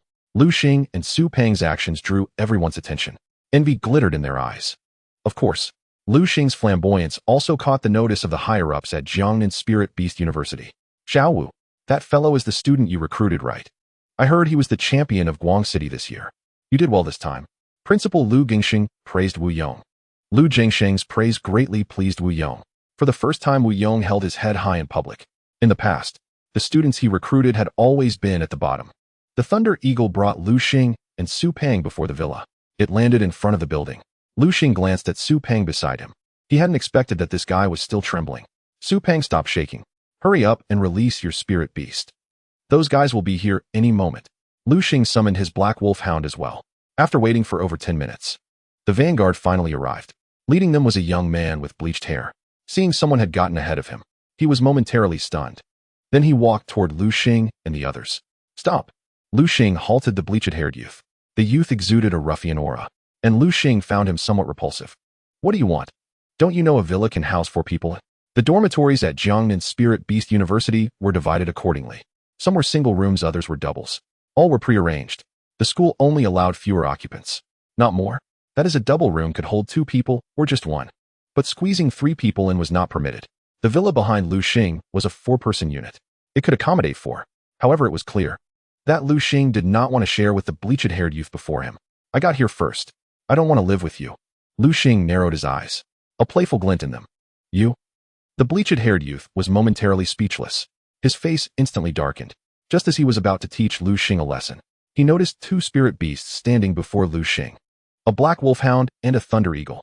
Both spirit beasts stared intently at him, as if they would pounce the moment he made a move. You? Just you wait. The bleached-haired youth cursed and turned away. He had sensed the imposing aura of the black wolfhound and the thunder eagle. Knowing he was no match for Lu Xing, the bleached-haired youth completely disregarded Su Peng beside Lu Xing. With the youth's departure, several more groups arrived one after another. But without exception, after seeing Lu Xing's spirit beasts, they all left in indignation. None of them wanted to fight Lu Xing. After all, there were other villas available. Su Peng scanned the surroundings, noticing battles erupting everywhere. Only their spot remained perfectly quiet. Lu Xing is truly amazing. Su Peng knew that the absence of conflict here was entirely due to Lu Xing's efforts. Meanwhile, the situation around Lu Xing was fully observed by the school's higher-ups. A burly, coarse-faced man suddenly addressed Principal Lu Gingxing. Principal Lu, isn't that kid going a bit too far? Too far? I don't think so. Wu Yong quickly stepped in to defend Lu Xing. Besides, Principal Lu just said that these villas belong to those capable enough to claim them. But this villa is the most spiritually rich spot. It was meant for 4 people, yet only 2 are occupying it. Isn't that a waste of resources, eh? Why don't we arrange for 2 more people to move in with them later? The coarse-faced man was already scheming to place his 2 relatives there. Han Mingming, don't think I don't know what you're up to. Han Mingming's words threatened Lu Xing's interests. As Lu Xing's mentor, Wu Yong naturally stepped forward to speak for him. Wu Yong, why are you shouting? Am I wrong? All right, stop arguing. Let the students handle their own affairs. What's the point of you 2 quarreling here?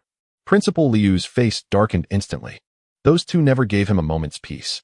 Lu Xing and Su Peng lingered at the villa entrance for a long time. Who knew how long had passed? Su Peng was so tired, he sat down on the doorstep. He idly toyed with a blade of grass. This is so boring. These guys are something else. Why don't they come and challenge us? I'm dying of boredom here. Su Peng's words earned him a glare from Lu Xing. This guy was a classic case of being spoiled and acting cute.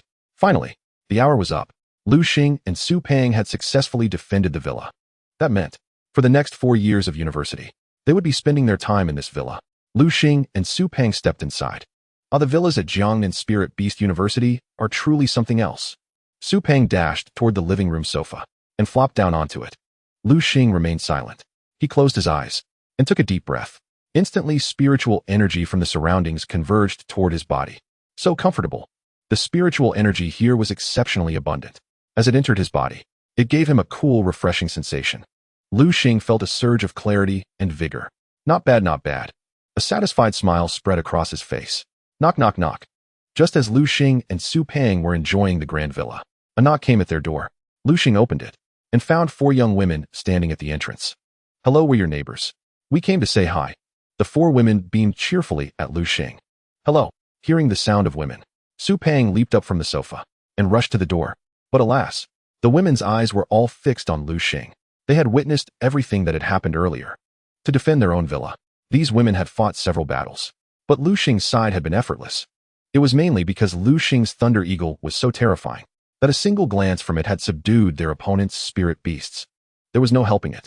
Lu Xing's Thunderbolt Eagle was simply too formidable, a duel's rank Bronze Tier 5 Thunderbolt Eagle. Among students whose average strength barely reached Bronze Tier 1 or 2, Lu Xing was like a titan fishing in a pond of minnows. His prowess, coupled with his strikingly handsome features, naturally drew attention. He had, in a sense, secured the university's right of first selection. A pity, though, while the few students before him were not unattractive. Lu Xing had, after all, beheld beauties like the Fire Phoenix or Yen Ryu. His standards had risen. In the presence of a Fire Phoenix or Yen Ryu, the 4 young women before him paled instantly, becoming utterly ordinary. After exchanging a few pleasantries with them, Lu Xing sent them on their way. Su Peng watched the departing girls with a lingering reluctance. He had hoped for a deeper connection, but Lu Xing was simply so oblivious to romance. All right, stop moping.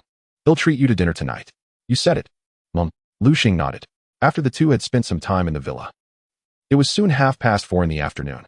Yielding to Su Peng's persistent clamoring, Lu Xing had no choice but to take him out to eat. They headed down towards the foot of the mountain. Lu Xing, a voice suddenly called out.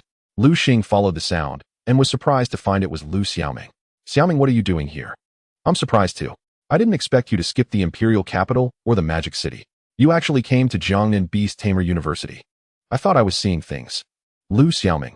The sight of her seemed to remind Su Peng of the thrashing she had given him. His face instantly darkened. Oh, the little fatty is here too. Lu Xiaoming glanced at Su Peng. What's the matter? Scared from our last encounter. Too afraid to even speak to me now. Lu Xiaoming truly knew how to rub salt in a wound, directly exposing Su Peng's sore spot. Don't get cocky. They'll get my revenge. Lu Xiaoming and Su Peng seemed to be natural rivals from a past life, always at odds with each other. They would argue the moment they met. All right, stop fighting. Lu Xing stepped in as a peacemaker. Xiaoming, you haven't eaten yet, have you? No, I haven't. Lu Xiaoming shook her head.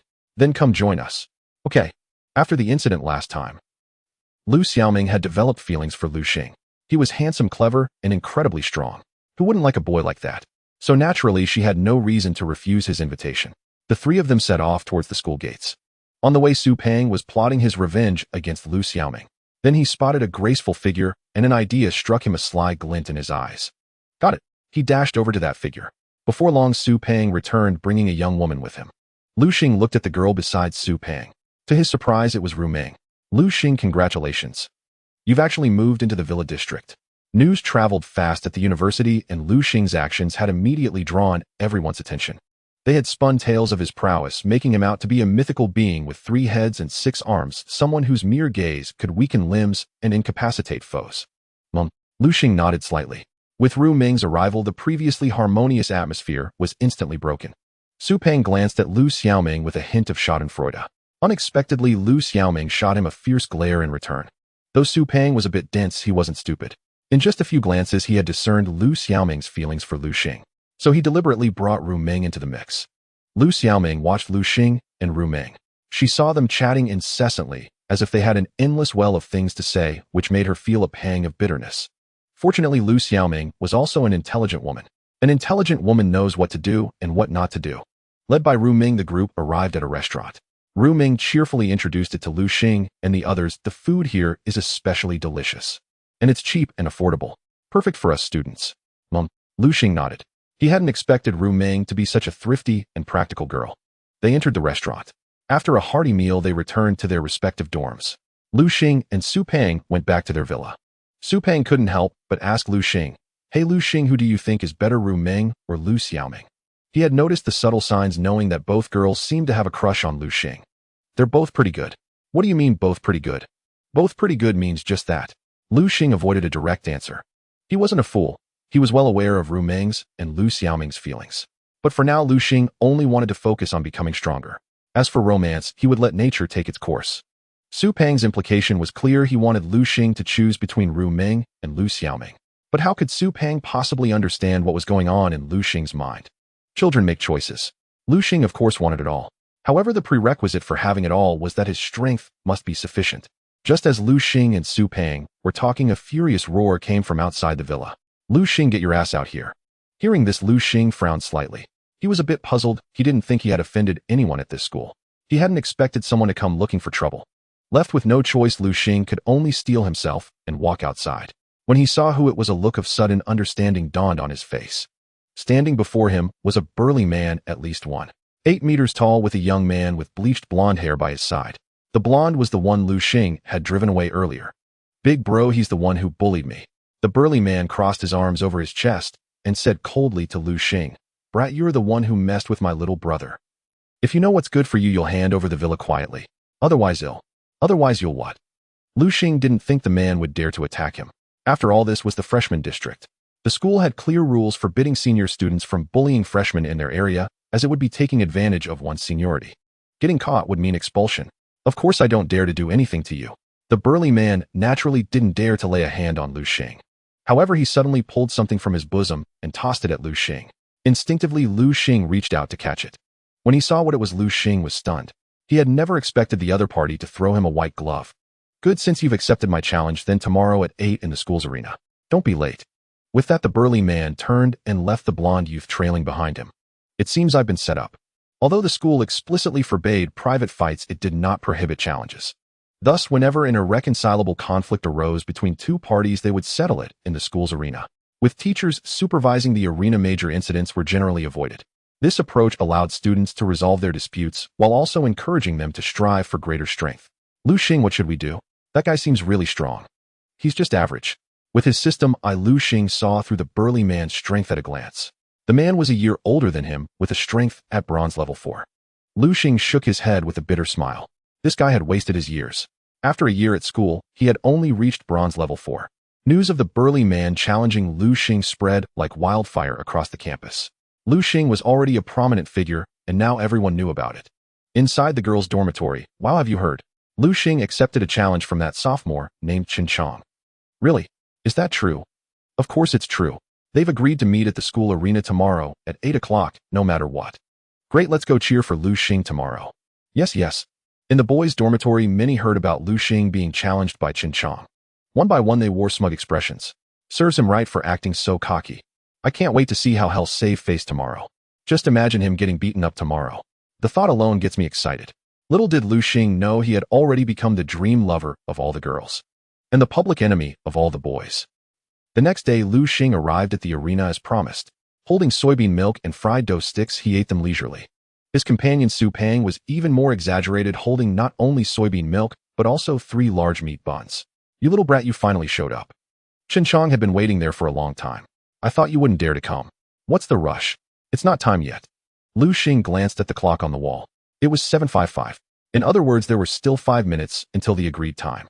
He found a spot to sit down and continued eating his breakfast. You? Chen Chong was enraged by Lu Xing's behavior, his face turning as red as a monkey's bottom. After 5 minutes, Lu Xing finally finished his breakfast. All right, let's make this quick. I still have class later. College classes started at 8:30. Lu Xing didn't want to be late on the first day. Fine, I'll knock you down in 3 moves. Come out, little stone monster pangolin. Chen Chong summoned both of his spirit beasts. Little stone monster, attribute rock, gender NA, level bronze 4th tier talent, C skills, flying stone pangolin, attribute rock, gender NA, level bronze 3rd tier talent, C skills, sharp claw, 2 spirit beasts. Both rock type 2, and one is bronze 3rd tier, the other bronze 4th tier.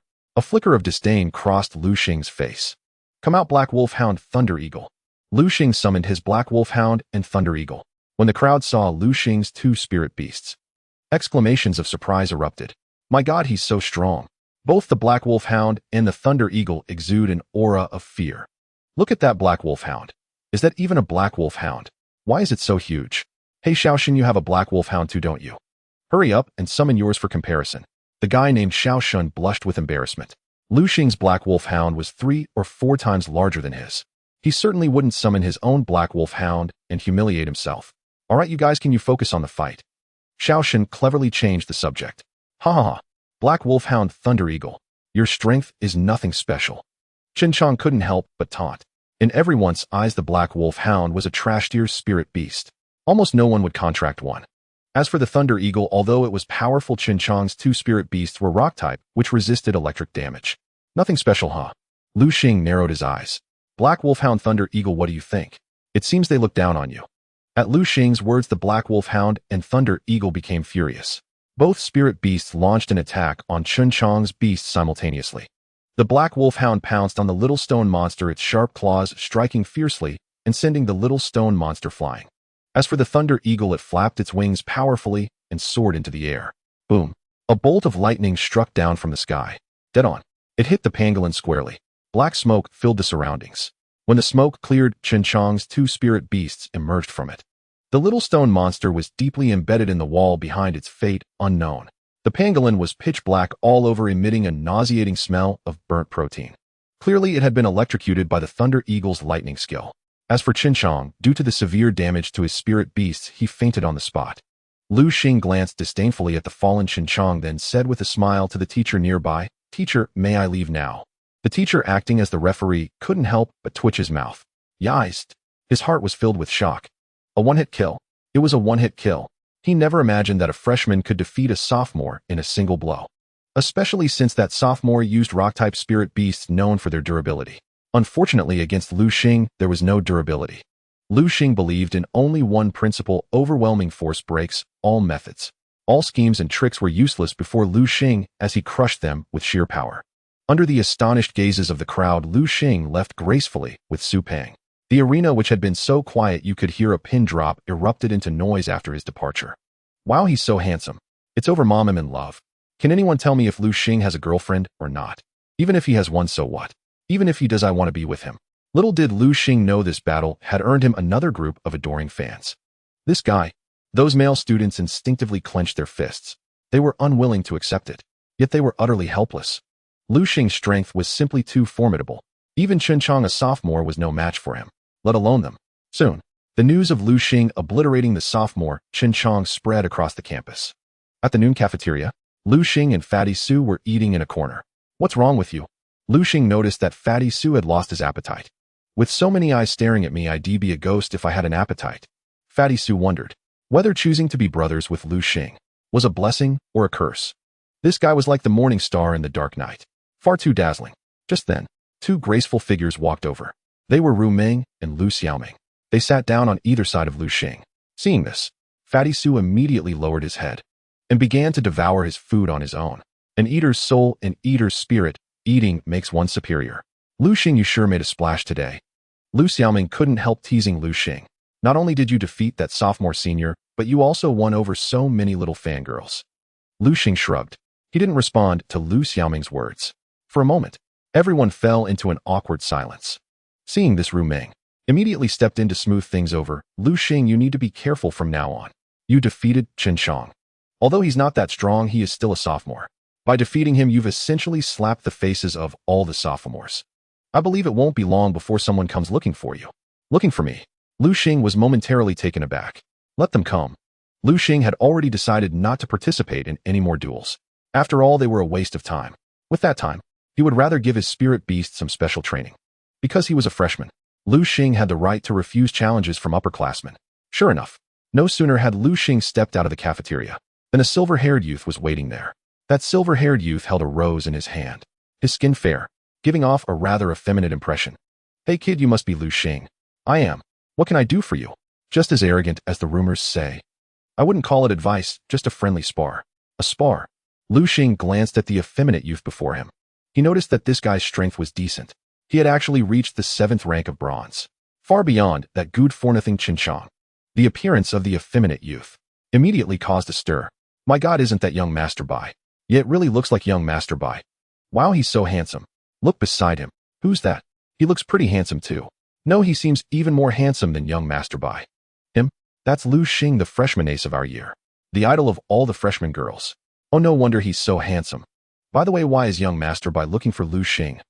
Is he here to challenge Lu Xing? As soon as these words were spoken, the crowd that was about to head for lunch immediately gathered around. They came to watch the excitement.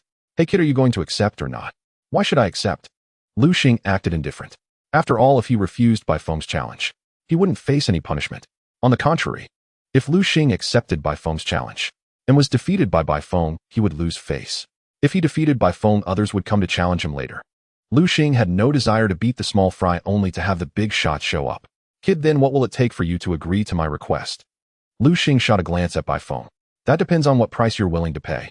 Indeed, Lu Xing planned to seize the opportunity to make a profit. Since the other party wanted to challenge him, they would have to put up a stake. Fine, if you beat me, they'll give you 100,000 Chinese yuan. What do you think? Is that stake enough? As soon as these words were spoken, what? 100,000? Fatty Su, who was beside Lu Xing, couldn't stand it anymore. Are you trying to fob off a beggar? Offering 100,000 to duel my big brother. I'm telling you, without 500,000 it's off the table. Fatty Su, being a shrewd one, immediately raised the stake to 500,000. Fine, 500,000 it is. Bai Feng agreed. After all, he couldn't believe that he would lose to Lu Xing. All right, it's settled then. Everyone listen up.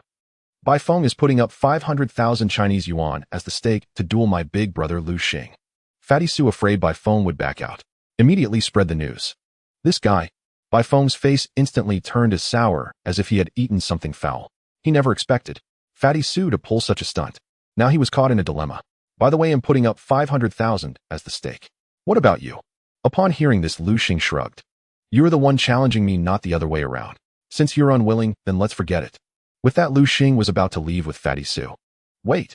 Bai Feng blocked Lu Xing. I agree. Bai Feng challenged Lu Xing because he couldn't stand Lu Xing's attitude.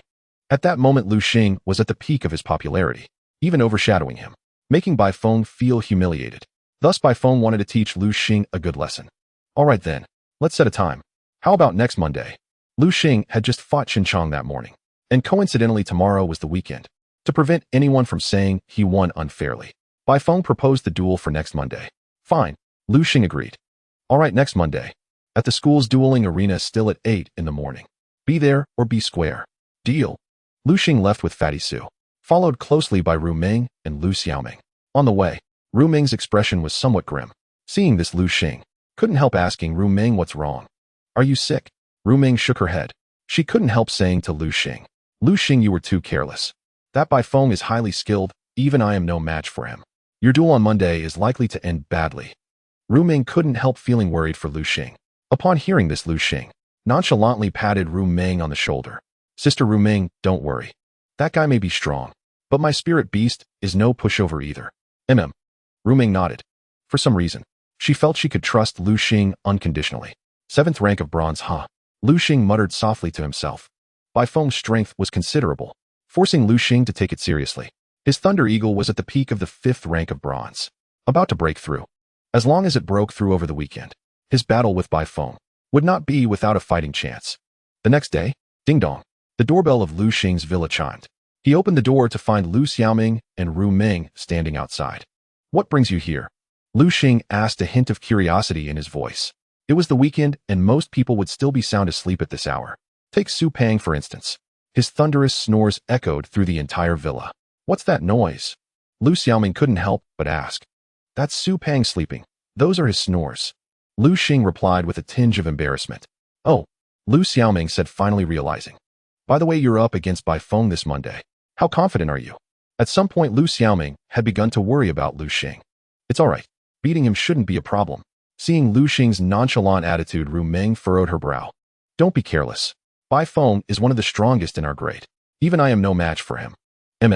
Well, don't just stand there. Come on in. We won't come in. Lu Xiaoming and Ru Ming exchanged a glance.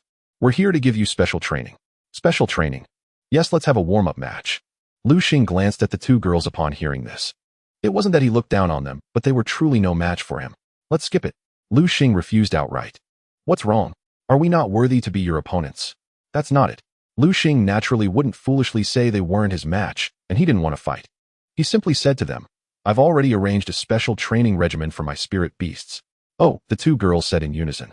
Then I'd like to see how you conduct this training. Sure. Lu Xing led the two girls to the villa's rooftop. At that moment, the black wolfhound was relentlessly attacking a large boulder. Its sharp claws struck the stone with a clanging sound, occasionally sending sparks flying. In the sky, the Thunder Eagle wore a black garment. At a glance, everyone could tell it was a weighted training suit. It seemed quite heavy. The Thunder Eagle's face showed signs of fatigue, but it persevered. Is this how you train your spirit beasts? What else would it be? Lu Xiaoming and Ru Ming were left speechless. They never expected Lu Xing to act like a hands-off overseer. His spirit beasts were toiling away at their training while he watched TV downstairs. Was that reasonable? If it were them, they would certainly stay by their beast's side. They'd also prepare a large stock of medicine to prevent any mishaps during training and constantly cheer their beasts on. After all, spirit beasts were emotional creatures. Without someone watching over them, they might start slacking off too. Watching the hard-working black wolfhound and Thunder Eagle, a flicker of envy passed through Lu Xiaoming and Ru Ming's eyes. If only their own spirit beasts were like this. Alas, training their own beasts had been a constant headache for them. All right. Let's leave them to it. Let's go downstairs to rest. Lu Xing ushered the two girls down the stairs. Time ticked by, and before they knew it, a long while had passed. Boom. Crash. Two violent explosions echoed from the rooftop. The entire room began to shake violently from the blasts. Earthquake. Su Pang leaped out of bed. He ran downstairs in nothing but his boxers. He ran right into Lu Xing and the others coming up. Lu Xing merely glanced at him, then sidestepped and dashed upstairs. When he reached the rooftop, Lu Xing found it shrouded in smoke. What's going on? As he wondered, a dark figure emerged from the haze. It was the Black Wolfhound. Black Wolfhound, you've broken through. With his system, Lu Xing could instantly see the beast's power. The Black Wolfhound nodded excitedly. Chirp. A bird cry rang out, followed by a gust of wind that blew away all the smoke and dust. A massive Thunder Eagle landed before Lu Xing. Thunder Eagle, you've broken through too. The Thunder Eagle also nodded. Great, excellent. Both the Black Wolfhound and the Thunder Eagle had leveled up, meaning Lu Xing had no worries about his Monday battle with Baifeng. Alright, come on, I'll make you something delicious to reward you properly. In the villa's courtyard, the Black Wolfhound and Thunder Eagle were feasting heartily. Su Pang was also eating with gusto. Delicious, so good. Lu Xing, your cooking keeps getting better. But Lu Xiaoming and Ru Ming, sitting across from Lu Xing, had yet to pick up their chopsticks. They stared at Lu Xing's two spirit beasts, lost in thought. What's wrong? Doesn't the food suit your taste? Lu Xiaoming and Ru Ming shook their heads. They had truly seen something new. Now they understood why Lu Xing was so strong. If only their own spirit beasts were as self-disciplined as Lu Xing's. Training on their own. Asking for extra practice. Just thinking about it made the two girls shiver. That was something they dared not even imagine. Usually if they increased the training intensity just a little, their beasts would start complaining. And if they had a bad-tempered beast, it would simply quit outright. Truly, the best spirit beasts are always someone else's. Lu Xing's beasts were the legendary someone else's. Lu Xing, I'm curious. Just what level are your Black Wolfhound and Thunder Eagle at? Lu Xiaoming was weaker than Lu Xing, so she couldn't gauge his strength. Upon hearing this, Lu Xing grinned. It's a secret. You'll find out on Monday. On Sunday, Lu Xing let his two beasts rest instead of training. Come Monday, Lu Xing arrived at the school's dueling arena as promised. As soon as he stepped in, a wave of heat washed over him. Entering the arena, Lu Xing found it more chaotic than a chicken farm. It was packed with people, all chattering endlessly. The noise was maddening. What's going on? Don't these people have classes? It was nearly 8 o'clock. Classes at Jiangnan Spirit Beast University started at 8:30. Most students would be waiting for their teachers in the classroom at this hour. He's here, he's here. A woman exclaimed with excitement upon seeing Lu Xing. Who's here? Our rookie king. Rookie king. Where is he? Another woman immediately began looking around. Isn't he right there? Following the direction of her finger, a handsome figure came into view. Wow, so handsome. Upon seeing Lu Xing's appearance, the woman couldn't help but swoon. Lu Xing had sharply defined eyebrows and bright eyes, standing over 1.8 meters tall, appearing exceptionally straight and tall. Especially his jet black lustrous hair, so soft and flowing. I can't, mom, I'm in love. Another woman felt like she could barely breathe. Lu Xing looked towards the duel platform. He noticed that Baifeng had already arrived. Baifeng was now wearing a gray suit. He still held a pink rose in his hand, sniffing it incessantly. Brat, you finally showed up. I thought you were too scared to come. Lu Xing heard this, but did not respond. Instead, he flipped over and leaped onto the arena with a very graceful motion. Cut the crap. Let's start quickly. I still have class later. Baifeng was taken aback at first. Then his face darkened. Good, very good. You're as arrogant as the rumors say. I wonder if you have the capital to back it up. Come out, my little sweethearts. Baifeng quickly formed hand seals, and instantly 2 magic arrays appeared on the ground. 2 spirit beasts emerged at the arrays. Lu Xing glanced and immediately discerned Baifeng's strength. Little Flower Fairy, attribute plant, gender NA, level bronze, rank 7, talent A, skills flower dance bind. White Wind Wolf, attribute wind, gender NA, level bronze, rank 6, talent A, skills wind blade, sharp claw, strong. This guy. Baifeng had fair skin and liked to hold roses. Lu Xing thought this guy was all show and no substance, flashy but useless. He didn't expect him to possess such strength. Alright, kid, your turn. Baifeng urged Lu Xing. He couldn't wait to teach Lu Xing a good lesson. Fine. Come out, Black Wolfhound, Thunderclap Eagle. Lu Xing summoned his Black Wolfhound and Thunderclap Eagle. The moment the Black Wolfhound and Thunderclap Eagle appeared, Baifeng's Little Flower Fairy and White Wind Wolf instinctively stepped back a few paces. What's going on? Baifeng's brows furrowed deeply. He never imagined that his spirit beast would be intimidated into retreating by Lu Xing's. An illusion, it must be an illusion, Baifeng thought, but the surrounding spectators saw it differently. Hey, did you see that, eh? I saw it. Baifeng's spirit beast stepped back the moment Lu Xing's appeared. Doesn't that mean Lu Xing's beasts are stronger than Baifeng's?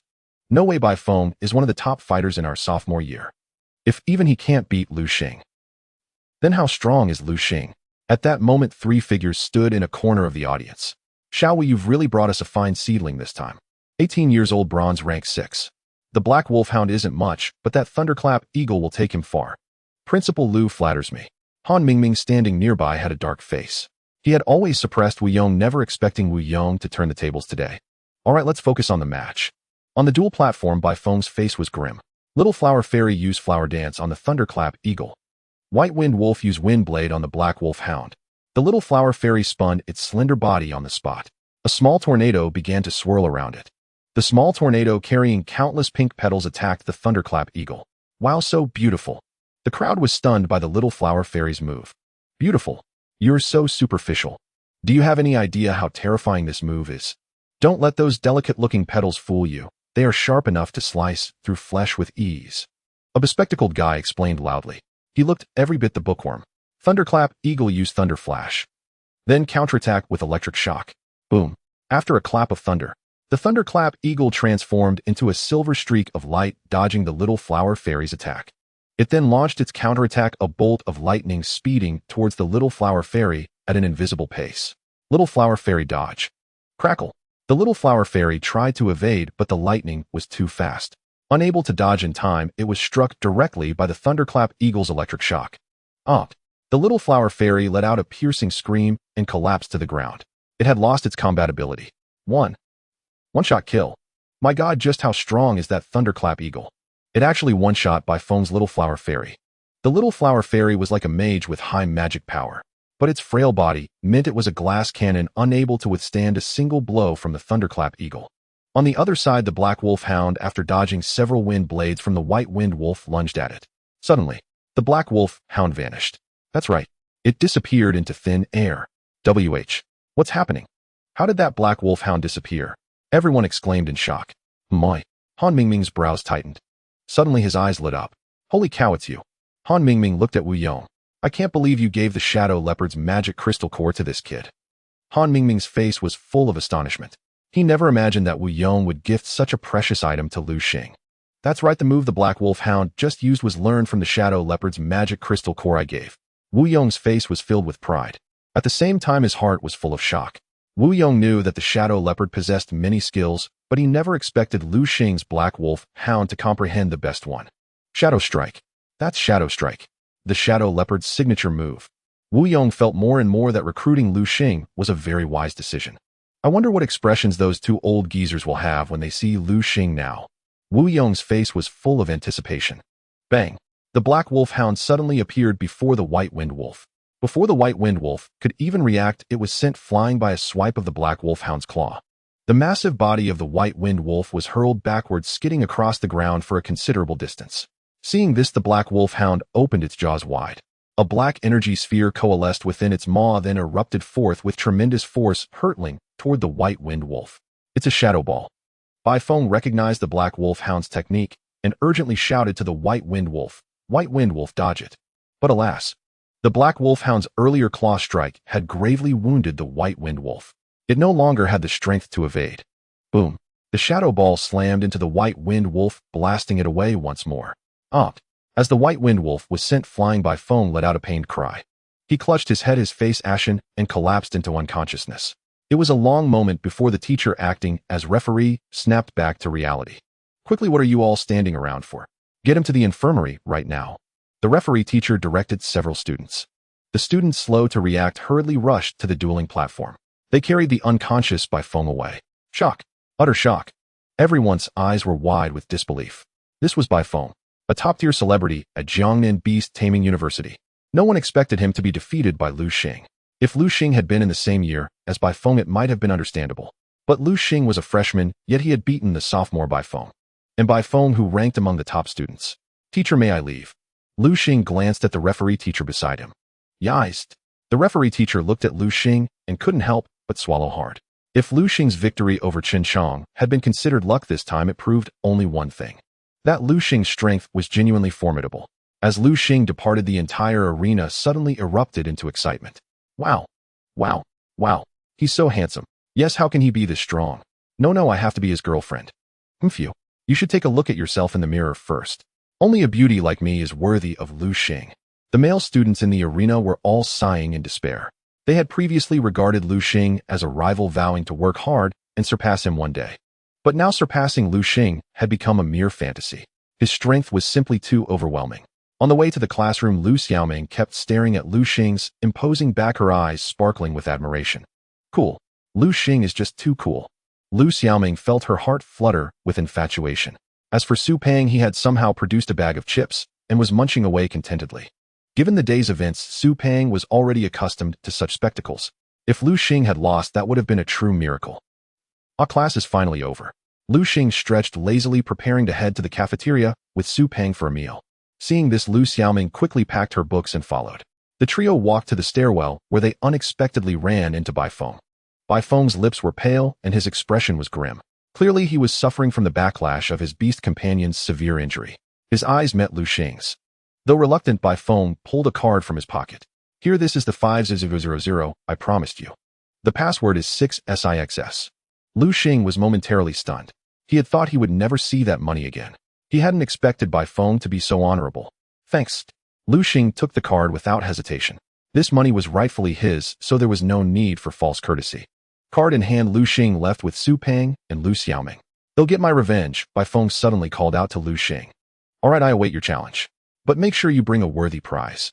Lu Xing said, shaking the card in his hand. Seeing this, Baifeng staggered, nearly tumbling down the stairs.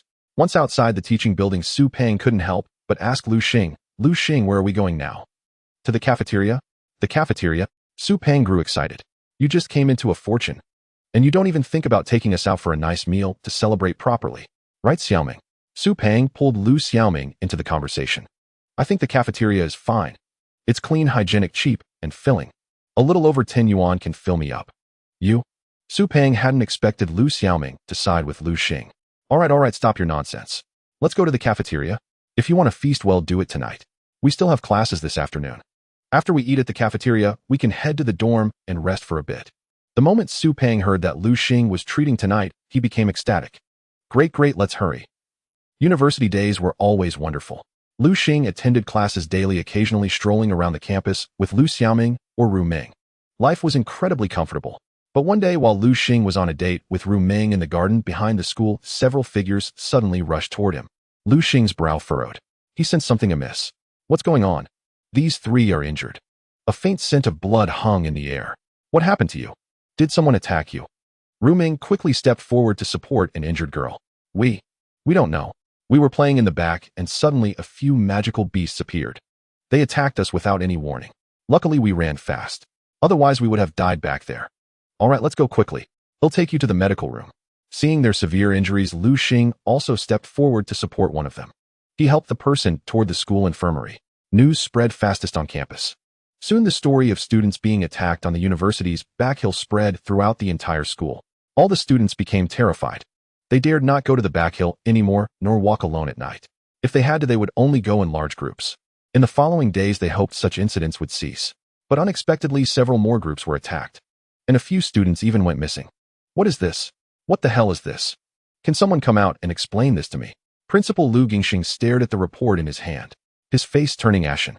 In all the years since the school's founding, Jiangnan Beast-Tamer University had never encountered such a situation. He never imagined that someone would dare to attack his students. Who has such audacity, daring to provoke the mighty? Many mentors stood around Lu Gingxing. These mentors also wore grim expressions. Clearly, the attack on the school's students brought them disgrace. Go investigate this. Also, strictly prohibit our students from going out. Principal Lu Gingxing immediately issued the order and simultaneously instructed the school's security personnel to seal off the entire campus. Students were strictly forbidden from leaving due to the school's prohibition. In the following days, the students began to grumble incessantly. Damn, are you kidding me? It's been days, and they still haven't caught the criminal. Are all the teachers in this school useless? And those from the Alliance too? Now, we can't even go out to have fun. Exactly, I'm going stir crazy. Every day besides classes, we're stuck in the dorms. If this keeps up, I don't even know what my future holds. Clearly, this incident had severely impacted everyone's wonderful university life. It wasn't just the students complaining. Lu Xing was also being bombarded by Su Peng. Inside Lu Xing's villa, Su Peng slumped dejectedly on the sofa. He slowly stuffed a potato chip into his mouth, then chewed it leisurely. Lu Xing, when will this whole thing end? My mouth is so bored and going crazy. I feel like if this goes on, I won't die from an attack, but from being suffocated. At this moment, Su Peng's mind was filled with nothing but fried chicken, roast duck skewers, and other delicacies. Hearing this, Lu Xing couldn't help but roll his eyes at Su Peng. Just bear with it a little longer. He also began to ponder. What is going on? Just as Lu Xing was puzzled, suddenly someone knocked on his door. Lu Xing opened the door and saw Ru Ming standing outside. Ru Ming looked extremely anxious. Ru Ming, what's wrong? Xiaoming. She. What happened to her? Lu Xing couldn't help but tense up. She ignored my advice and secretly ran out. Why? No time to explain, just come with me. Led by Ru Ming, Lu Xing and Su Peng headed towards the garden on the back hill. At that moment, in a rockery area of the back hill garden, Lu Xiaoming found a hidden cave. This must be the secret passage those guys were talking about. It turned out that because the school lockdown had lasted too long, the students inside were all going stir-crazy. While the school had its strategies, the students had their own tricks. They found a classmate who owned a pangolin. What is a pangolin? It's well known as a digging expert. So these guys used the pangolin to secretly dig a tunnel leading outside from the school's back hill garden. Lu Xiaoming entered the tunnel. As she walked, she looked around. I never thought these guys, though not great at studying, are pretty good at digging tunnels. Lu Xiaoming had originally thought this tunnel would be dark and damp. She never imagined that those tunnel-digging guys had not only installed electric lights in the tunnel, but also sprayed air freshener inside. It made those walking inside feel no sense of oppression. Suddenly, Lu Xiaoming's face flushed, and she instinctively glanced down at her pants. It's wet again. She didn't want to go out in the first place, but she couldn't help it. Every girl has those few uncomfortable days each month. The products sold at school were not to her liking, so she had to risk going out to buy better ones. Lu Xiaoming passed through the underground passage and arrived at the outskirts of the school. She took a deep breath. Is this the taste of freedom? It feels so good. Then she quickly left this place. What Lu Xiaoming didn't know was that, shortly after she left, a man in black leading a black wolfhound passed by. The black wolfhound was extremely sensitive to the scent of blood. As soon as it smelled blood, it immediately bared its fangs ferociously, growling with its teeth exposed. Xiaohei, have you found another target? Seeing his black wolfhound's fierce expression, the man in black immediately guessed it had discovered a new target. The black wolfhound dragged the man in black, chasing in the direction Lu Xiaoming had left. Great, if I catch this one, the number our high priest requires will be enough. I wonder how the high priest will praise me later. The man in black followed the black wolfhound, jogging along. I never thought someone would dig such a tunnel. Su Peng walked along, curiously observing everything around him. Lu Xing beside him, however, had a furrowed brow. Lu Xing never imagined that the students of Jiangnan Beast-Tamer University could be so clever. What a pity. They had used their intelligence for other purposes. The group passed through the underground passage and arrived outside the school. Finally out. I've been suffocating. Su Peng couldn't help but stretch. He said to Lu Xing and Ru Meng, when we find Xiaoming, let's grab a meal before heading back. Lu Xing nodded slightly. Black Wolfhound, have you found Xiaoming's trail? Lu Xing ignored the others and looked at the black wolfhound beside him. At that moment, the black wolfhound was lying on the ground, using its keen nose to sniff constantly. Gore! The black wolfhound suddenly barked. It ran forward a couple of steps, then stopped and looked at Lu Xing and the others, signaling them to follow. Lu Xing and the others understood and immediately followed the black wolfhound, running into the distance. The group followed the black wolfhound, unwittingly leaving the city and arriving at the outskirts. Staring at the pitch-black, dense forest before them, Su Peng couldn't help saying, Lu Xing, is your black wolfhound's nose acting up? Why would Xiaoming come to a place like this? Your nose is the one acting up. Lu Xing shot Su Peng a glare. Lu Xing had absolute faith in his black wolfhound. If the black wolfhound said Lu Xiaoming was in this direction, then Lu Xiaoming was definitely in this direction. All right, everyone keep quiet. Ru Meng was a meticulous girl. Since Lu Xing said Lu Xiaoming had come here, and this was a dense forest, it meant something was definitely wrong, and they had to stay alert. Let's go. Lu Xing and his companions followed the black wolfhound. Soon they arrived at the entrance of a cave where two figures in black stood guard. The two were keeping watch. Hey, do you think we'll succeed this time? I don't know. That's not for us to decide. Sai, I hope it works out. Then our high priest will be invincible. When that day comes, following him will mean a life of luxury. Let's hope so. As the two guards at the entrance indulged in their fantasies, deep within the cave, a massive ritual array was drawn on the ground. The array was clearly inscribed with blood. At its very center, a girl dressed in pink was bound, struggling incessantly. Not far from the array stood a platform where numerous figures in black were gathered. The leader addressed his subordinate beside him, Xiao Li Zi, you did well this time. Once I succeed, you will surely be rewarded handsomely. Upon hearing this, Xiao Li Zi immediately bowed and scraped. Thank you, High Priest. Thank you, High Priest. All right, step aside and wait. Yes. The subordinate turned and moved to the side. At that moment, a lackey approached the High Priest. High Priest, is she the final key? The High Priest nodded. Hearing this, his lackey breathed a sigh of relief. These past days, in order to capture beast tamers and collect their blood, he had spared no effort. But every beast tamer out in the world was battle-hardened. During the captures, his men had suffered heavy losses. To reduce casualties, he was forced to turn his attention to the students of Jiangnan Beast-Tamer University. However, this also led to a severe blow. The mentors of Jiangnan Beast-Tamer University launched a siege against them, killing many of their people. Fortunately today, they had gathered enough people for the ritual. Otherwise, the consequences would have been dire. Because everyone was now on alert, their plan might have been stillborn before it could even be enacted. The high priest approached the massive ritual array and drew a dagger from his bosom. With a swift slash, blood gushed from the wound. The high priest's blood fell upon the great array. Instantly, the array blazed with crimson light. Clearly driven by the high priest's spiritual energy, the array began to operate. Inside the cave, Lu Xing, Su Peng, and Ru Ming walked cautiously. They had easily disposed of the guards at the entrance. In recent days, Lu Xing's strength had improved dramatically.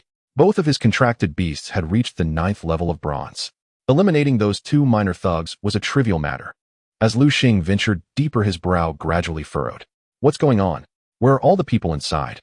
Lu Xing was astonished to find that along the way, apart from the 2 guards at the entrance, they had encountered no one else. Little did he know, to prevent anyone from discovering this place, the high priest had only revealed its location to a select few.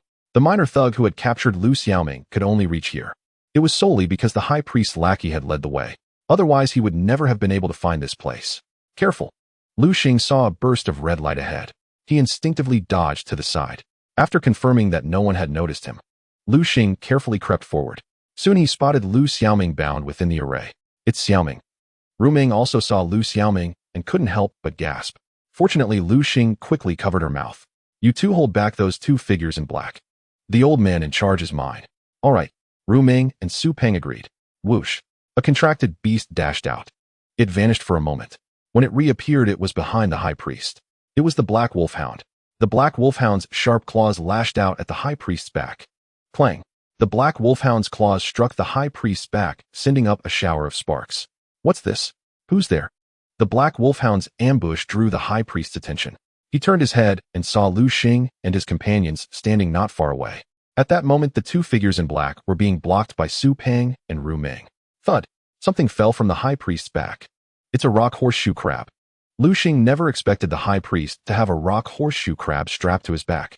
Without this creature, the black wolfhound's claw might have instantly killed the high priest. Rock horseshoe crab, attribute rock, gender NA, level silver, 2nd order talent, be known skills rock defense, flying stone. Brett, you're a student from Jiangnan Beast-Tamer University. The high priest was initially worried, but upon seeing Lu Xing's uniform, he breathed a sigh of relief. Lu Xing was wearing a red uniform. The uniforms at Jiangnan Beast-Tamer University were distinct. Red was for freshmen. In other words, Lu Xing was a first-year student. Thinking this, the high priest laughed arrogantly. Ha ha ha, interesting. This is truly interesting. I never thought that while those others couldn't find me, you, a mere boy, would succeed. Enough talk. Prepare to die. Lu Xing knew well that villains often talk too much. Black Wolfhound used rending claw on the rock horseshoe crab. Upon hearing this, the black wolfhound lunged at the rock horseshoe crab. Oomph. The high priest snorted coldly. Rock horseshoe crab used flying stone. With a whoosh, a massive stone flew towards the black wolfhound. Black wolfhound dodge. The black wolfhound ran swiftly, leaping lightly to evade the rock horseshoe crab's flying stone attack. At the same time, it closed in on the rock horseshoe crab, its sharp claws raking across its target. Bang! The black wolfhound's immense strength sent the rock horseshoe crab flying. The rock horseshoe crab flew back over 10 meters before stopping. Lu Xing looked at it and was astonished to find that after 2 consecutive attacks from the black wolfhound, this rock horseshoe crab had only sustained minor injuries. This thing is incredibly tough. Rock-type beasts were renowned for their defense. Damn, if I'd known, I should have captured a plant-type or water-type beast. Lu Xing thought to himself. He quickly made a decision in his heart. Lu Xing was now a bronze 9th level beast tamer. That meant he was about to advance to silver. Once he reached silver, Lu Xing could contract his 3rd beast. He had been pondering what his 3rd beast should be. Now it seemed he had found his direction. Black Wolfhound continued attacking the rock horseshoe crab. The black wolfhound lunged toward the rock horseshoe crab. Just as the black wolfhound and the rock horseshoe crab were locked in battle, Lu Xing suddenly felt a chill down his spine, a surge of cold rushing straight to his head. He instinctively performed a donkey roll. The moment Lu Xing rolled away, a sharp stinger pierced the spot where Lu Xing had just been. Lu Xing turned his head and saw a scorpion, a venomous tail scorpion. Lu Xing possessed the system eye and instantly discerned the strength of this venomous tail scorpion. Venomous tail scorpion, attribute poison, gender level bronze, 7th rank talent, learned skills poison strike. Damn it. The high priest's face turned grim. He never imagined that his sure-kill strike would be evaded by Lu Xing. In the world of beast-taming, tamers formed bonds with their beasts. What grew powerful was not only the beasts. Through their beasts' feedback, the tamer's physical abilities quietly strengthened as well. In later stages, it wasn't impossible for a person to fight magical beasts barehanded. Of course, the prerequisite for such barehanded combat was that the person's beast was sufficiently formidable. You really are a treacherous one. Come forth, Thunder Eagle. Lu Xing dared not be careless. He quickly formed hand seals and summoned the Thunder Eagle. Caught. As the Thunder Eagle appeared, it let out a screech. A piercing cry echoed throughout the entire cave. Thunder Eagle. The moment the High Priest saw the Thunder Eagle, his face turned deathly pale. The High Priest never expected that Lu Xing, a freshman from Jiangnan Beast-Taming University, actually possessed a Thunder Eagle. Moreover, judging by its strength, it seemed quite formidable. This is bad. His power was restricted by the venomous tail scorpion. If it weren't for the favor of a certain exalted figure, he wouldn't have achieved what he had today. His rock horseshoe crab was a gift from that very figure. But this High Priest was unwilling to remain subordinate to anyone. So after advancing to a silver-ranked beast tamer, he didn't rush to contract a third beast. Instead, he had been biding his time. Finally, a lackey presented him with a blood sacrifice summoning array. He planned to use it to summon a powerful hellish beast. He intended to rise swiftly through that hellish beast, but to his surprise, Lu Xing had disrupted his plans. Lu Xing, however, wasn't dwelling on such thoughts. Since this man dared to provoke him, he would have to learn the hard way. He'll go all out, the High Priest roared. Venomous tail scorpion, hold off the Thunder Eagle. Use poison strike. The venomous tail scorpion's tail glowed with a purple light as countless venom converged at its tip. It began to scurry. Then with a sudden leap, its sharp stinger aimed straight for the Thunder Eagle. Thunder Eagle used Thunder Flash. Boom. A flash of lightning streaked by. The Thunder Eagle dodged the venomous tail scorpion's attack. Now, Thunder Eagle used Thunderbolt. Crack. Countless currents surged around the Thunder Eagle, and then a bolt of lightning shot forth. The venomous tail scorpion, still suspended in midair, became a sitting duck. It could only let the lightning strike its body. Bang! The lightning slammed into the venomous tail scorpion. In an instant, its entire body glowed with golden light. Countless currents crackled across its form, emitting a series of popping sounds. The terrifying electricity ravaged the venomous tail scorpion's bodily functions. The venomous tail scorpion was charred both inside and out by the lightning. Thud! It crashed heavily to the ground, clearly lifeless. With the venomous tail scorpion's death, the High Priest suffered backlash. He clutched his head, his body swaying violently, and nearly collapsed. Why is it getting hotter? Su Peng, who was fighting the black-clad figure, instinctively glanced to the side. He saw a crack forming within the grand array. A hand wreathed in flames reached out from within. Not good. Lu Xing, look over there. At Su Peng's warning, Lu Xing also noticed the situation within the array. Just as that flaming arm was about to grab Lu Xiaoming, Thunder Eagle saved Lu Xiaoming. Caught. The Thunder Eagle screeched and flapped its wings powerfully. It swooped swiftly, arriving just before the hand could seize Lu Xiaoming and carried her away. Roar! Lu Xiaoming was the sacrifice for that monster. Now that the sacrifice had been taken, the monster began to rage. It let out furious roars, causing the entire cave to shake violently. The High Priest spat out a mouthful of blood. His body swayed unsteadily. Black Wolfhound, it's up to you. Deliver the final blow to the rock horseshoe crab. Though the rock horseshoe crab's shell was quite hard after several consecutive attacks from the Black Wolfhound, its tough exterior was already battered and broken. Thud! Without its hard shell, the Black Wolfhound's claws easily pierced into the rock horseshoe crab's body, killing it outright. For the already faltering High Priest, the death of the rock horseshoe crab was the final straw. The High Priest fell straight to the ground, his eyes filled with unwillingness. He had plotted for this day for a long time, enduring humiliation and hardship. To secure a good position, he had swallowed his pride and literally acted as a dog for his superior. Yet to his dismay, everything fell apart today. He refused to accept it. He simply couldn't accept it. But there was no chance for redemption. Roar! At the grand array, just as that creature was about to emerge, the formation lost its spiritual energy flow due to the High Priest's death. It began to collapse. Soon after, the crack in the formation actually sealed shut. Phew! Lu Xing let out a sigh of relief as he looked at the shattered array. That was close, he said, still shaken. Lu Xing never imagined that the High Priest's blood sacrifice array could summon such a thing.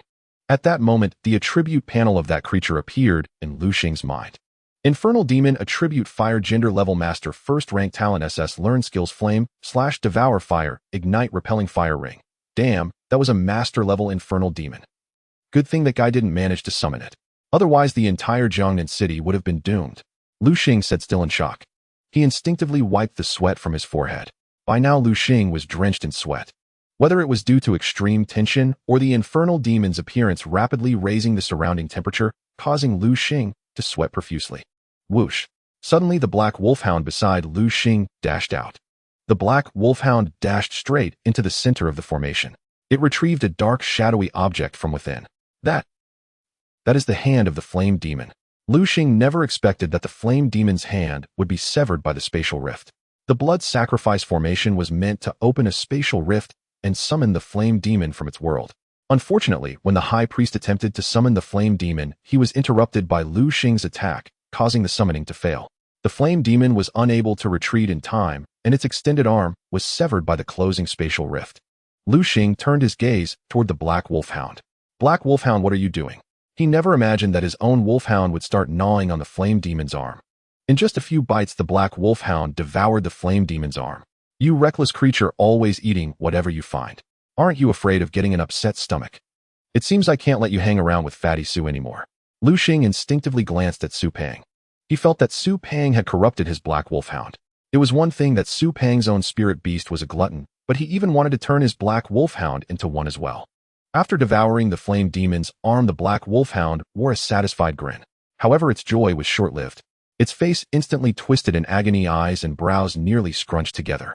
The black wolfhound collapsed to the ground, letting out pained howls. Black wolfhound. Lu Xing rushed toward it with concern, but after just a few steps he halted. What's happening?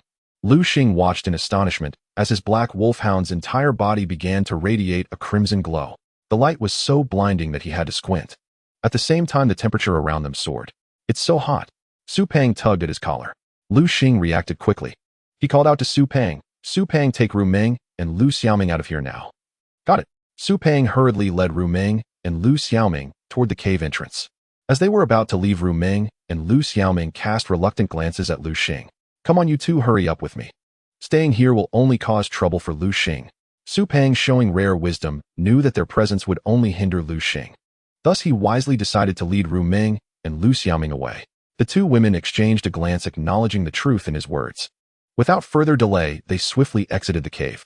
Outside the cave, Su Pang and the others waited anxiously. "Do you think Lu Xing will be okay?"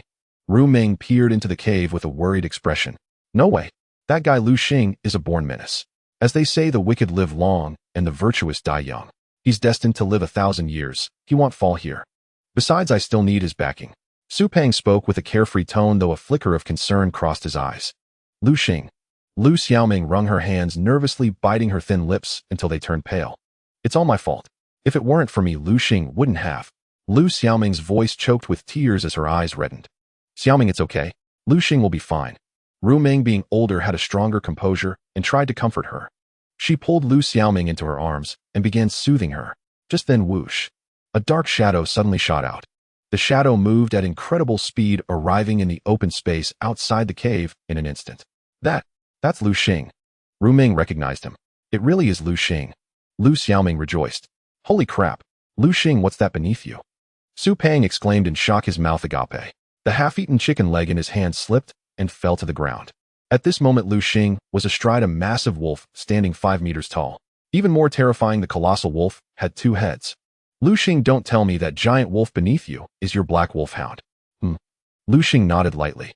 Though his face bore only a faint smile, Lu Xing's heart was already brimming with joy.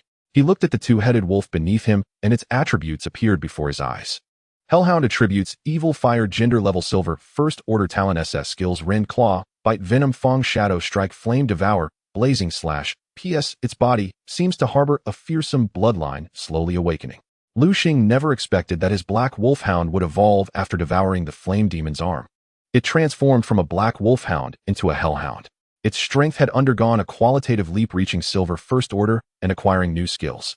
Flame Devour: Consume flames to strengthen oneself. All fires in the world become your nourishment. Blazing Slash: Unleash a blade of fire to strike the enemy fiercely. Powerful. Truly overwhelming.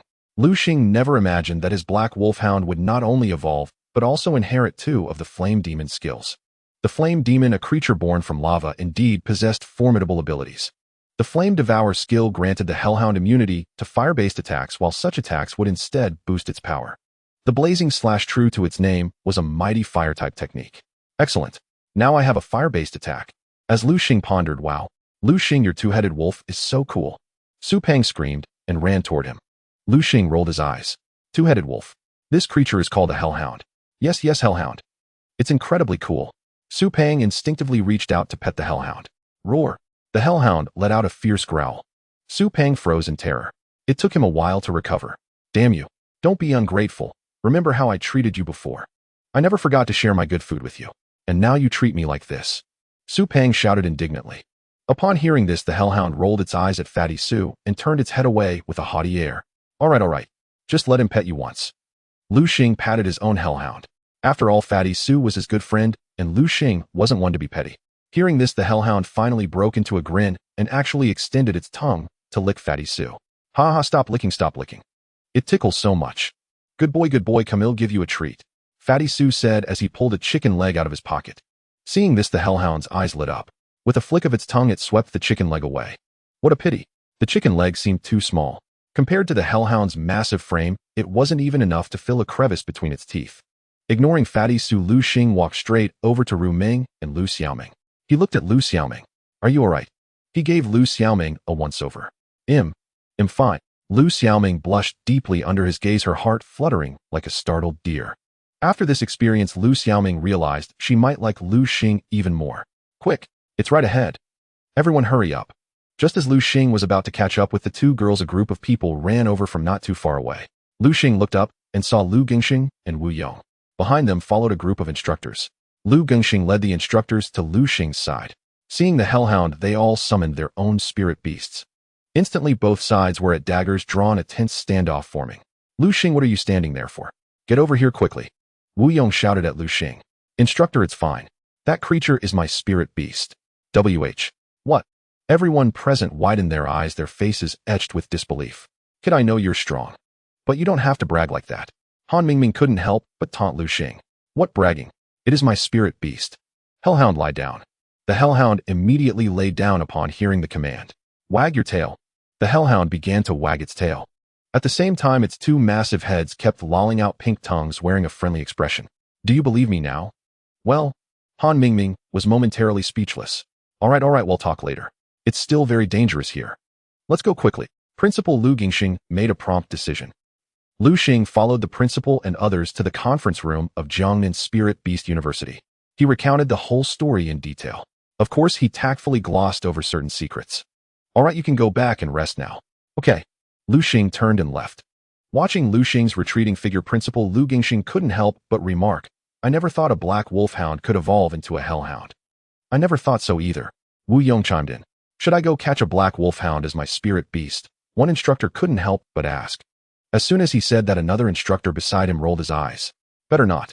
Do you really think you have a chance to get the arm of a flame demon? That was a flame demon. Flame demons lived in lava zones where temperatures were so high that ordinary people couldn't even get close.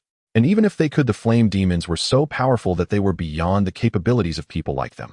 With that thought, the instructor who had wanted to contract a black wolfhound immediately dropped the idea. All right, since they've returned safely, this matter is settled for now. But Principal Lu Gingxing stared at the black robe in his hand, lost in thought. Looking at the logo on the robe, he muttered under his breath, the Salvation Sect, huh? I never thought this evil organization would rise from the ashes. At the dawn of the spiritual energy resurgence, a sinister organization had appeared. Under the guise of saving the world, they engaged in arson, murder, and looting. These scumbags grew faster and faster, eventually threatening the stability of human society. It was then that the nation finally stepped in. They sent out powerful experts to purge the Salvation Sect. Lu Gingxing never imagined that after all these years this cult would rise again. It seems I need to report this matter. The affairs of the Salvation Sect were very secretive, and it had been many years since they were active. Aside from those powerful individuals who still remembered, new forces like Lu Xing knew nothing of the Salvation Sect's existence. Lu Xing left the principal's office. Riding his hellhound, he cut a dashing figure across the campus. Wow, look at that. So imposing. There's someone riding on its back. I know that guy. His name is Lu Xing, the freshman champion. Wow, he's so handsome. I really like him. Many infatuated girls couldn't help but let out exclamations. This guy is so full of himself. In a teaching building not far away, a few guys stood on the 4th floor, leaning on the railing, looking down. By phone, you lost to this guy. You really suck. A red-haired guy couldn't help but taunt By phone. By phone glanced at the red-haired man and said with some displeasure, Jiang Yin, you can't say anything decent. If you're so capable, go challenge him.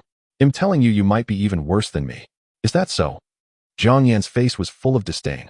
Then I'll go give it a try today. With that, Jiang Yan turned and left. He was going downstairs to challenge Lu Xing. Watching Jiang Yan's retreating figure, a green-haired guy couldn't help asking the blue-haired one beside him, Lan Tian, do you think Jiang Yan has a chance of winning? I think it's doubtful. That guy is pretty strong. If Jiang Yan goes, he'll probably end up in deep trouble. Serves him right. Who told him to be so arrogant? Bai Feng's eyes were now full of anticipation. Lu Xing, you've got to grind Jiang Yan into the ground. Somehow Bai Feng had already started cheering for Lu Xing in his heart, completely forgetting that Lu Xing had defeated him earlier. Lu Xing was riding the hellhound heading back to his dormitory. Stop right there. Just then a red-haired guy blocked his path. Something the matter? Lu Xing frowned slightly. He hadn't expected such an oblivious fool to dare block his path. Kid, if you've got the guts, come with me to the school's arena. Jiang Yan placed his hands on his hips, looking rather smug, as if being challenged by him was some great honor. Sorry, not interested. Lu Xing just wanted to go back and get a good sleep. After everything that had happened, coupled with the interrogation from Lu Gingxing and the others, he was already mentally and physically exhausted. Huh? Lu Xing yawned. Seeing Lu Xing's absent-minded demeanor, Jiang Yan said angrily, Brat, what do I have to do for you to accept my challenge like you accepted Bai Feng's? Bai Feng. Lu Xing's eyes lit up at the mention. Bai Feng was like a money-dispensing child in his eyes. Since this guy knows Bai Feng, that means. A faint smirk curled at the corner of Lu Xing's mouth. A fat sheep delivering itself to the slaughter. How could I not fleece it? He looked at Jiang Yan and said, since you know Bai Feng, you must also know my rules for accepting a challenge. Rules? Jiang Yan was momentarily stunned, but quickly recovered. Oh, you mean that 50,000 prize money? Don't worry, I can easily afford such a small sum. Lu Xing's heart rejoiced. He had been worried this fat sheep might not be plump enough. Fine, I accept. Lu Xing's black wolf hound had evolved into a hellhound. Its appetite must have increased.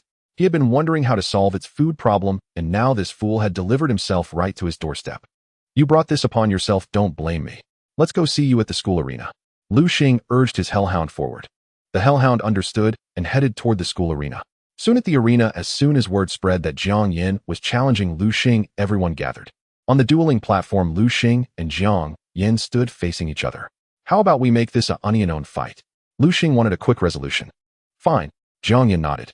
He was a sophomore and didn't want to be accused of bullying a freshman, so he agreed to Lu Xing's request. Looking at the hellhound before him, come forth, my flame lion.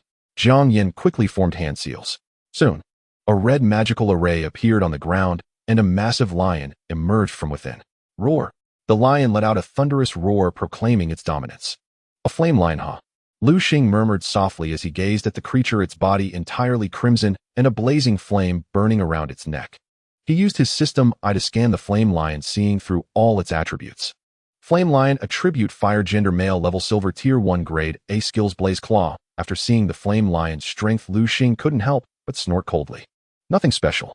Moreover, as if struck by a thought, a cold smirk spread across his face. Flame lion, use blaze. The flame lion opened its mouth and a scorching jet of flame shot toward the hellhound. Well met. Lu Xing didn't order the hellhound to dodge. Instead, he let the flame lion's fire strike at Hedon. Bang! The flames impacted the hellhound, causing an explosion. Watching the rising dust and smoke, Jiang Yan sneered. Seems this guy is nothing special. He believed his flame lion had instantly killed Lu Xing's hellhound. But as the smoke cleared, how is this possible? Jiang Yan rubbed his eyes in disbelief at what he saw. What's going on? Why is your hellhound completely unharmed? My flame lion's flames definitely hit it. Is that so? Maybe your flame lion is like you. All show and no go. You. Jiang Yan was left speechless by Lu Xing's taunt. He gritted his teeth. I refuse to believe ITLL survived this time. Flame lion, use blaze again. This time keep it going longer. The flame lion opened its mouth and unleashed a torrent of blazing fire. The flames struck the hellhound, roasting it incessantly. SSO hot. Yeah, it's sweltering. What's with that hellhound? It's actually immune to the flame lion's attack. By now it was clear to any keen observer that the flame lion's flames had no effect on the hellhound. Hep. Lu Xing yawned, but inwardly he was overjoyed. This flame devour skill is just too powerful. It's practically the bane of all fire-type spirit beasts. The flame devour skill was Lu Xing's secret weapon, and he naturally wouldn't tell anyone. So he said nonchalantly, boring, let's just end this now. Hellhound, use flame slash. The hellhound understood and swung its right claw forward. Instantly, a massive crescent blade of flame shot toward the flame lion. The flame slash directly cut through the flame lion's blaze. Bang! It struck the flame lion, sending it flying backward. Flame lion. Jiang Yan rushed over to his beast. Seeing it on the verge of death, his face was filled with anguish. This flame lion was his treasure. All right, hand over the money. Looks like you can't continue. Lu Xing felt no sympathy for someone who challenged him without reason. Here, Jiang Yin pulled out a card and tossed it to Lu Xing. There's 600,000 inside. The password is 123,456. The extra 100,000 is a gift. Jiang Yin was generously wealthy, casually gifting 100,000 Chinese yuan. Thanks then. Lu Xing didn't stand on ceremony with Jiang Yin. He took the card and left directly. As Lu Xing departed, the crowd erupted into excitement. "MME God, what did I just see?" Jiang Yin actually lost. And he lost to Lu Xing, a freshman. Jiang Yin was ranked in the top 3 of the sophomore year. He lost to Lu Xing. Just who is this Lu Xing? Everyone began to speculate about Lu Xing's background. Could he be some big shot's grandson? Or maybe the son of a high-ranking official? While the crowd buzzed with chatter, our protagonist, Lu Xing, was already heading toward his villa, prize money in hand. As Lu Xing stepped into the villa, he saw Su Peng and the 2 women Ru Meng sitting there. Lu Xing, the principal, didn't say anything, did he? Xiao Ming asked with a worried expression. After all, this whole affair had started because of her. What could they say? Lu Xing shrugged. Don't worry, it's fine. A faint smile appeared on his face. Lu Xiaoming let out a sigh of relief. By the way, Lu Xing, where have you been all this time? You're not going to tell me the principal was interrogating you the whole time, are you? No, I just took a moment to fleece a fat sheep. A fat sheep? Su Peng was momentarily stunned before catching on. You little rascal, you've come into another windfall. That's great. Come on, let's hit the 3rd floor of the school cafeteria. Your treat again. Fine. Lu Xing glanced at his friends. This whole incident had indeed given them quite a scare. So going for a big feast now seemed like a good idea. Emerging from the 3rd floor cafeteria, Su Peng patted his round belly with satisfaction. Oh, that feels great. Food and desire are human nature. Su Peng's primary purpose in life was to fill his stomach. He looked at Lu Xing and the 2 girls, sensing the atmosphere had grown awkward. Lu Xing him off. Su Peng had no desire to be caught in the middle as a third wheel. He quickly departed, leaving Lu Xing with Rumeng and the other girl. Lu Xing looked at the 2 girls, knowing this wasn't the time for catching up. So he said to them, "It's getting late. You 2 should head back and rest too." "Hey Su Peng, wait up." Lu Xing chased after Su Peng's retreating figure. "That guy."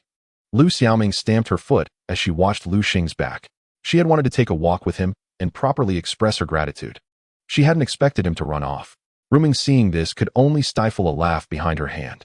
Over the next few days, Principal Lu Gingxing led a group of instructors to purge the remaining remnants of the Salvation cult outside the school. Once everything was cleaned up, the lockdown of Jiangnan Beast-Taming University was finally lifted. It was on this day. The students poured out of the school like convicts just released from prison, surging madly toward the outside world like a tidal wave. Inside Lu Xing's villa, Su Peng shook his arm. Lu Xing, come on, take me out for a good meal." Su Peng actually started acting spoiled. Lu Xing's skin crawled. "Go if you want. I have something important to do." "Something important? What could be more important than eating?" "I'm thinking about which beast to tame next." "Your next beast?" Su Peng's eyes went wide. Since his strength had always been inferior to Lu Xing's, he couldn't gauge Lu Xing's true power. Hearing Lu Xing mention contracting another beast, Su Peng couldn't help but exclaim, "Whoa, Lu Xing, no way. Don't tell me you're already a silver beast tamer." "Yeah." Lu Xing nodded. "My God, you're such a freak. Is there no justice? I'm this handsome and adorable, and I work so hard. And I still can't even keep up with your heels."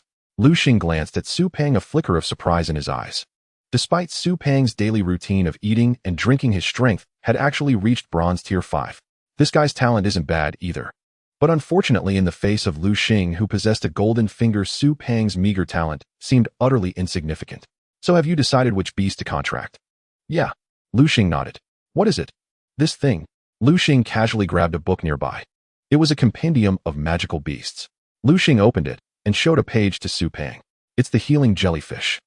The healing jellyfish, true to its name, possessed extraordinary regenerative abilities. Lu Xing had a faint suspicion that taming beasts affected the tamer's constitution. For instance, the hellhound had the fire-devouring talent. Lu Xing felt he himself had become impervious to flames. To test this idea, he had secretly used a lighter to burn his own finger. As it turned out, the lighter's flame couldn't harm him at all. So Lu Xing wanted to contract a healing jellyfish.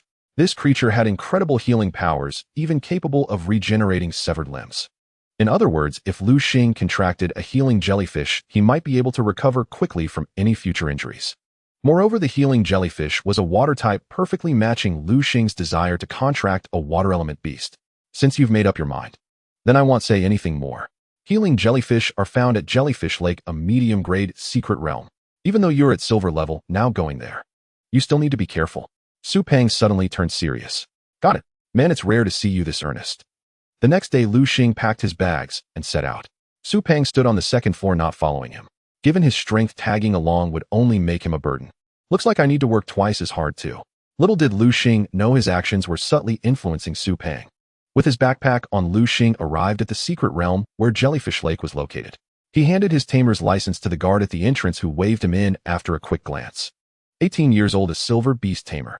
Looks like Jiangnan Beast-Taming University has recruited another promising talent. The guards at the gate, having been stationed there for years, had developed keen eyes. With just a few glances, they could see through Lu Xing's background. After all, someone as young and powerful as Lu Xing could only come from Jiangnan Beast-Taming University. Students from the capital or the Magic City wouldn't bother traveling all the way to Jiangnan City. Lu Xing entered the secret realm. He had already purchased a map of the area. Following its directions, he successfully arrived at Jellyfish Lake. This place truly lives up to its reputation as a medium-grade secret realm. Along the way, Lu Xing encountered many powerful magical beasts. He dealt with the weaker ones on the spot, while for the stronger ones he relied on the Hellhound's keen sense of smell to steer clear in advance. So this is the legendary Jellyfish Lake. Lu Xing gazed at the vast lake before him. It was dusk. The setting sun cast a fiery red glow across the entire lake, making it shimmer with crimson light. How beautiful! Lu Xing couldn't help but let out a sigh of admiration. Lu Xing began to scour the shores of the Jellyfish Lake. Healing jellyfish, he muttered under his breath. His piercing eyes ceaselessly swept across the surface of the Jellyfish Lake. After reaching the silver rank, most beast tamers would choose to contract wild magical beasts as their tamed beasts rather than those captured within the city. This was because upon reaching the silver level, beast tamers could contract silver-ranked tamed beasts, and silver-ranked magical beasts were extremely difficult for humans to capture. Even if caught, their formidable strength made it nearly impossible for iron cages to contain them. Hence, Lu Xing chose to come to Jellyfish Lake to capture a healing jellyfish rather than purchase one from a tamed beast shop. Of course, some people opted for stability and bought tamed beasts from shops, but this approach had its drawbacks. The purchased tamed beasts were weak in strength. Even with high potential, they required a period of nurturing before they could become combat-ready. Wild captured tamed beasts were different. At the moment of capture, whatever their strength was, that would remain after the contract, greatly saving cultivation time. Thus, the stronger beast tamers almost always chose to contract tamed beasts in the wild. Lu Xing circled most of Jellyfish Lake. Damn, is this for real, eh? Although there are many healing jellyfish in this lake, their potential is so poor. Lu Xing possessed the system I, allowing him to easily see through the potential of the healing jellyfish. Though there were many here, most had E or F potential. After searching, Lu Xing found at most one with a rank potential. Should I go for that or rank 1? The thought had just crossed his mind when he immediately shook his head, dismissing it. As someone with a golden finger, he would rather have none than settle for mediocrity. What? A rank? Lu Xing would only contract an S-rank tamed beast. A rank beast. Even a dog wouldn't want it. If outsiders knew Lu Xing's thoughts, they would surely berate him for being excessive. After all, they had expended immense effort just to obtain an A-rank tamed beast. Some might never contract an A-rank tamed beast in their entire lives. Yet here was Lu Xing turning up his nose at an A-rank healing jellyfish. Should I head to the center of the lake? Lu Xing reasoned that higher potential healing jellyfish might not be near the shore, but in the middle of the lake. Let me finish scouting this lake first. Lu Xing continued walking. As he moved, the surrounding sky gradually darkened. A bright moon quietly hung in the sky. Whoosh! A cold wind blew. Lu Xing couldn't help but shiver. Phew! He exhaled a warm breath. Looks like he'll have to search again tomorrow. Though the moonlight was bright, the night was still somewhat dim, affecting Lu Xing's vision. Just as Lu Xing was about to leave, the distant lake surface suddenly emitted a splashing sound. The once calm mirror-like surface began to ripple in layers. Could there be a silver lining? Lu Xing looked toward the sound. Not far away, the water was glowing with 7-colored light. Lu Xing stared intently and couldn't help but exclaim, "It's a 7-colored jellyfish." The attribute panel of the 7-colored jellyfish appeared before him. 7-colored jellyfish attributes: water poison, gender NA level silver, first rank, potential S, learned skills, super healing poison, whip poison, jet softness, strength, potential silver, first rank, 7-colored jellyfish. Not bad. Lu Xing rolled up his sleeves. He was ready to tame this 7-colored jellyfish. He had previously read that book of evolution. From the book, Lu Xing learned that the 7-colored jellyfish was an evolved form of the healing jellyfish. The conditions for a healing jellyfish to evolve into a 7-colored jellyfish were extremely demanding. Originally, Lu Xing had been thinking about how to gather those materials since he planned to tame a healing jellyfish. But now those materials were unnecessary. Here was a ready-made 7-colored jellyfish with decent potential. Naturally, Lu Xing wouldn't go far for a healing jellyfish. Just as Lu Xing summoned the Thunder Eagle to begin taming the 7-colored jellyfish, the once calm lake surface suddenly grew turbulent. Boom! A massive explosion sounded, followed by a gigantic water spout shooting into the sky. Oh, that was close. I almost got drenched. Just as the water was about to hit Lu Xing, the hellhound carried him away to safety. Lu Xing rode on the hellhound's back, squinting his eyes. He looked toward Jellyfish Lake. At some point, a huge creature had appeared on the surface. It opened its massive maw and lunged at the 7-colored jellyfish. Ow! The 7-colored jellyfish, bitten by the giant creature, let out a pained cry. But it was no pushover. It began lashing out with its countless tentacles, whipping the giant creature relentlessly. The thick tentacles of the 7-colored jellyfish struck the giant creature's body, producing a slapping sound and sending up splashes of water. Watching the two magical beasts fight, Lu Xing had no intention of intervening. Instead, he watched with keen interest. He looked at the giant creature, and its attributes were instantly laid bare before him. Spirit Water Turtle attributes: Water, Gender, NA, Level Silver, First Rank, Potential SS, Learned Skills, Super Healing, Spiked Shell, Angry. But upon seeing the creature's attributes, Lu Xing's eyes lit up.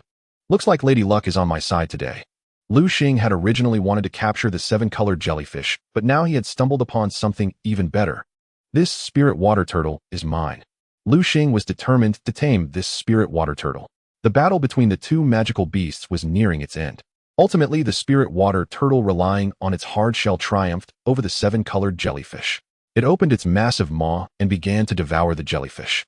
The huge 7-colored jellyfish was being consumed bit by the Spirit Water Turtle. Seeing that the turtle was about to finish its meal, Lu Xing knew his chance had come. Thunder Eagle used lightning on the Spirit Water Turtle. Caught! The Thunder Eagle screeched. It had been waiting nearby for this moment. At Lu Xing's command, the Thunder Eagle launched its attack on the Spirit Water Turtle. Rumble! A thick bolt of lightning struck the turtle. Seeing the lightning bolt hurtling toward him, the Spirit Water Turtle had no time to react. It attempted to dodge, but the lightning was already upon it. Boom! The Thunder Eagle's lightning struck the Spirit Water Turtle's body. The turtle's entire form blazed with golden light. With a pained roar, it spat out a significant portion of the flesh it had devoured. As a water attribute magical beast, the Spirit Water Turtle was highly vulnerable to lightning. Lightning, being an electric attribute attack, dealt immense damage to it. Thunder Eagle used another electric shock. Lu Xing knew the Spirit Water Turtle had thick skin and sturdy flesh. A single lightning strike might not be enough to finish it off. To prevent the Spirit Water Turtle from escaping, Lu Xing immediately ordered Thunder Eagle to deliver a finishing blow. Of course, he dared not let Thunder Eagle use its ultimate lightning technique, fearing it might kill the turtle outright. If that happened, he would truly be devastated. Crack! Thunder Eagle's electric shock struck the Spirit Water Turtle once more. The Spirit Water Turtle cried out in pain again, its body numbed by the electricity. It fell unconscious. Seeing the blackened turtle before him, Lu Xing breathed a sigh of relief. He had genuinely feared Thunder Eagle would be too harsh and kill the Spirit Water Turtle. Thunder Eagle! Lu Xing called out. Understanding the command, Thunder Eagle flew to Lu Xing's side. Mounting the eagle, Lu Xing soared above the Spirit Water Turtle. He formed hand seals, channeled his spiritual energy, and began drawing a contract formation. Soon a white contract formation materialized around the Spirit Water Turtle. It radiated a dazzling light, then transformed into a stream of light that surged into Lu Xing's sea of consciousness. Lu Xing sensed a connection forming with the Spirit Water Turtle. He had successfully contracted it. Return, Spirit Water Turtle. He chanted the beast-taming incantation and withdrew the Spirit Water Turtle into the beast-taming space. Through his divine sense, he perceived the turtle's condition within. To his astonishment, the Spirit Water Turtle's injuries were healing rapidly. Is this the power of the super healing skill? Lu Xing murmured to himself. Just 10 minutes later, he was amazed to find that the once-dying Spirit Water Turtle had fully recovered. Incredible! Truly incredible! The Spirit Water Turtle's strength was still insufficient, but if it reached the later stages, it would become an indestructible cockroach. Moreover, Lu Xing discovered that his Spirit Water Turtle possessed another terrifying skill, Spiked Shell. Spiked Shell reflects all physical damage back to the attacker in the same manner. Amazing! Isn't this the otherworldly version of a counterarmor? And it's 100% reflection. The skill was mediocre on its own, but paired with super healing, it became a divine ability. From now on, any magical beast relying on physical attacks that faced his Spirit Water Turtle would find that hitting it was akin to hitting themselves. That thought echoed in Lu Xing's mind. The Spirit Water Turtle possessed super healing, while its opponents did not. With this disparity, the turtle could slowly drain its foes to death. After emerging from Lu Xing's beast-taming space, the spirit water turtle showed no fear. Instead, it crawled toward the half-eaten rainbow jellyfish. What followed left Lu Xing speechless. The turtle resumed eating, devouring the remaining rainbow jellyfish in a few bites, as if it were a starving ghost reborn. Have I been infected by Fatty Sue? Did he cause my contracted beasts to become gluttons too? That can't be right. As Lu Xing pondered in confusion, the turtle cried out, "Hungry. I'm so hungry." It plunged into the jellyfish lake and began hunting the healing jellyfish. The poor healing jellyfish were no match for the spirit water turtle. Soon all were devoured. Watching the satisfied turtle after its meal, Lu Xing understood several things. First, why did the spirit water turtle have the super healing skill? It likely developed it from eating healing jellyfish. Second, why was the turtle so ravenous? The super healing skill was the culprit. Super healing allowed the turtle to recover quickly, but healing required drawing on its entire bodis energy.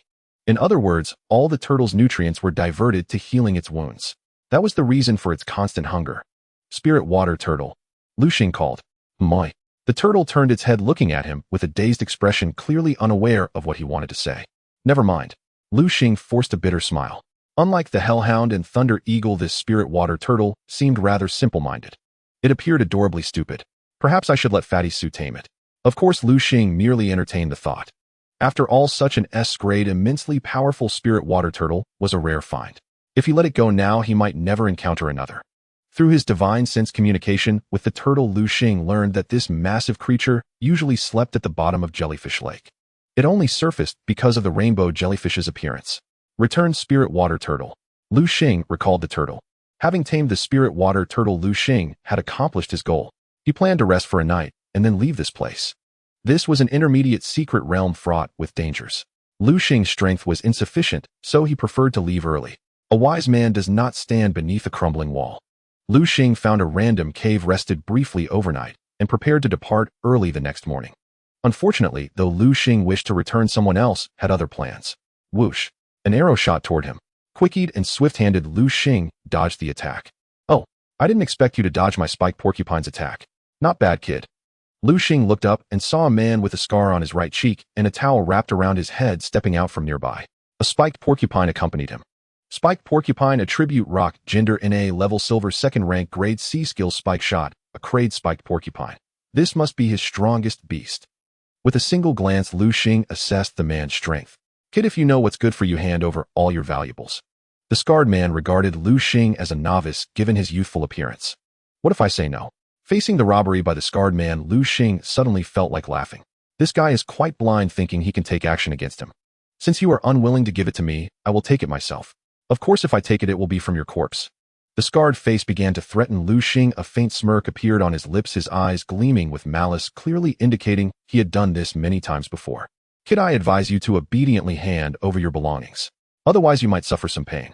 The scarred man only sought wealth. If he could easily obtain what Lu Xing had, he would prefer not to fight. That's why he kept advising Lu Xing. "If you want something from me, then come and take it." Lu Xing quickly began to form a hand seal. "Come forth, spirit water tortoise." Lu Xing summoned the spirit water tortoise. Spirit water tortoise. The scarred man was momentarily taken aback. However, he quickly calmed down. He thought Lu Xing looked so young. How strong could this spirit water tortoise be? "It's just a big turtle. Let me show you how I will kill it." This is land, and in the scarred man's subconscious. Turtles move particularly slowly on land. Facing his spiny porcupine, it is just a living target. Spiny porcupine, use spike shot. Upon hearing this, the spiny porcupine suddenly leaned forward. Whoosh, whoosh, whoosh. 3 extremely sharp spikes shot towards the spirit water tortoise. Spirit water tortoise, retract into your shell. The spirit water tortoise immediately pulled its head and limbs into its shell. Ding, ding, ding. 3 sharp spikes struck the hard shell of the spirit water tortoise instantly, creating a flurry of sparks. However, the tortoise's shell was tough enough that the spiny porcupine's attack caused it no harm. In contrast, the spiny porcupine displayed a painful expression on its face. "Spiny porcupine, what's wrong?" The scarred man couldn't fathom why the one attacking was the spiny porcupine, yet it was the one that ended up injured. Seeing this, Lu Xing smirked slightly. This spiny shell is indeed quite useful. The spiny shell reflects physical attacks, and the spiny porcupine's spike shot is a physical attack, hence it suffered the backlash. Damn it! The scarred man began to curse loudly. "Spiny porcupine, do not attack that spirit water tortoise. Aim for that little punk instead. Shoot hard."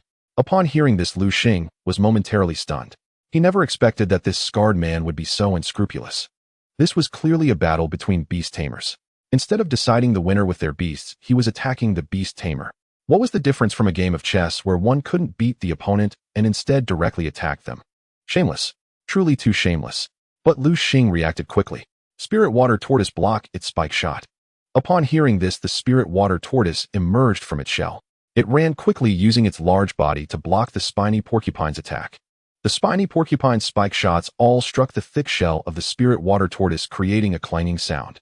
After continuous damage rebound, the spiny porcupine finally could not hold on and fell down. In contrast, the Spirit Water Tortoise only suffered minor injuries from the spiny porcupine's relentless attacks. Under the effect of the super healing skill, the Spirit Water Tortoise's wounds were healing at a visibly rapid pace. How could this be? The scarred man looked at the fallen spiny porcupine, disbelief painted across his face. He initially thought he could make a fortune today, only to find he had kicked a steel plate. Kid, you wait for me. I will definitely come back. After saying this, the scarred man turned to flee. After all, this spiny porcupine was his strongest beast. If even his strongest beast could not match the Spirit Water Tortoise, then the remaining beasts would be mere appetizers. Did I say you could leave? Lu Xing snapped his fingers. Suddenly a shadow sprang out from the nearby woods. It was the hellhound. The hellhound had been waiting nearby for a long time. It did not attack because Lu Xing was not in danger and wanted to give the Spirit Water Tortoise a chance to act. The hellhound lunged at the scarred man. Oh, a scream echoed. The scarred man was no more. TCH worthless. The pitiful scarred man paid with his life for his lack of insight. Lu Xing approached the scarred man's side and took everything of value from him. Then he hopped onto the back of the hellhound and quickly departed. Outside the secret realm, several guards watched Lu Xing's receding figure. They began to whisper among themselves. How many days do you think that guy has been in there? 3 days. Only 3 days. What could he have been doing in there? They were curious. I don't know, maybe just sightseeing. Just looking at the excitement. These guards had been stationed here for years. They were quite familiar with adventurers like Lu Xing. Generally, people enter a secret realm and stay for at least 10 days to half a month. They never expected Lu Xing to have only been in there for 3 days. That's that kid. The guard's whispers caught the attention of the guard captain. He squinted his eyes. Interesting. It seems this little guy has contracted a new beast. I wonder what kind of magical beast he has chosen as his companion. When Lu Xing first arrived, although he broke through to silver rank 1, his aura was still quite weak. After all, Lu Xing hadn't stabilized his strength. After contracting his third beast, Lu Xing's power was thoroughly solidified. I hope to see that kid again. The guard captain turned and entered his tent. Lu Xing returned to his villa feeling exhausted. He took a hot shower and then collapsed onto the sofa. So comfortable. At that moment, Lu Xing felt his eyelids constantly battling each other. In these few days in the intermediate secret realm, he had not eaten well or slept well. Now that he was back, he finally had the chance to sleep. Lu Xing felt his eyelids grow heavier, and before he knew it, he had fallen asleep. The dormitory of Jiangnan Beast Tamer University was still safe. Moreover, at this moment, 3 beasts were protecting Lu Xing. If anyone wanted to harm Lu Xing, these 3 beasts would pounce and tear that person apart. Lu Xing lay on the sofa, not knowing how long he had slept. When he woke up, he was surprised to find his nose a bit itchy. Achoo! Lu Xing sneezed. He opened his eyes and discovered a girl standing beside him, stifling a laugh. It was Lu Xiaoming. This girl had returned to her quirky self. Hey, where have you been lately? You didn't even attend class. You didn't even let us know, making us worry for half a day. Huh? Lu Xing frowned slightly. I told Su Pang, didn't he tell you? Fat Su. That guy's gone missing too, just like you. We haven't seen him for days. Upon hearing this, Lu Xing couldn't help but frown. Logically speaking, Fatty, Su shouldn't have left this place. Just as Lu Xing was puzzled, Lu Xiaoming suddenly discovered an envelope in the fruit basket on the front desk. She took out the envelope. Lu Xing reached over and accepted it, then opened it to read. After reading the contents, he instantly understood. It turned out that Fatty Su had also gone outside the school for special training. Upon realizing this, Lu Xing breathed a sigh of relief. As long as Fatty Su was safe, everything was fine. Just as Lu Xing finished reading Fatty Su's letter, his phone suddenly rang. He immediately answered it. On the other end of the line came the voice of Fire Phoenix, sounding extremely urgent. Phoenix, what's wrong? Lu Xing couldn't help but ask. Lu Xing, you need to be careful these next few days. Don't leave the school if you can help it. Why, oi? Fire Phoenix's words left Lu Xing utterly bewildered. Because Gao Yi is coming after you. Gao Yi. Lu Xing was momentarily stunned, then he remembered. Wasn't that his old classmate, Gao Boss father? Lu Xing hadn't expected that this guy still harbored such relentless vengeance. If you want to get back at me, let's see if you have what it takes. Previously, Lu Xing was no match for Gao Yi, but now he was a silver-tier beast tamer. Even if he couldn't defeat Gao Yi, he could still escape, and Gao Yi wouldn't be able to stop him. Don't worry, Phoenix. He can't do anything to me now. Hearing this, Fire Phoenix seemed to realize something. Don't tell me you've already become a silver-tier beast tamer. Hee purely by luck. Fire Phoenix fell silent for a long time upon hearing this. The information Lu Xing had given her was overwhelming. She never imagined that he could have advanced to the silver level in such a short time. After a long pause, Fire Phoenix said to Lu Xing, even though you've reached the silver level, Gao Yi is still a veteran silver-tier beast tamer. So you'd better not let your guard down. I understand, Phoenix. After a brief exchange, Phoenix hung up the phone. Phoenix, what's wrong? Green Ivy couldn't help but ask. Nothing, let's keep moving. Fire Phoenix had been sent by the organization to explore this new secret realm. That was precisely why Gao Yi dared to take advantage of this opportunity to cause trouble for Lu Xing. Looks like I need to work harder too, or that brat will surpass me. Fire Phoenix regarded Lu Xing as a younger brother, always wanting to protect him and make up for past regrets. She couldn't bear to let her strength fall below Lu Xing's. Otherwise, she would no longer be the one protecting him. Instead, he might end up protecting her. Lu Xing also hung up the phone. What's wrong? Lu Xiaoming asked curiously. Nothing. Lu Xing didn't tell Lu Xiaoming about Gao Yi. First, he didn't want to worry her. Second, even if he did, she couldn't help him resolve the issue. Let's go. Where? To get you something good to eat. After days of roughing it in the secret realm and sleeping for so long, Lu Xing was famished. He took Lu Xiaoming to a restaurant outside the school for a hearty meal. After eating and drinking their fill, Lu Xing seemed to sense something. He reached out and hailed a taxi on the roadside. He said to Lu Xiaoming, I still have things to do. You go back first. Lu Xiaoming nodded. Though she didn't know what Lu Xing intended to do, a wise woman always knows which questions to ask and which to avoid. Lu Xiaoming left in the taxi. Lu Xing glanced around, then walked forward. He soon reached a secluded area. Lu Xing stopped, turned around, and spoke to a large tree behind him. Gao Yi, come out. I spotted you long ago. Stop hiding. Gao Yi was momentarily startled, then stepped out openly. How did you find me? Gao Yi was visibly surprised. He thought his disguise was impeccable, that Lu Xing couldn't possibly have recognized him. Don't show off your cheap tricks in front of me.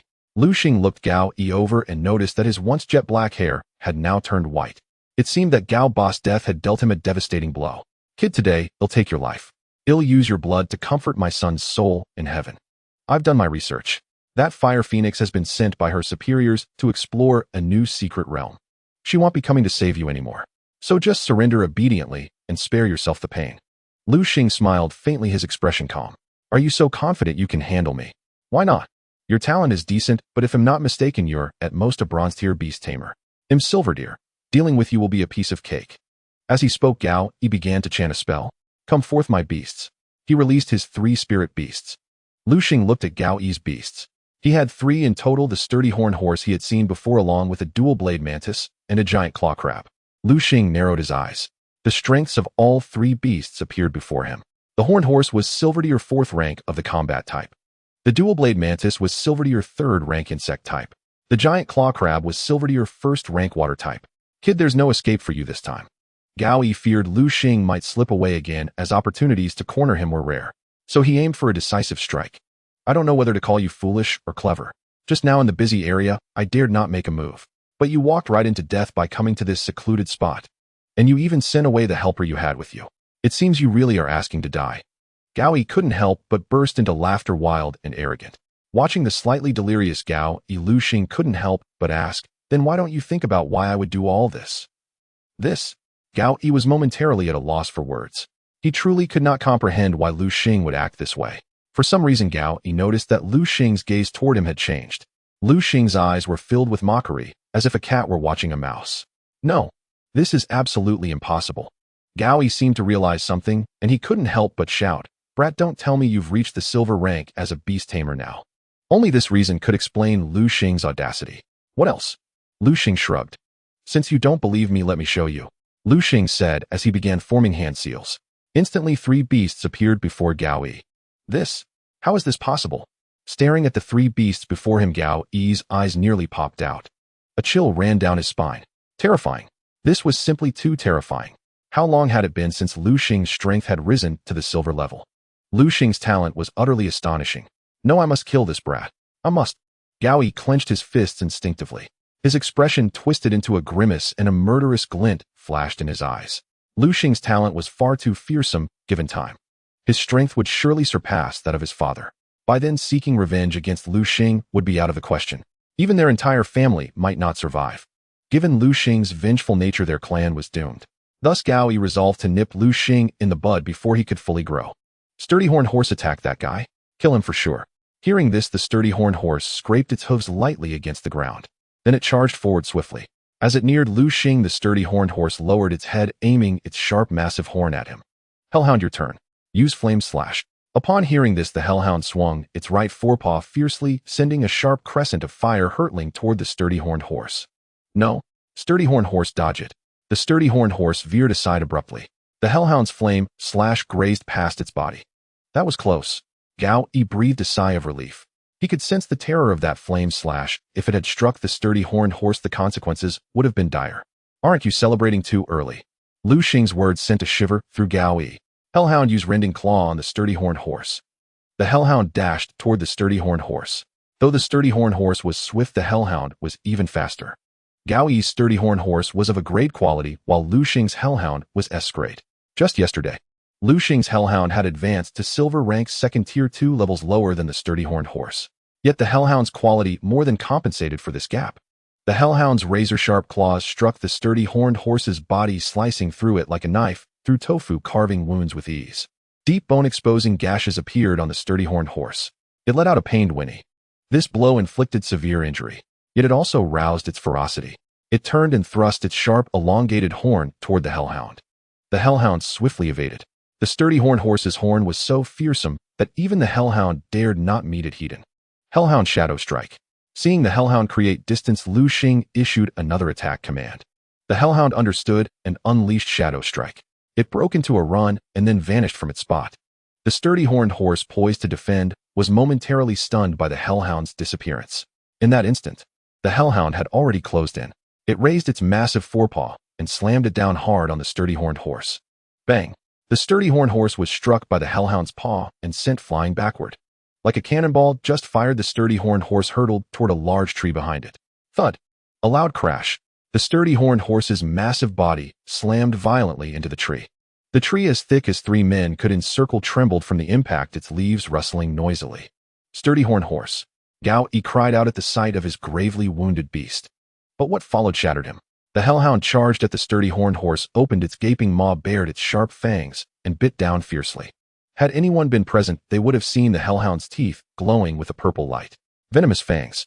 It was a skill the hellhound had learned earlier, but never used. The hellhound's venomous fangs sank into the sturdy horned horse's neck. After a brief struggle, the poor sturdy horned horse lost its precious life. With the sturdy horned horse's death, Gao Yi suffered backlash. He clutched his head and began to wail in agony. But the battle continued. On the other side, the spirit water turtle faced off against the dual-blade mantis. The dual-blade mantis fluttered its translucent wings, darting swiftly, seeking a weakness in the spirit water turtle. Facing the agile mantis, the lumbering turtle could only endure blows. Clang, clang, clang. The dual-blade mantis swung its sharp sides, attacking the turtle. But its blades mostly struck the turtle's thick shell. After a flurry of attacks, the mantis was panting, its face twisted in pain. It couldn't understand why it was injured despite being the attacker. Its forelimbs, as sharp as blades, began to tremble uncontrollably. Little did it know it had been harmed by the spiked shell's damage reflection. Spirit water turtle now.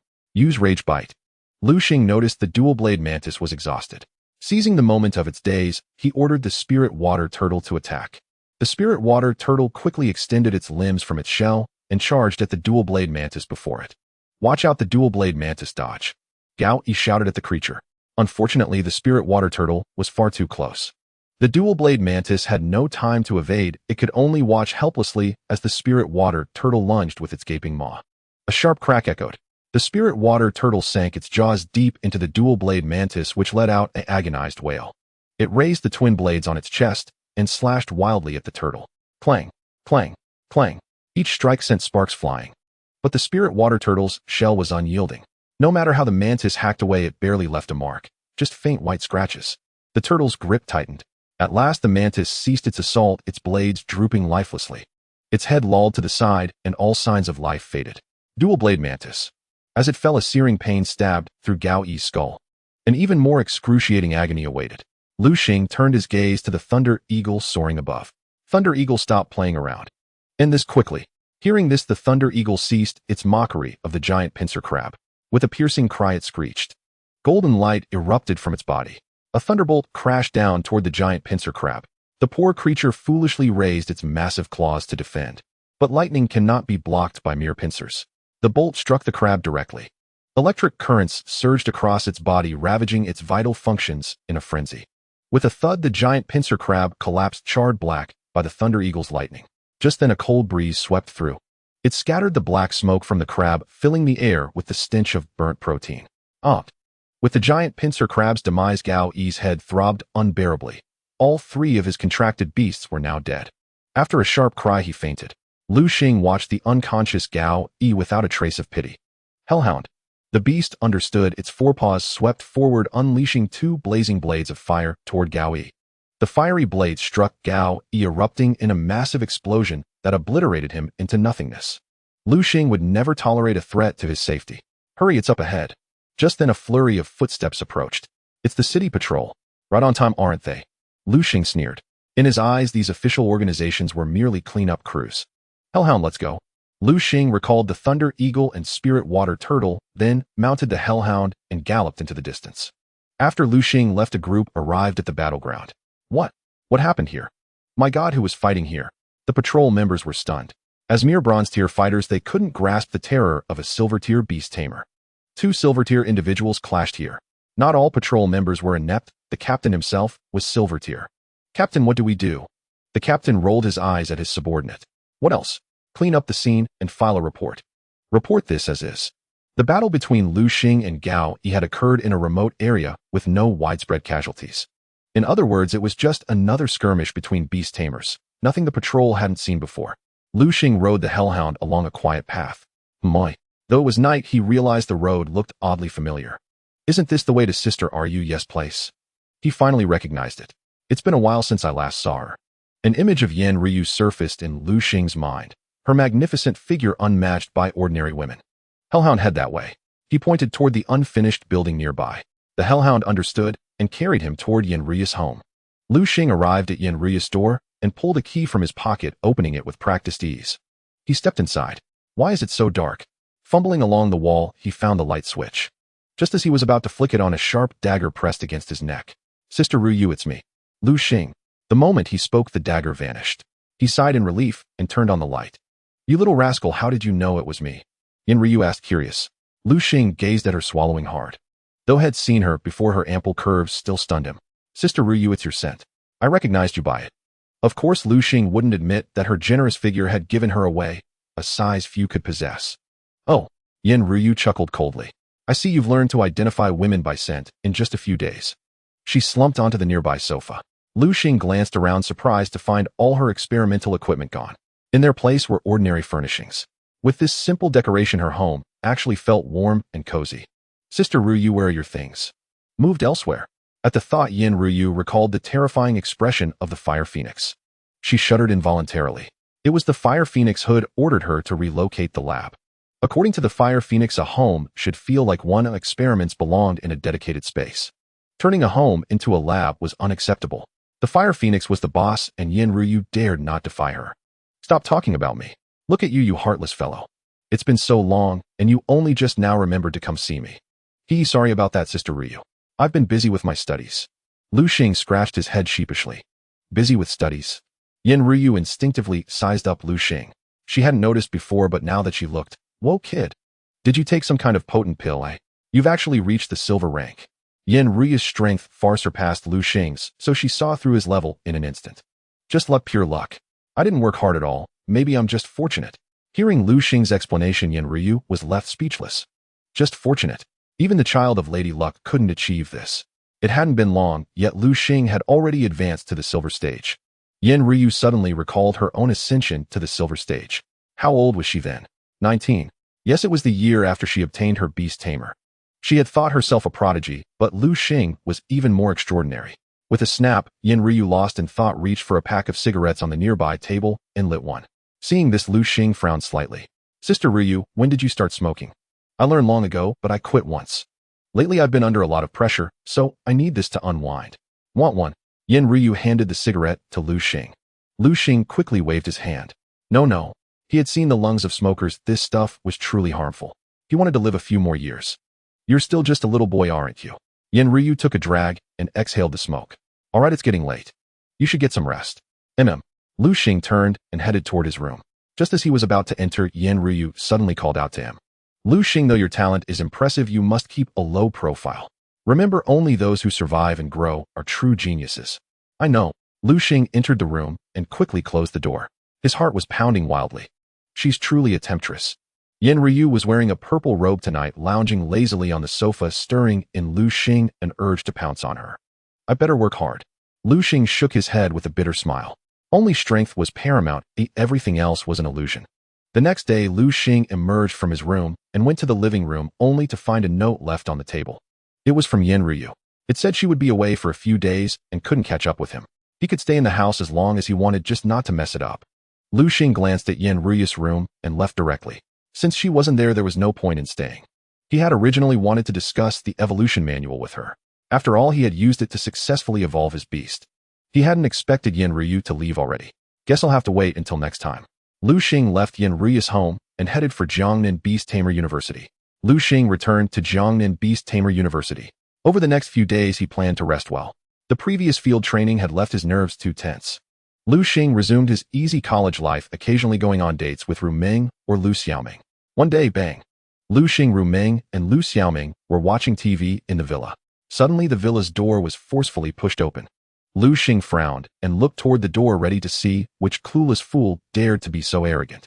When he saw who it was, Lu Xing almost burst out laughing. Damn, Fatty Sue, did someone trick you into mining coal? Why are you so dark? But Fatty Sue didn't respond. He was carrying a huge backpack and in a few quick strides reached the table. With his chubby arm, he grabbed the kettle from the table and started drinking directly from its spout. Gulp, gulp, gulp, burp. He drank until he was full.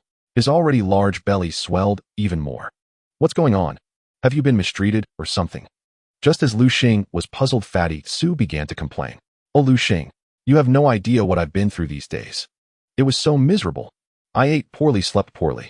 I feel like I've lost several pounds. Have you? Lu Xing awkwardly looked Fatty Sue over only to find that aside from being darker, he looked the same, still fat. Of course I have. Fatty Sue grew a bit anxious. All right. Go take a shower. You smell terrible. Lu Xiaoming covered her nose as she spoke. Ru Ming also frowned and instinctively stepped back. The stench from Fatty Sue was unbearable, not something an ordinary person could endure.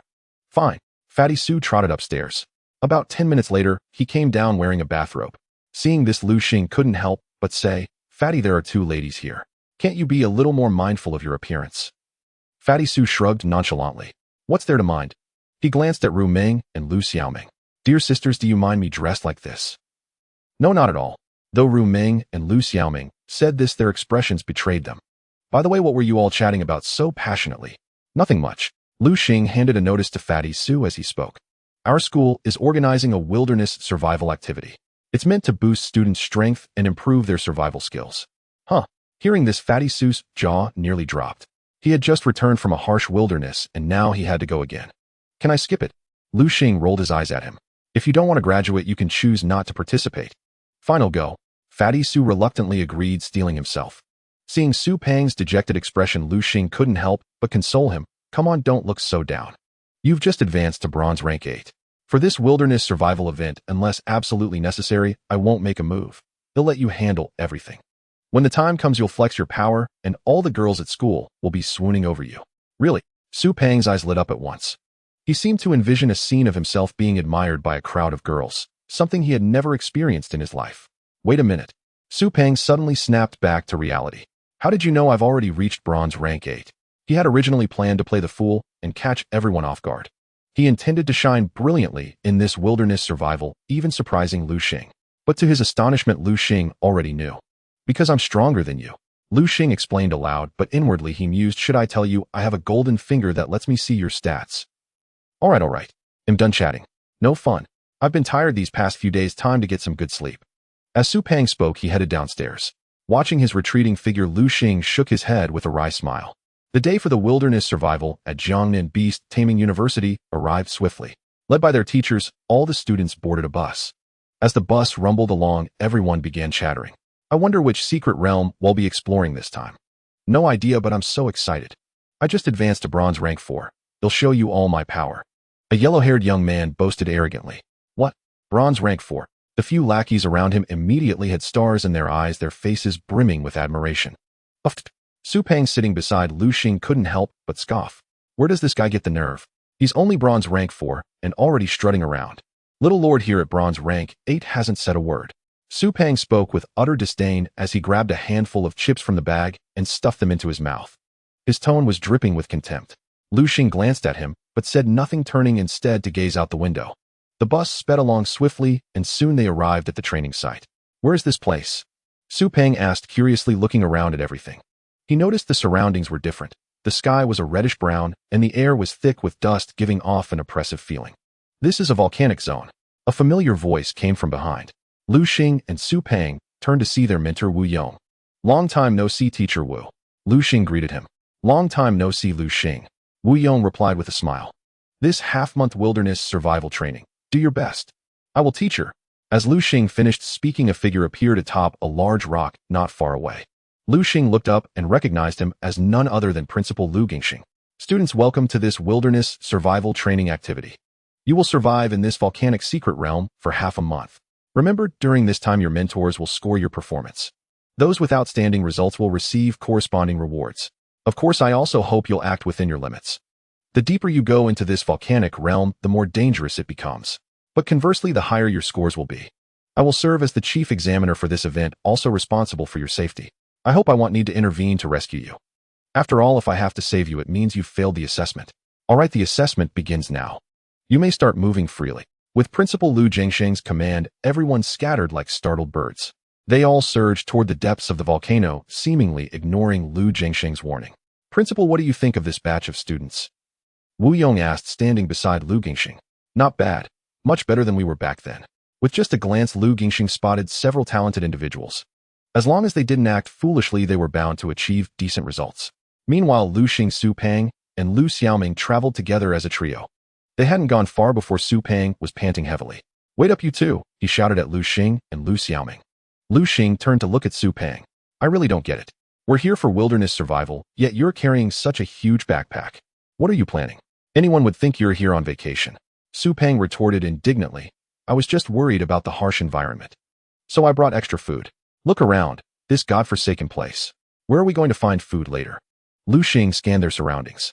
Su Peng was right. The area looked utterly barren with nothing but red soil as far as the eye could see, not even a single tree. Why did the principal choose such a place for our survival test? Lu Xing couldn't understand. Unbeknownst to him, the principal and mentors were watching their every move through electronic screens. That chubby kid brought so much food. Principal isn't that against the rules. Should we disqualify him directly?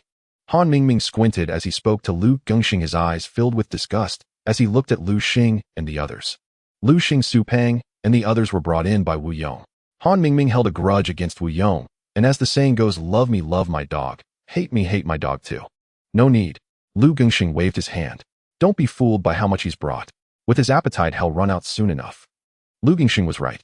Within just 3 days, Su Peng had devoured all the food he had brought. Oh, what do we do? Lu Xing were almost out of supplies. Su Peng found only one bag of chips left in his backpack. Lu Xing rolled his eyes at Su Peng. This guy had been eating non-stop since they arrived, never once considering what to do when the food ran out. What else can we do? We'll just have to wing it.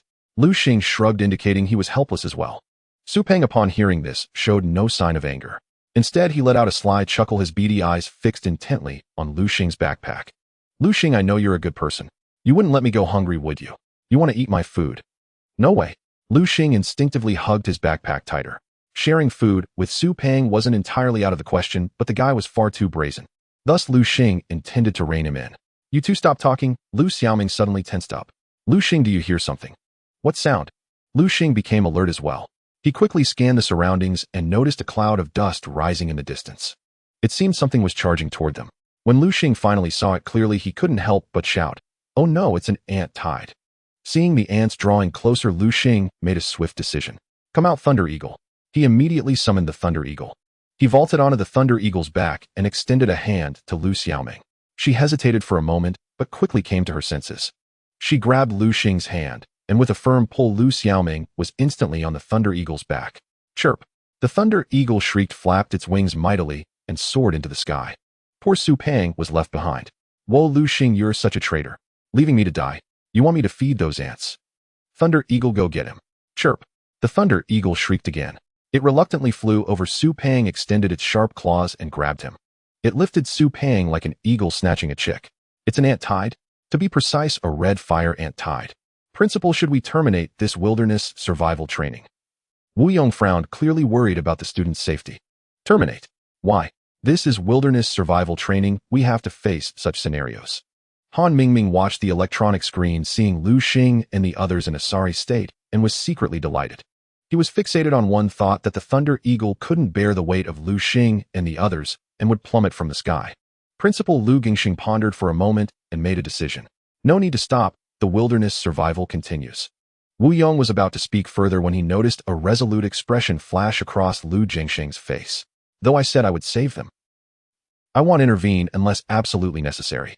The front lines are getting more intense. If these kids can't grow up, then our future might truly be doomed. Lu Jingxing's mind suddenly recalled the document handed down by his superiors a few days ago.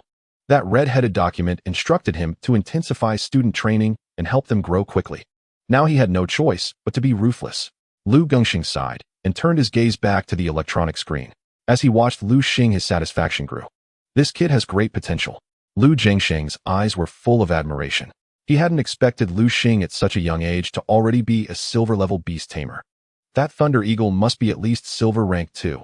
With just a few glances, Principal Lu Gingxing had fully assessed the strength of Lu Xing's Thunder Eagle. Back to Lu Xing. The Thunder Eagle carried them to a high slope. Whoa, that nearly killed me. Just before landing, the Thunder Eagle released its claws, causing Su Pang to fall flat on his face. All right, you little rascal, looks like you've grown some wings. If I don't teach you a lesson, you won't know how many eyes the Horse King has. Su Pang rolled up his sleeves, ready to have a word with Lu Xing's Thunder Eagle. Enough, Su Pang, stop messing around. Lu Xing's expression turned serious. No one could feel at ease facing that ant tide. Red fire ants. With his system, Lu Xing saw the attributes of these ants. Red fire ant attribute: fire insect, gender NA level, black iron rank, 5 talent, F skills, bite, ant, acid, spark. Each of these red fire ants was the size of a small cat, though in Lu Xing's eyes their strength was negligible. But there were too many of them. Lu Xing understood the principle that many ants could kill an elephant. So his first reaction upon seeing the red fire ant tide was not to fight, but to summon the Thunder Eagle and flee. Looking at the Thunder Eagle beside him, Lu Xing felt increasingly that contracting a flying beast was a wise decision.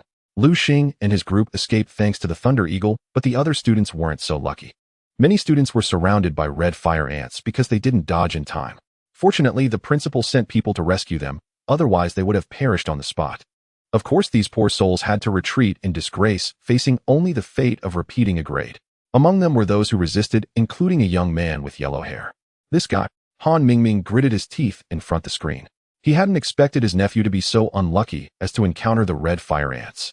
Though he fought back, the sheer number of red fire ants was overwhelming, far beyond his ability to handle. Principal, can this assessment be invalidated? After all, this ant tide is too terrifying. It's simply beyond their ability to resist. Han Mingming's double standard nature surfaced again. Invalidate? Weren't you just clamoring that this is real training and anything can happen, so there's no need to cancel? You? Hearing Wu Yong's sarcastic remarks, Han Mingming felt defeated. He wanted to argue, but found no ground to refute. Han Mingming felt his face burning. Wu Yong's words were like slaps, striking him repeatedly. All right, you two, stop arguing.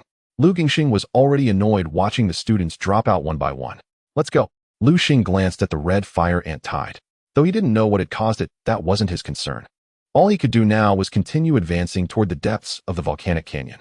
The trio walked for another half an hour. Just as they were about to rest, boom, boom, the ground suddenly trembled.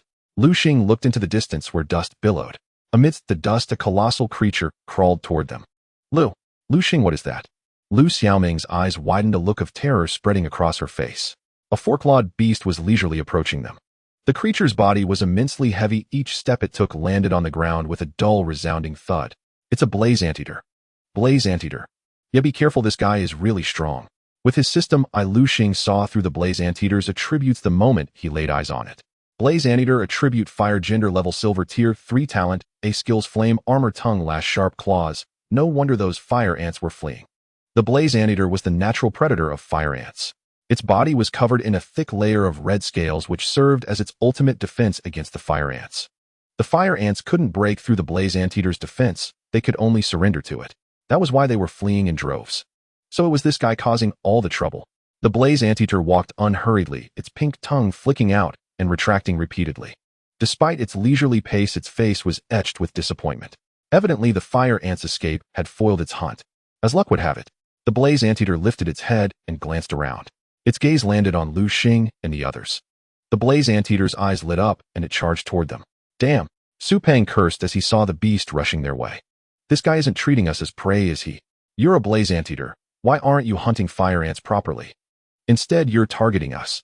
Isn't that just shirking your duty? Lu Xing, let's run. Su Peng yelled at Lu Xing. He was already prepared to flee as the blaze anteater's aura alone suggested it was far beyond their ability to handle. Run. Why should we? After learning the blaze anteater's attributes, Lu Xing had decided to stay. Come forth, Hellhound. Lu Xing released his Hellhound. Hellhound.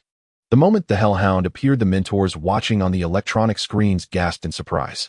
Principal Lu Gingxing was also taken aback. Though he knew the Hellhound had evolved from Lu Xing's Black Wolf dog, seeing it again still startled him. Hellhound, charge in and use Rending Claw. Swoosh. At Lu Xing's command, the Hellhound dashed toward the blaze anteater.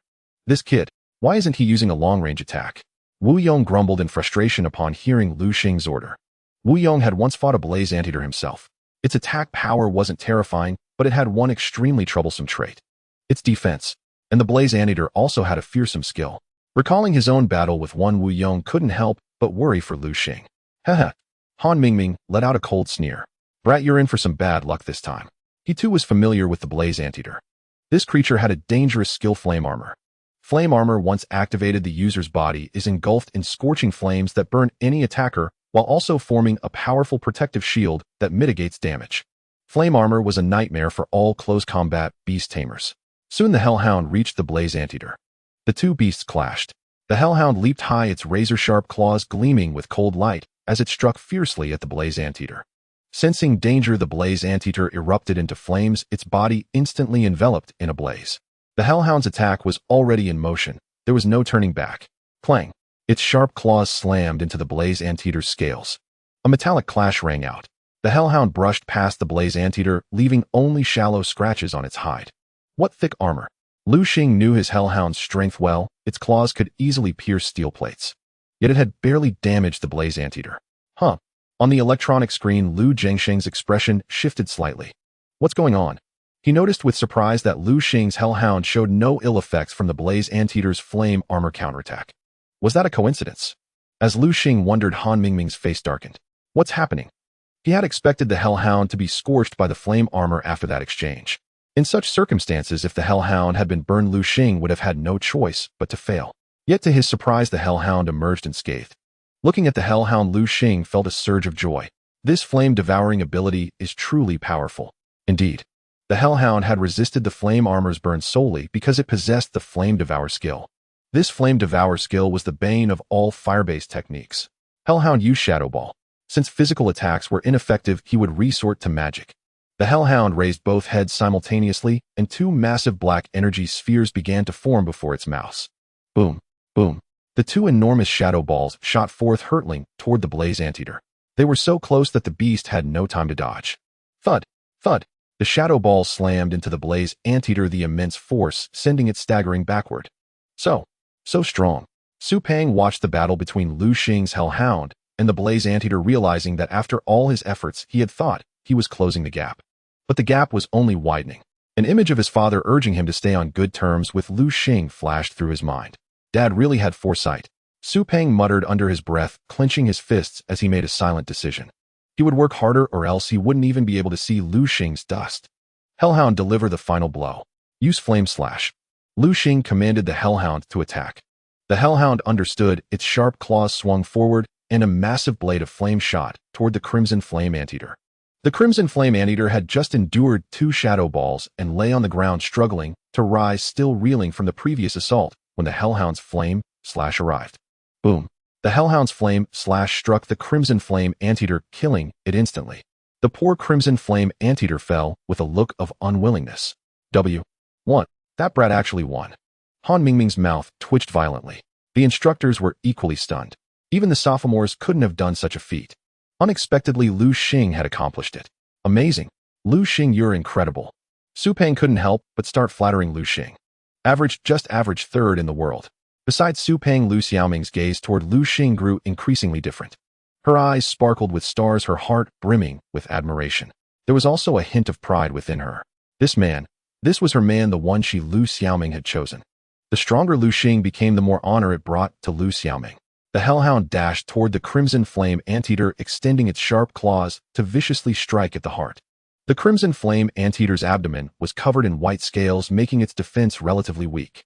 Facing the hellhound's sharp claws, this vulnerable area offered no resistance. The hellhound pulled a massive red crystal from the crimson flame anteater's abdomen. A beast crystal, Han Mingming exclaimed in the monitoring room. He hadn't expected this crimson flame anteater to possess a beast crystal. That guy is incredibly lucky. The hellhound brought the beast crystal to Lu Xing and offered it to him. Looking at the fist-sized beast crystal, Lu Xing pondered. Should I give it to the hellhound? After some deliberation, Lu Xing made a decision. Give it to him. His hellhound already possessed various offensive abilities. It lacked only defensive means. Using flame armor would form a suit of flame around it capable of burning attackers and withstanding certain blows. Here, hellhound, eat it. Lu Xing tossed the crimson flame anteater's beast crystal to the hellhound. The hellhound opened its mouth and swallowed the crystal. Ding! The hellhound has consumed the crimson flame anteater's beast crystal. Please select a skill from the following options. Options: Flame Armor, Tongue Whip, Sharp Claws. Flame Armor. Lu Xing chose Flame Armor, immediately considering Tongue Whip and Sharp Claws to be worthless. Ding! Congratulations, host. Your hellhound has learned the Flame Armor skill. As the system notification sounded, Lu Xing noticed his hellhound glowing red. Soon the hellhound was engulfed in flames. It's Flame Armor. Han Mingming stood frozen, his mind spinning. What's going on? What in the world is happening? That kid is just too fortunate.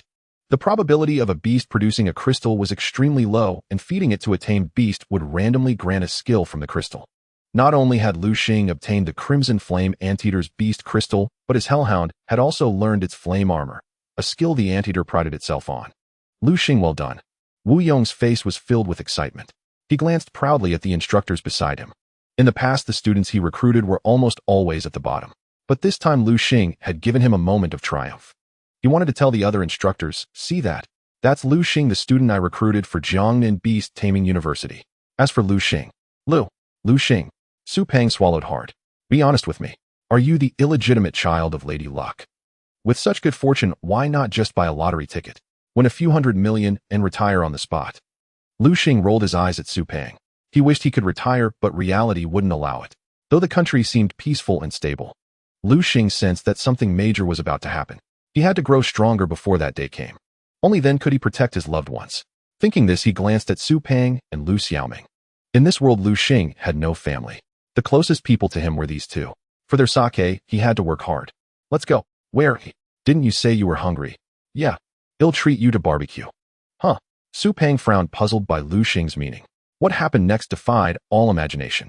Lu Xing pulled out several metal skewers, a sharp dagger, and a few seasoning bottles from his backpack.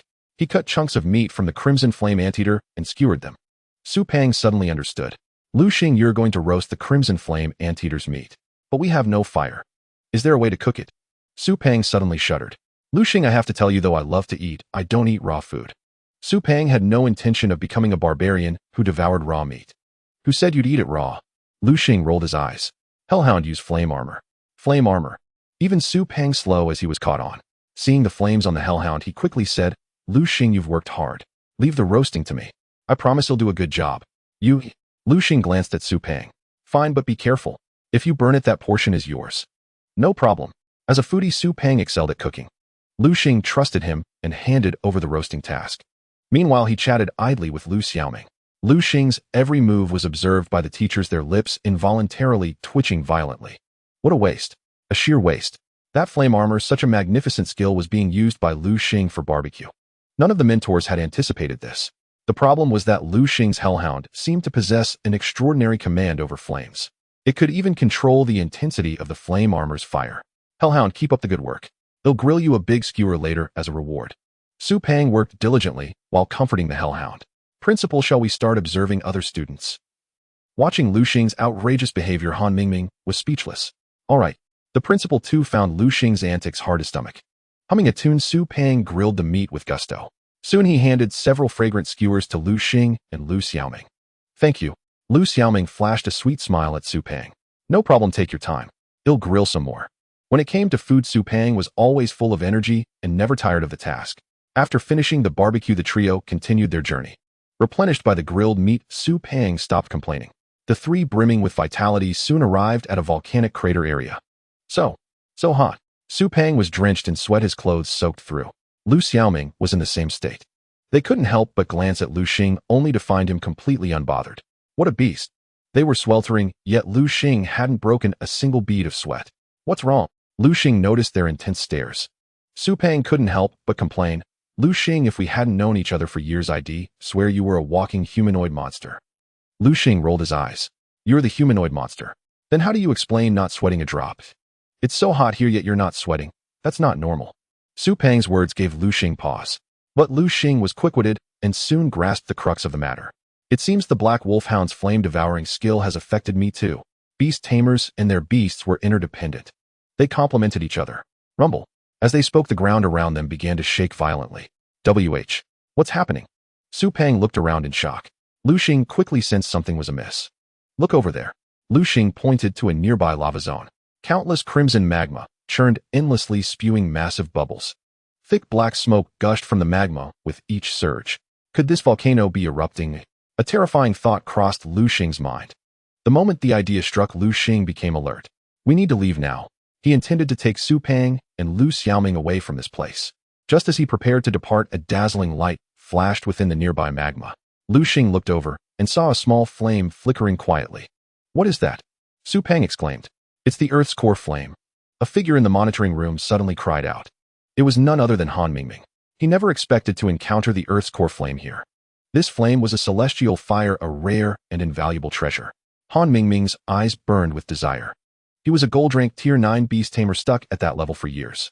His strongest beast was the flame lion, his initial companion. If he could obtain the Earth's core flame and let his flame lion devour it, Han Mingming believed it would break through from gold Tier 9 to platinum Tier 1.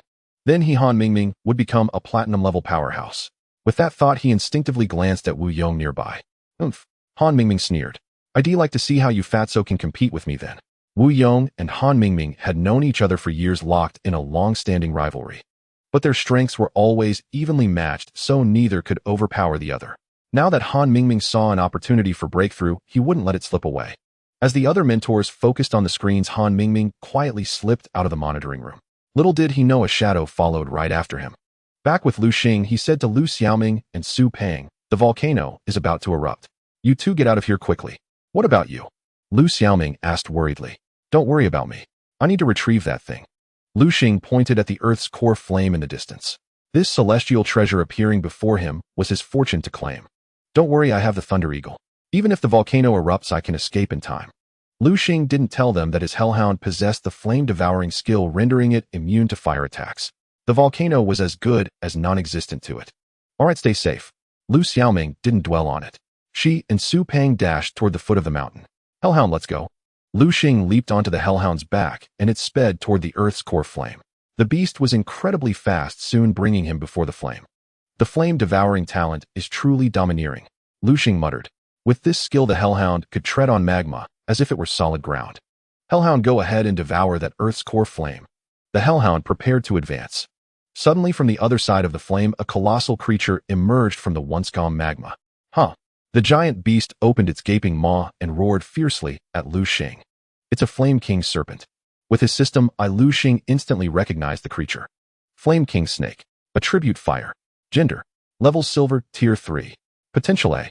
Skills flamethrower, summon fire serpent's coil of death. It's nothing special. The secret realm Lu Xing had entered was merely a low-level one. The Flame King snake was already the most formidable creature here. Yet before the hellhound, it was still inadequate. After days of nurturing and battles, Lu Xing's hellhound had advanced to silver Tier 2. Though it seemed slightly weaker than the Flame King snake, Lu Xing's hellhound possessed the flame-devouring talent. This talent was the bane of all fire attribute magical beasts. Thunder Eagle. Lu Xing swiftly summoned the Thunder Eagle. With a leap, he landed on its back. Hellhound, that one is yours. Lu Xing dismounted the hellhound's back, for only then could the hellhound fight without worry. Knowing that Lu Xing was now on the Thunder Eagle, the hellhound launched its attack against the Flame King snake. Huh. The Flame King snake, seeing the hellhound dare to charge at it, felt its dignity insulted. After all, here it was the sovereign. The Flame King snake opened its maw wide and a scorching flame erupted from its mouth. Boom! The blazing fire struck the hellhound. Unfortunately, the Flame King snake's fire seemed non-existent. Striking the hellhound, it not only failed to harm it, but instead made the hellhound appear even more vigorous. The Flame King snake was utterly bewildered. It had never encountered such a thing. In its moment of stupor, the hellhound was already upon it. It bared its sharp claws and swiped at the Flame King snake. Rending claw. Bang! The Flame King snake, unable to dodge, was struck directly and sent flying backward over 10 meters. Huh! The Flame King snake, after being sent flying over 10 meters, mustered its strength and swiftly slithered back towards the hellhound. Think I'm afraid of you. Hellhound used Shadow Strike. Upon hearing this, the hellhound charged forward rapidly. As it ran, it vanished into thin air. The Flame King snake stood frozen, never expecting the hellhound, which was just before its eyes, to disappear. By the time the Flame King snake reacted, the hellhound had already circled behind it and delivered another claw swipe to its back. Bang! The Flame King snake was sent flying once more. After tumbling over 10 meters, it came to a stop. It struggled, striving to rise. By now, the Flame King snake was battered and bruised, its face etched with agony. What a pity! The Flame King snake was a fire attribute magical beast possessing a certain resistance to fire-based attacks. Thus, Lu Xing did not have the hellhound use fire techniques against it. Instead, he opted for close combat. If only my hellhound knew a water attribute move. Of course, Lu Xing knew this was but a wistful thought. The hellhound was an evil and fire attribute beast, so learning a water attribute move was nearly impossible. That's right. Lu Xing suddenly thought of something. I do have a water attribute beast in my possession. Indeed, it was the spirit water turtle. However, Lu Xing quickly dismissed the idea of summoning the spirit water turtle. After all, the area was filled with lava. A water tribute spirit water turtle staying here, even with its super regeneration skill, might turn into a roasted turtle. Moreover, Lu Xing suddenly recalled something: his spirit water turtle, despite being a water tribute beast so far, did not know a single water tribute move. It seems this battle wasn't without gain. Indeed, this fight had revealed Lu Xing's shortcomings. He resolved that upon returning, he would find a water attribute magical beast core for his spirit water turtle to consume and first learn a powerful water skill. Roar! Meanwhile, the Flame King snake had somehow coiled itself around the hellhound, binding it tightly. The Flame King snake used Coil of Death on the hellhound, aiming to strangle it to death, but it had chosen the wrong target. The hellhound stomped the ground fiercely, and its entire body erupted in searing flames. Flame armor. When the hellhound fully unleashed its flame armor, the fire's temperature exceeded that of magma. Even with its immunity to fire, the Flame King snake was scorched by the hellhound's flame armor. It dared not linger and immediately released its hold. The moment the Flame King snake loosened its grip, the hellhound sprang into action. The hellhound opened its massive jaws, revealing sharp fangs that glowed with a purple light, and lunged at the Flame King snake. Venomous bite. With a crisp crack, the hellhound's razor-sharp fangs, like a hot knife through butter, effortlessly pierced the Flame King snake's body. The Flame King snake let out a mournful cry and began to thrash violently. But the more it struggled, the tighter the hellhound's grip became. Soon the Flame King snake lost its strength and collapsed. It had breathed its last. The hellhound released its bite. It raised its head high, striking a victorious pose. All right, hellhound, stop showing off. Go ahead and devour the Earth's core flame. The hellhound nodded and approached the Earth's core flame, just as it was about to consume it. Boy, stop. A furious shout rang out. Hellhound, ignore him. Swallow the Earth's core flame now. Lu Xing would not allow anyone to ruin his plans. To avoid any unforeseen complications, he directly commanded the hellhound to devour the Earth's core flame. You're asking for death. The newcomer, seeing the hellhound swallow the Earth's core flame, his face twisted with rage, and a terrifying killing intent radiated from him. Oh, if it isn't Teacher Han. Lu Xing turned his head and spotted a burly, fierce-faced man riding a flying beast in the air not far away. Han Mingming clenched his teeth, the flesh on his face twitching rapidly. He was so enraged by Lu Xing that he was speechless. That was the Earth's core flame. It was his chance for advancement, but now that opportunity had been ruined by Lu Xing. Brat'll kill you. Han Mingming was seething with rage, having completely forgotten that he was a mentor. He was actually preparing to attack Lu Xing. In Huaxiao, a mentor attacking a student was a grave crime. Strong Eagle, use Windblade. Kill this brat for me. Blinded by fury, Han Mingming actually launched an attack on Lu Xing. The strong eagle flapped its wings violently, sending two sharp wind blades hurtling toward Lu Xing. Thunder Eagle dodge. A thunderclap roared. The Thunder Eagle appeared on the right, evading the strong eagle's assault with its thunder flash. That was close. Relief flashed across Lu Xing's face. If Han Mingming's strong eagle hadn't been so weak, he might have met his end here today. The attributes of the strong eagle surfaced in Lu Xing's mind. Strong eagle attributes: wind fighting, gender male, level gold rank 2 talent, AO skills wind blade, eagle claw peck. A gold rank 2 strong eagle. It seems this strong eagle is just Han Mingming's mode of transport. Han Mingming hasn't really trained it. Han Mingming was a gold rank 9 beastmaster. Lu Xing with his system, I had long known this. Logically, this strong eagle should have been at gold rank 9 too, but it was only gold rank 2. There was only one explanation: Han Mingming hadn't bothered to train it. As mentioned before, training a beast was an extremely difficult and tedious task, for beasts were emotional creatures. Others trained their beasts by feeding them rare treasures and putting them through special drills. These drills had to be unknown, as they were so exhausting that the beast would slack off the moment the master looked away. This made training inefficient, and the beast's strength advanced slowly. That was why Lu Xiaoming and the others envied Lu Xing so much. Lu Xing's beasts were incredibly disciplined. They not only trained on their own, but sometimes even demanded extra practice from him. Of course, Lu Xing was also generous in training his beasts, buying them the finest food. I didn't expect you to dodge that. Surprise flickered across Han Mingming's face, but soon a cruel smile curled on his lips. I wonder if you can dodge this. Strong eagle use eagle claw. The strong eagle flapped its wings in response. It transformed into a streak of light, diving toward Lu Xing. No thunder eagle flee. Lu Xing knew he was no match for Han Mingming. The thunder eagle was only at silver rank 2. Facing a gold rank 2 strong eagle, even if it was Han Mingming's weakest beast, it was still beyond Lu Xing's ability to handle. A chase ensued. Lu Xing fled ahead with Han Mingming in hot pursuit. Though the thunder eagle was fast, Han Mingming's strong eagle was faster. Its superior strength was evident. Just as the strong eagle was about to catch up to Lu Xing, Fire Sparrow used flamethrower. A scorching flame suddenly spewed toward Han Mingming. No strong eagle dodged. Han Mingming, riding the strong eagle, evaded the sudden attack. He glared angrily at the attacker, only to see a chubby man not far away. The man wore small glasses with a perpetually kind smile on his face. His thinning hair fluttered wildly in the wind. It's Mentor Wu Yong. Lu Xing recognized his savior. He also noticed that Mentor Wu Yong was no weakling. Fire Sparrow attributes fire wind, gender male, level gold rank 5, talent AO skills flamethrower cloud flash peck. Wu Yong's Fire Sparrow was far stronger than Han Mingming's. Wu Yong, you again. Why do you always ruin my plans? Because I want you to see the error of your ways and stop making mistakes. Mistakes? What mistakes have I made? Han Mingming still didn't grasp the gravity of the situation. Han Mingming, don't you know that as a mentor of Jiangnan Beastmaster University, attacking your own student without cause is a grave crime? Wu Yong's words made Han Mingming realize. A chill ran down his spine. He seemed to think of something terrible. He looked at Wu Yong, who was smiling, a smile that made Han Mingming's heart race with unease. Little did Han Mingming know Wu Yong was inwardly overjoyed. He had clashed with Han Mingming for years, and though Han Mingming had done many wrongs, he was always meticulous, leaving no evidence. Even if Wu Yong knew it was Han Mingming, he could do nothing. But now it was different. Han Mingming had attacked Lu Xing in broad daylight in front of everyone. There was almost no way for him to deny it. Han Mingming seemed to realize this too.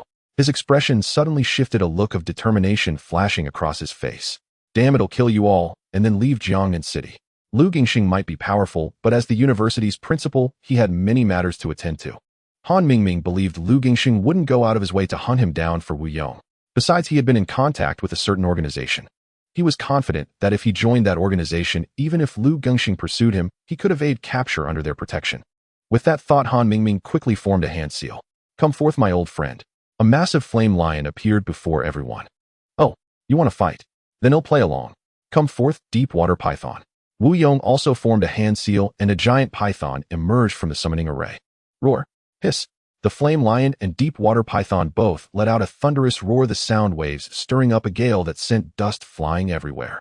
Staring at the two colossal beasts before him, Lu Xing was terrified despite having mentally prepared himself.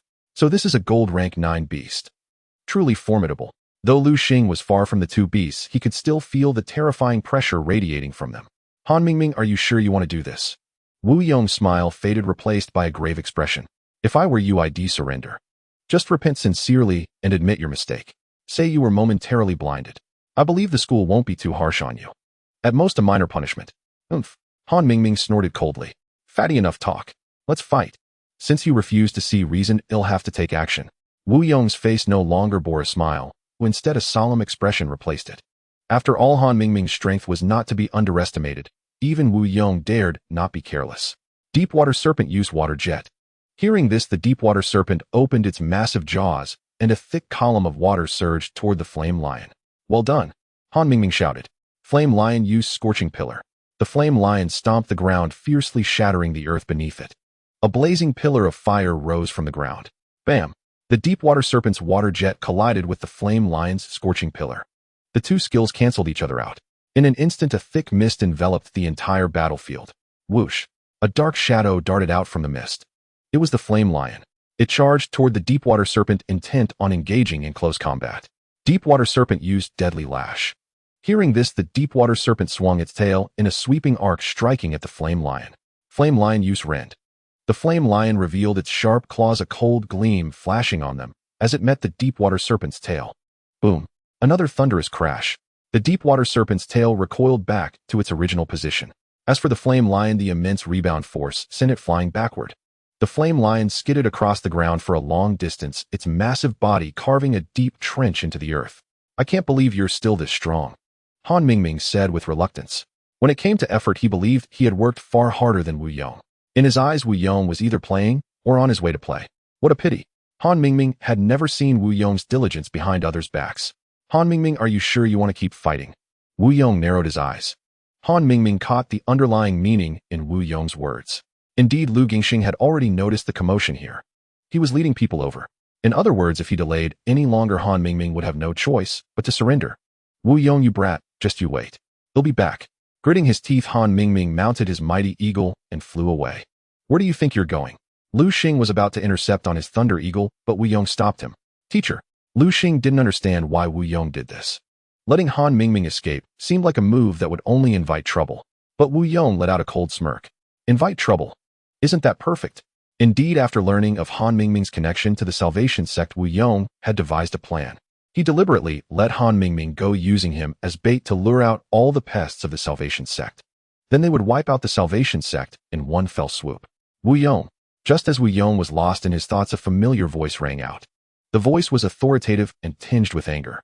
Wu Yong turned to see Lu Gingxing riding on the back of a crimson-red fire dragon. "It's a crimson flame drake." Lu Xing glanced at the fire dragon and immediately recognized its attributes. Crimson Flame Drake attributes Fire Dragon Gender Level Diamond Second Order Potential A Skills Dragon Breath Dragon Flight Wing / Dragon Dive Diamond Second Order, and a Crimson Flame Drake with dragon attributes. This was a true dragon. However, the only pity was that this Crimson Flame Drake had only a grade potential. If its potential were higher, it might have been even stronger. "Wu Yong, where's that Han Mingming?" Lu Gingxing's face darkened. He felt a burning sting of humiliation. As the principal of Jiangnan Beast-Tamer University, he had been openly defied by Han Mingming. Indeed, Han Mingming's attack on Lu Xing was a direct challenge to his authority. He escaped. What? Escaped? Lu Gingxing was taken aback. Wu Yong's strength was on par with Han Mingming's. Even if he couldn't defeat him, he should have been able to hold him back. "Wu Yong, you'd better give me a reasonable explanation." Hearing this, Wu Yong's lips curled into a cold smirk. "Principal, come with me for a moment. Oh, I have something important to discuss with you." "All right." Lu Gingxing had known Wu Yong for years and knew he wouldn't speak without reason. While Wu Yong and Lu Gingxing whispered aside, Lu Xing didn't linger. Since they didn't want him to know, he chose not to listen. Lu Xing rode his thunder eagle toward the direction of the Hellhound. "I wonder how the Hellhound is doing." The Hellhound had formed a soul contract with Lu Xing. Lu Xing had a faint feeling that the Hellhound's strength had increased. He flew on his thunder eagle to the spot where they had been. Lu Xing looked down and saw a colossal beast standing in the lava below. The beast had been resting with its eyes closed, but sensing Lu Xing's arrival, it opened them. "Is this still my Hellhound?" Lu Xing noticed that his Hellhound, originally black, was now a mix of red and black, its body ablaze with scorching flames. The Hellhound's heads had been black, but now one of them had turned a dark crimson. Boom! The crimson head suddenly opened its mouth, spewing a jet of blazing fire. The flame struck a nearby boulder, causing a massive explosion. In an instant, rubble flew and dust filled the air. The Hellhound leaped from the lava with a powerful push of its hind legs, landing on a high platform nearby. "Thunder Eagle, let's go down." Lu Xing could feel the bond between himself and the Hellhound. The connection was intimate, so he had no fear of being attacked. Lu Xing approached the Hellhound. "Hellhound, you seem even stronger now." Hellhound attributes Evil Fire Gender Level Silver 4th Order Potential SS Skills Rend Bite Poison Fong Shadow Strike Flame Devour Flame / Shadow Ball Flame Armor Flame Jet. P.S. Its body seems to harbor a terrifying bloodline that is awakening after consuming the Earth Core Heart Flame. The Hellhound's strength had increased slightly. Lu Xing was also surprised to find that the Hellhound's mastery over fire had reached a new level. Though it had always had both evil and fire attributes, the evil attribute had been dominant with fire as secondary. Now the fire attribute rivaled the evil attribute. The two attributes no longer conflicted but achieved a state of balance. Lu Xing. Lu Xing. Two voices rang out. Lu Xing looked into the distance and spotted Su Peng and Lu Xiaoming. The two kept waving at Lu Xing. Hellhound, let's go. Lu Xing dismissed the Thunder Eagle and mounted the Hellhound instead. After its strength had increased, the Hellhound seemed to have grown even larger. Carrying Lu Xing, it crossed the distance in a few easy leaps, arriving before Su Peng and Lu Xiaoming. Congratulations, Lu Xing. Your Hellhound seems even more powerful now. Lu Xiaoming said, her face full of smiles. Thanks. Lu Xing nodded with a smile in return. Oh, come on, you two. Su Peng sensed the awkward atmosphere. Just as Lu Xing and Lu Xiaoming were about to have a proper chat, they were interrupted by Su Peng. Su Peng had no desire to be their third wheel. Besides, they were still out in the wild, where danger lurked, hardly the place for reminiscing. Just as the three were about to speak further, two figures flew over from the distance. Lu Xing and the others looked up and saw Wu Yong and Lu Gingxing. Lu Xing, you did an excellent job this time. All right, I declare the trial over. Come back with me now. Principal Lu Gingxing announced. The students had been decimated by the fire ant swarm. Coupled with Han Mingming's defection, Lu Gingxing decided to end the trial early. He also had a more urgent matter to attend to, joining forces with Wu Yong and the enforcement team of Jiangnan City to wipe out the Salvation Sect's branch within the city. After all, leaving it be would only spell trouble. I'm exhausted. Su Peng collapsed onto the sofa. After these days of trials, Su Peng felt utterly drained. All he wanted now was to lie comfortably on the sofa and not move a muscle. Lu Xing glanced at Su Peng. He was long accustomed to such behavior from him. Ding dong. Just then, the doorbell of the villa rang. Who could that be? Lu Xing frowned slightly. Maybe it's Sister Roaming, Lu Xiaoming suggested. Lu Xing walked to the door and found a woman standing there. Lu Xing took one look at the woman and recognized her immediately. She was one of his female mentors named Xie Yuding. Teacher Xie, what brings you here? Although Xie Yuding was Lu Xing's mentor, he had hardly ever interacted with her.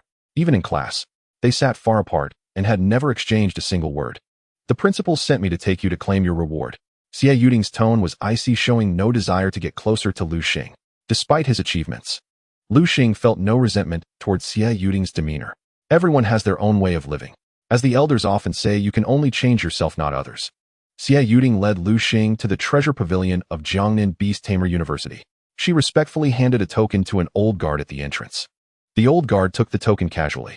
He opened his eyes, glanced at Lu Xing, and said, you may enter the first 3 floors and pick one item of your choice. Remember, just one. The old man emphasized coldly. All right. Lu Xing nodded and stepped into the treasure pavilion. Lu Xing activated his system eye, and instantly the information of all the items before him was laid bare. The treasure pavilion of Jiangnan Beast-Tamer University housed a variety of items, herbs, magic crystals, and even armor for tamed beasts. Lu Xing moved quickly and soon finished browsing the first floor. Sighed. After completing his sweep, he couldn't help but let out a sigh. As expected, the real world isn't like the novels from my past life. In those stories, the protagonist always finds treasures on the first floor.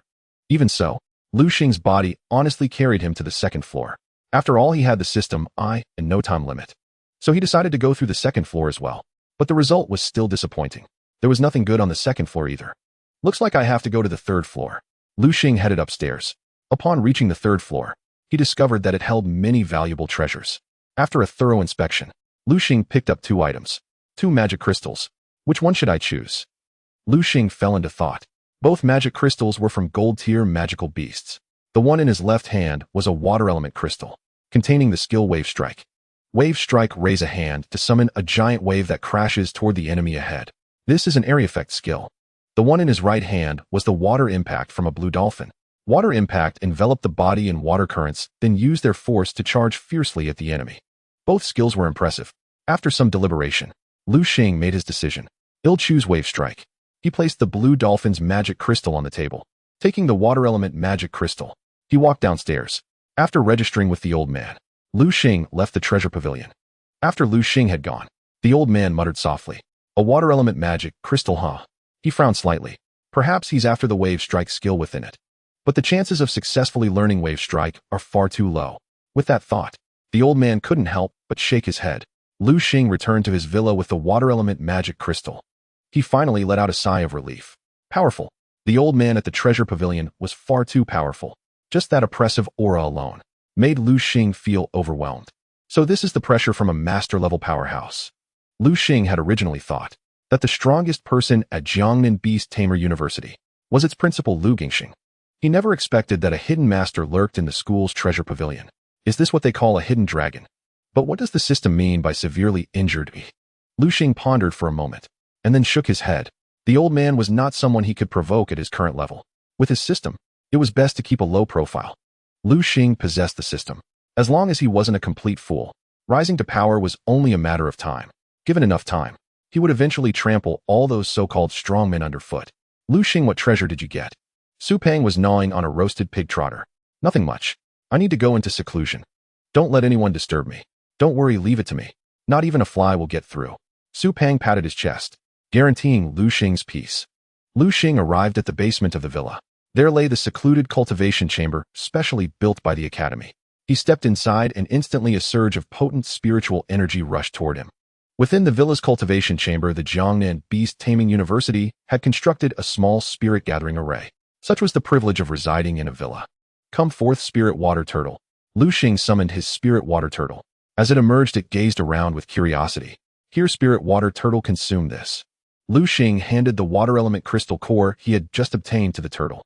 The spirit water turtle sniffed the water element crystal core. After confirming it was safe, it opened its mouth and swallowed it. Ding Dong detected that your spirit water turtle has ingested a water element magic crystal core. Your spirit water turtle will learn the following skills. Please make your selection. Wave strike, raise a hand to summon a massive wave surging toward the enemy ahead. Water ball, condense a sphere of water and hurl it at the foe. Ride the waves, glide atop water surfaces, enhancing movement speed in aquatic environments. Select wave strike.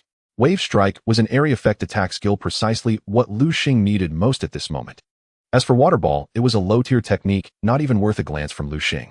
Ride the waves was also rather redundant, for the spirit water turtle was already adept at swimming with considerable speed. Ding Dong, congratulations, host. Your spirit water turtle has learned wave strike.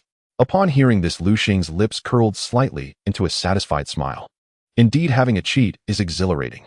To learn any skill one desires at will. Unlike others, consuming a magic crystal core was akin to opening a blind box. One might obtain something desirable, but more often than not they ended up with unwanted results. Just imagine a beast tamer with promising potential only to end up learning 4 worthless skills. Wouldn't that be infuriating? Although beasts could occasionally comprehend skills on their own, such occurrences were as rare as winning the lottery. Spirit water turtle, let's go. Lu Xing intended to take his spirit water turtle for thorough practice. The power of a beast's skills also depended on proficiency. The higher the proficiency, the mightier the skill. Lu Xing recalled the spirit water turtle and headed to the academy's training ground to put it to the test. Before long, he arrived at the training grounds of Jiangnan Beast-Taming University.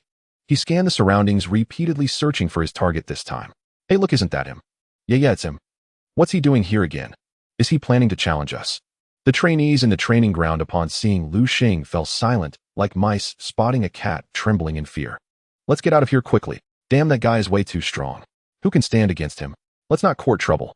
Watching the crowd scatter like startled birds, Lu Xing was utterly bewildered. What's gotten into them? They're not usually like this. He scratched his head in confusion. They're all scared off by you naturally. A familiar voice sounded. Lu Xing turned his head and saw that it was Bai Feng. Bai Feng, how about it? Interested in another round with me? Bai Feng immediately waved his hand. Forget it. He wasn't foolish. He had already been no match for Lu Xing before. Now he felt he couldn't even gauge Lu Xing's strength, so he naturally wouldn't seek trouble. How about I spar with you? A man suddenly appeared. He wore thick glasses and had a square face exuding an air of reticence. Yin Guoli. Bai Feng exclaimed in surprise. He hadn't expected Yin Guoli to show up and even want to challenge Lu Xing. Sure. Lu Xing nodded. By the way, you know the rules for battling me, right?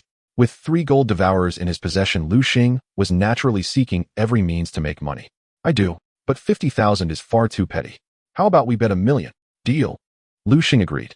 He wasn't acting recklessly. With his system, he never fought a battle without assurance. Silver rank, 3rd tier, huh? Lu Xing muttered softly. The two stepped onto the dueling platform. An instructor from the training ground immediately came over to act as referee. Now the battle is between Lu Xing of the freshman class and Yin Guoli of the sophomore class. This is a friendly spar. Stop upon reaching the limit.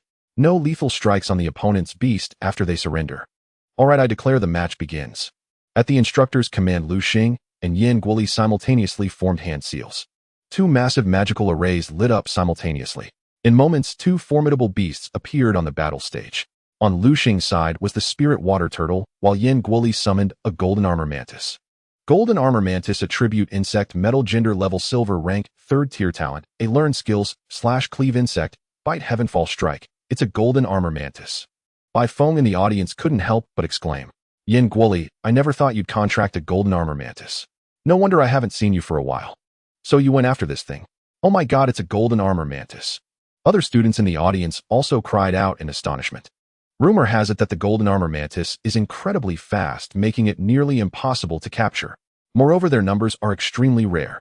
I never imagined Senior Yin could find a golden armor mantis as his beast. Do you know how formidable the golden armor mantis is?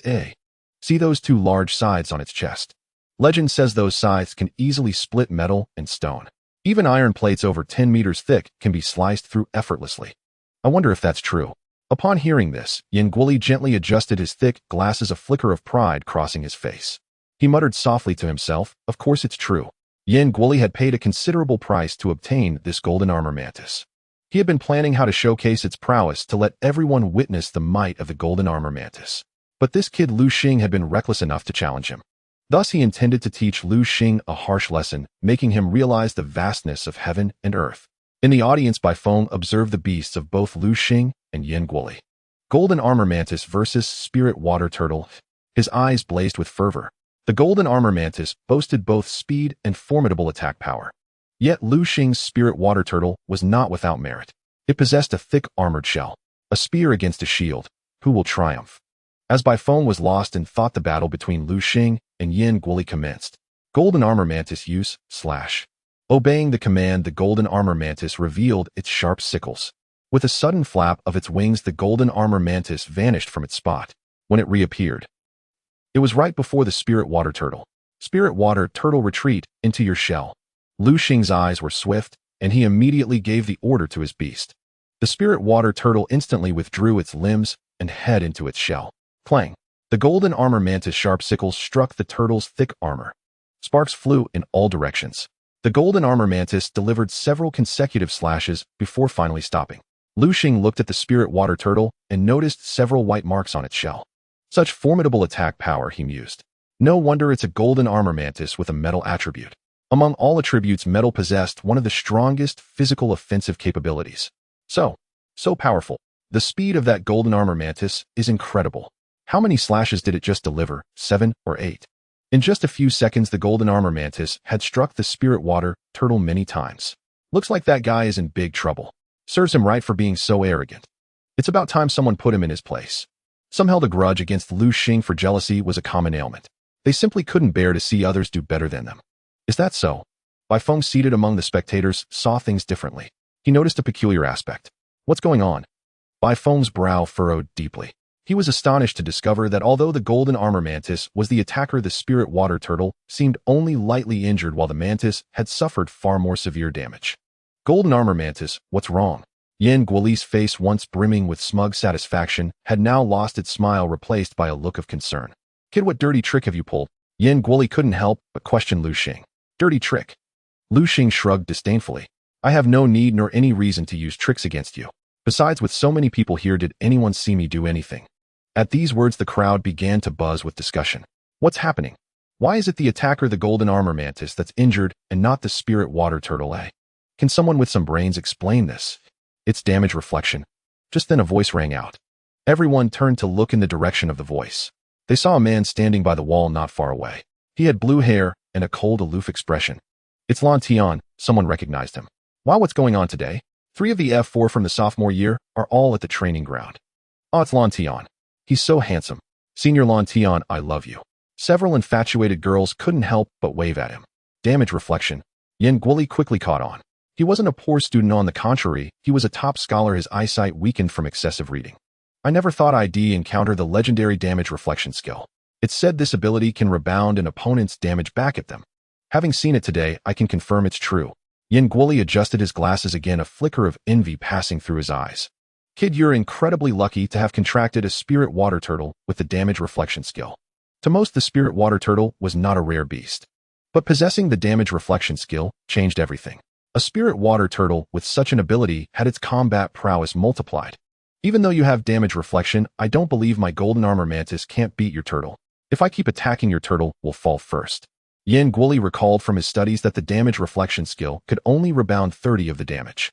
This meant the spirit water turtle would suffer greater injury. Golden armor mantis use / repeatedly. Obeying, the mantis began to rapidly strike the spirit water turtle with its sharp sickles. However, after several strikes, the golden armor mantis movements grew slower and slower. Just as it was about to land the final blow, its body went limp, nearly collapsing to the ground. What's happening? Yin Guoli's pupils dilated violently, as if he had seen a ghost. The reality before him defied his understanding. He had thought that a continuous assault from the mantis would breach the turtle's thick armor. But in truth, Lu Xing's spirit water turtle was unscathed, while Yin Guoli's golden armor mantis was on the verge of collapse. Observing the scene, Lu Xing squinted his eyes, a broad smile spreading across his face.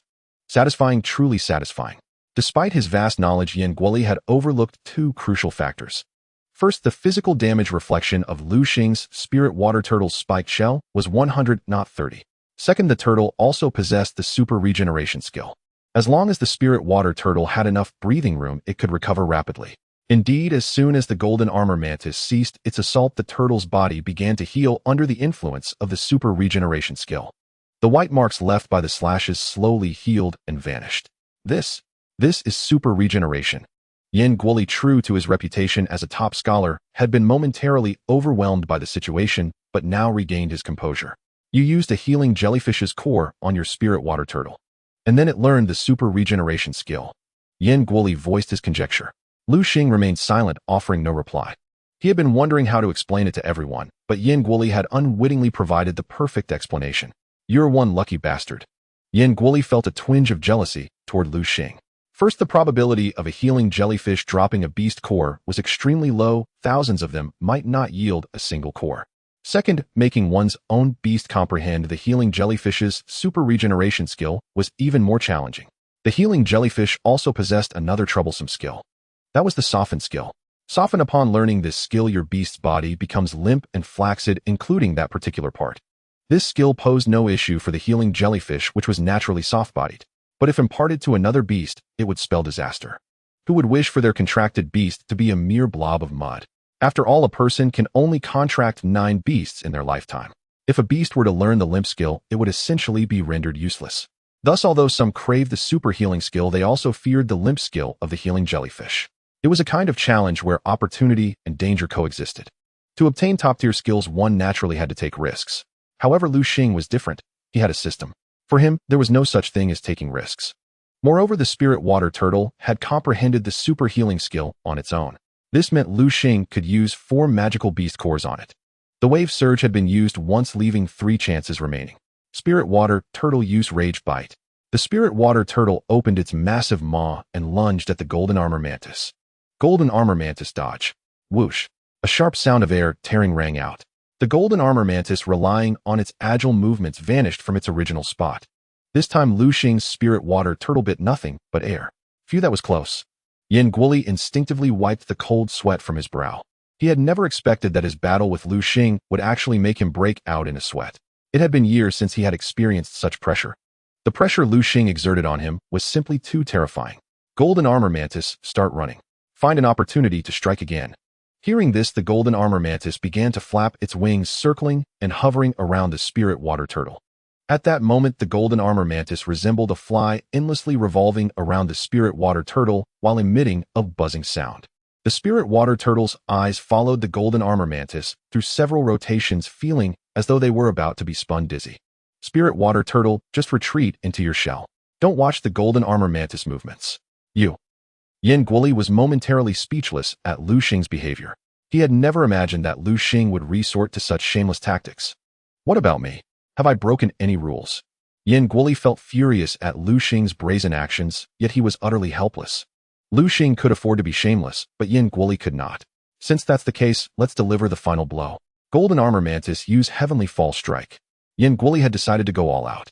He knew that if he delayed further, once the spirit water turtle's injuries healed, he would be the one to ultimately lose. Whoosh. The golden armor mantis vanished from its spot. When it reappeared, it was high in midair. The golden armor mantis revealed its two sharp sides, flapped its wings forcefully, and leveraging the acceleration of gravity, slashed fiercely at the spirit water turtle with its gleaming blades. Bang! The golden armor mantis sides struck the spirit water turtle's shell. A cracking sound rang out. The golden armor mantis had actually split a small crack in the turtle's shell. Odd. The spirit water turtle, feeling the pain, extended its limbs from the shell. Seeing this, Yin Guoli's heart leaped with joy. But the scene that followed left him utterly astounded. The spirit water turtle opened its massive maw once more and lunged at the golden armor mantis. Golden armor mantis dodge. Relying on its agile movements, the golden armor mantis quickly retreated, attempting to create distance from the spirit water turtle.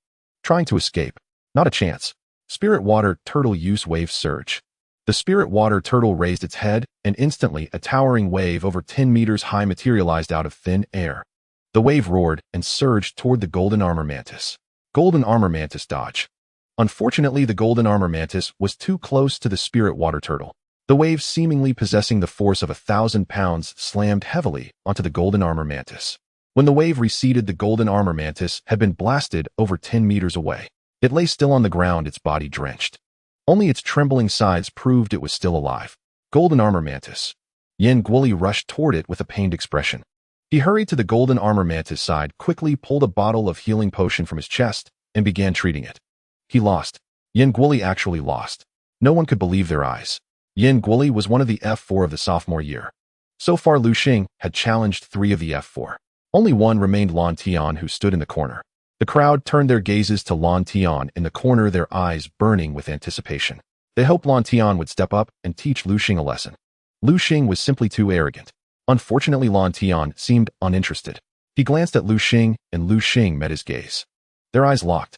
"Kid, I hope you can grow stronger," Lan Tian said, recognizing the spirit water turtle's strength at Silver Tier 2. Such an opponent held no interest for Lan Tian. At that moment, he himself was at Silver Tier 5. He had no desire to fight Lu Xing, as it would be meaningless. If he challenged Lu Xing, now winning would be a loss, and losing would be a loss. Lu Xing was younger and weaker. If he won, he would be accused of bullying the weak. If he lost, it would be even more shameful. Thus, Lan Tian chose to leave. Lu Xing, however, didn't dwell on Lan Tian's decision. He walked straight to the referee teacher. "Teacher, can you give me that now?" The referee teacher was still lost in thought from the previous scene. He had never imagined that Lu Xing's spirit water turtle would not only possess such strong defense, but also such a powerful skill. If the referee teacher had known that the spirit water turtle had only recently comprehended the wave surge skill, he would have been utterly speechless. Yeist. The referee teacher handed 2 bank cards to Lu Xing. One was Lu Xing's, and the other was the wager from Yin Guoli. Leaving the training ground, Lu Xing looked at the extra bank card in his hand, and a faint smile curled at the corner of his mouth. How wonderful. If only there were more fellows like this. Lu Xing felt that this trip had been well worth it. Not only had he learned the true power of the spirit water turtle's newly acquired skill, but he had also gained a bank card worth 1 million. This was precious funding for his contracted beasts. Looks like when I'm short on cash, I can still come to these guys for a little harvest.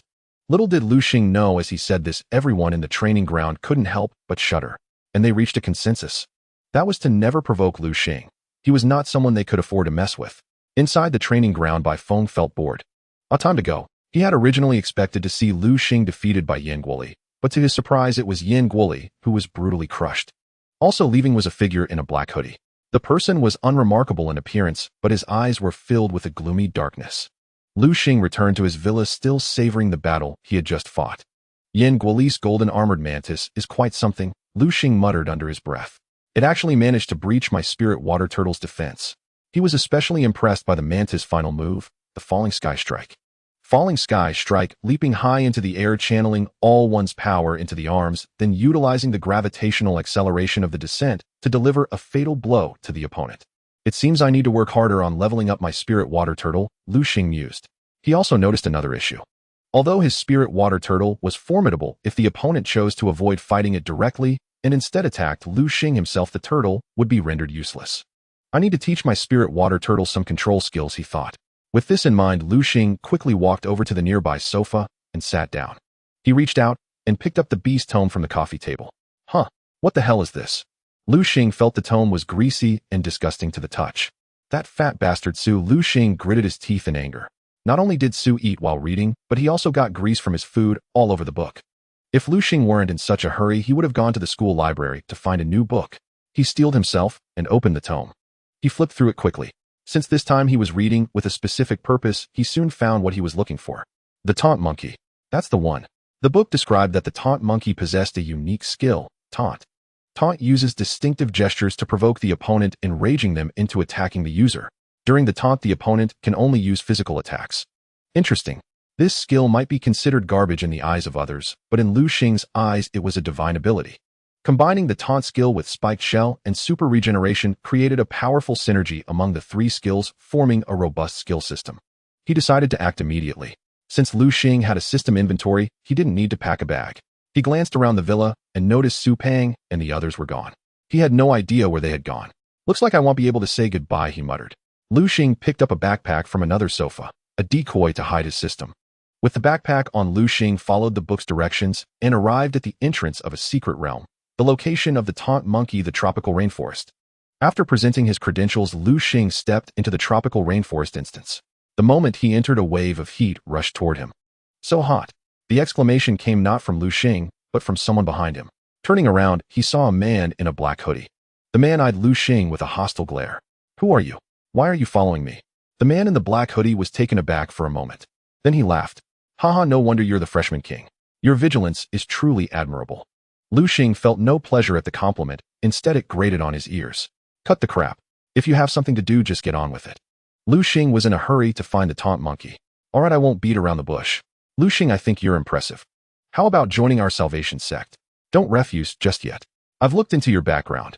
You're an orphan, your parents died when you were young. You have no connections now. Your current strength comes entirely from your talent. But do you realize something?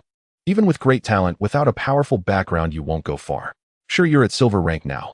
But as you progress, your growth will slow down. Why?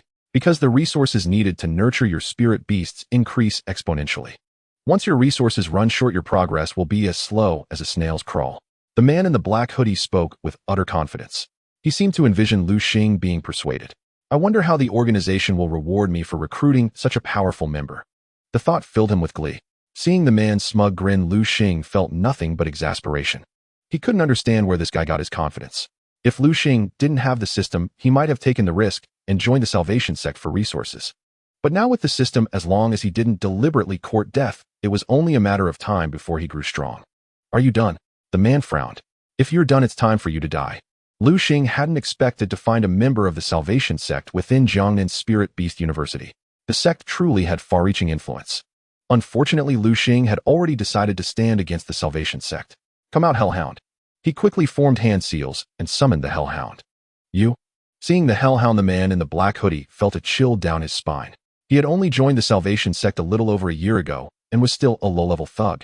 He was inexperienced. I don't believe you'll actually kill me. In the world of spirit beasts, it was a law of the jungle.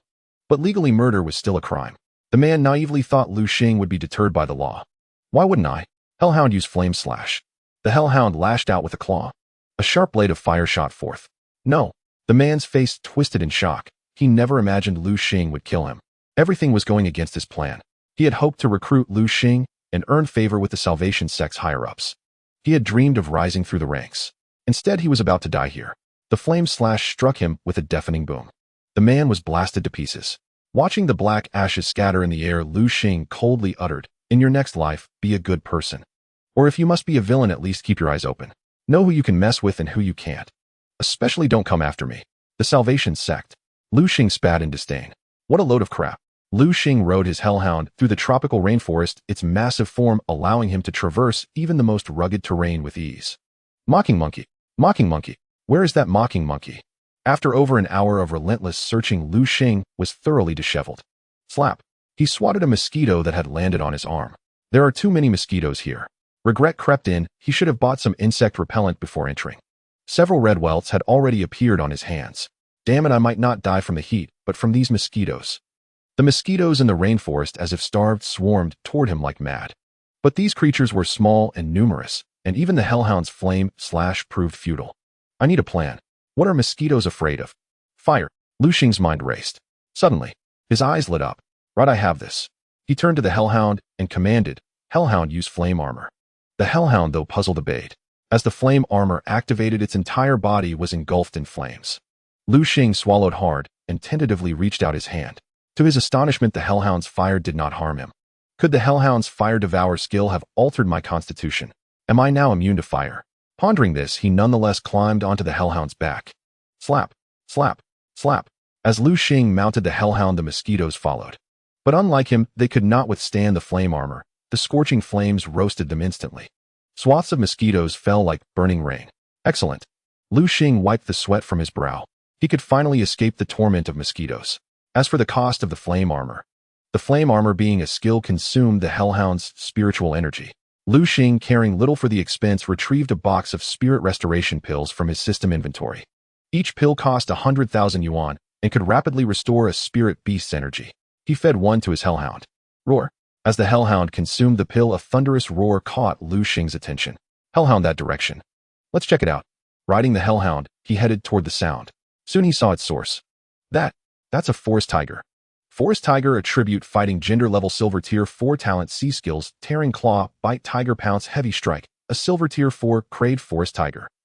Seeing the yellow striped tiger, Lu Xing sneered. This creature was far too weak. His Hellhound could dispatch it with a single blow. But why is it so enraged?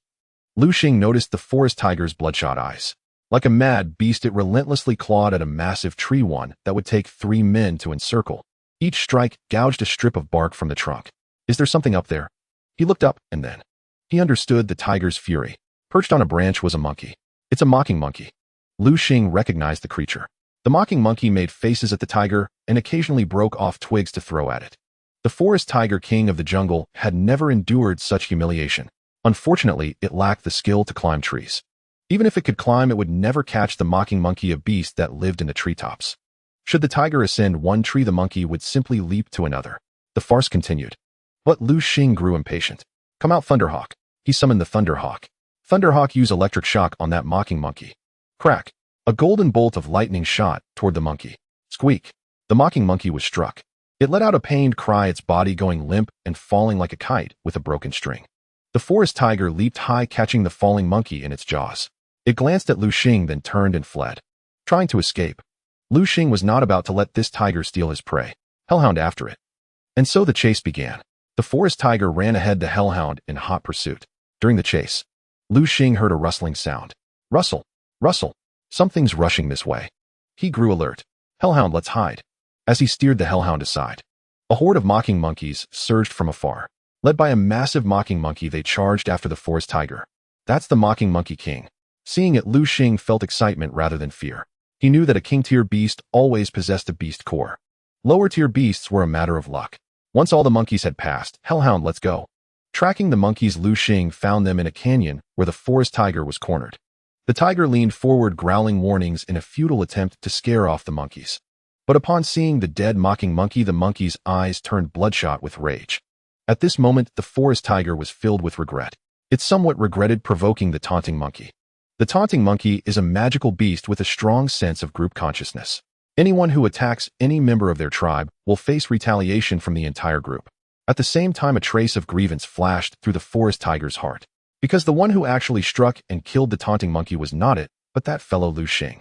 Alas, there is no regret medicine in this world. Now the only course of action was to fight to the death. Roar. The forest tiger let out a deafening roar. This was its dignity as the king of the jungle. Seeing this, the taunting monkeys instinctively stepped back several paces. However, one creature did the opposite and advanced. It was the taunting monkey king. The taunting monkey king emerged from the monkey group and walked straight up to the forest tiger. It extended its index finger and beckoned to the forest tiger. This gesture was very clear. It wanted to duel the forest tiger unknown. Roar. The forest tiger roared again. Its hind legs suddenly pushed off the ground, and then it shot forward, pouncing toward the taunting monkey king.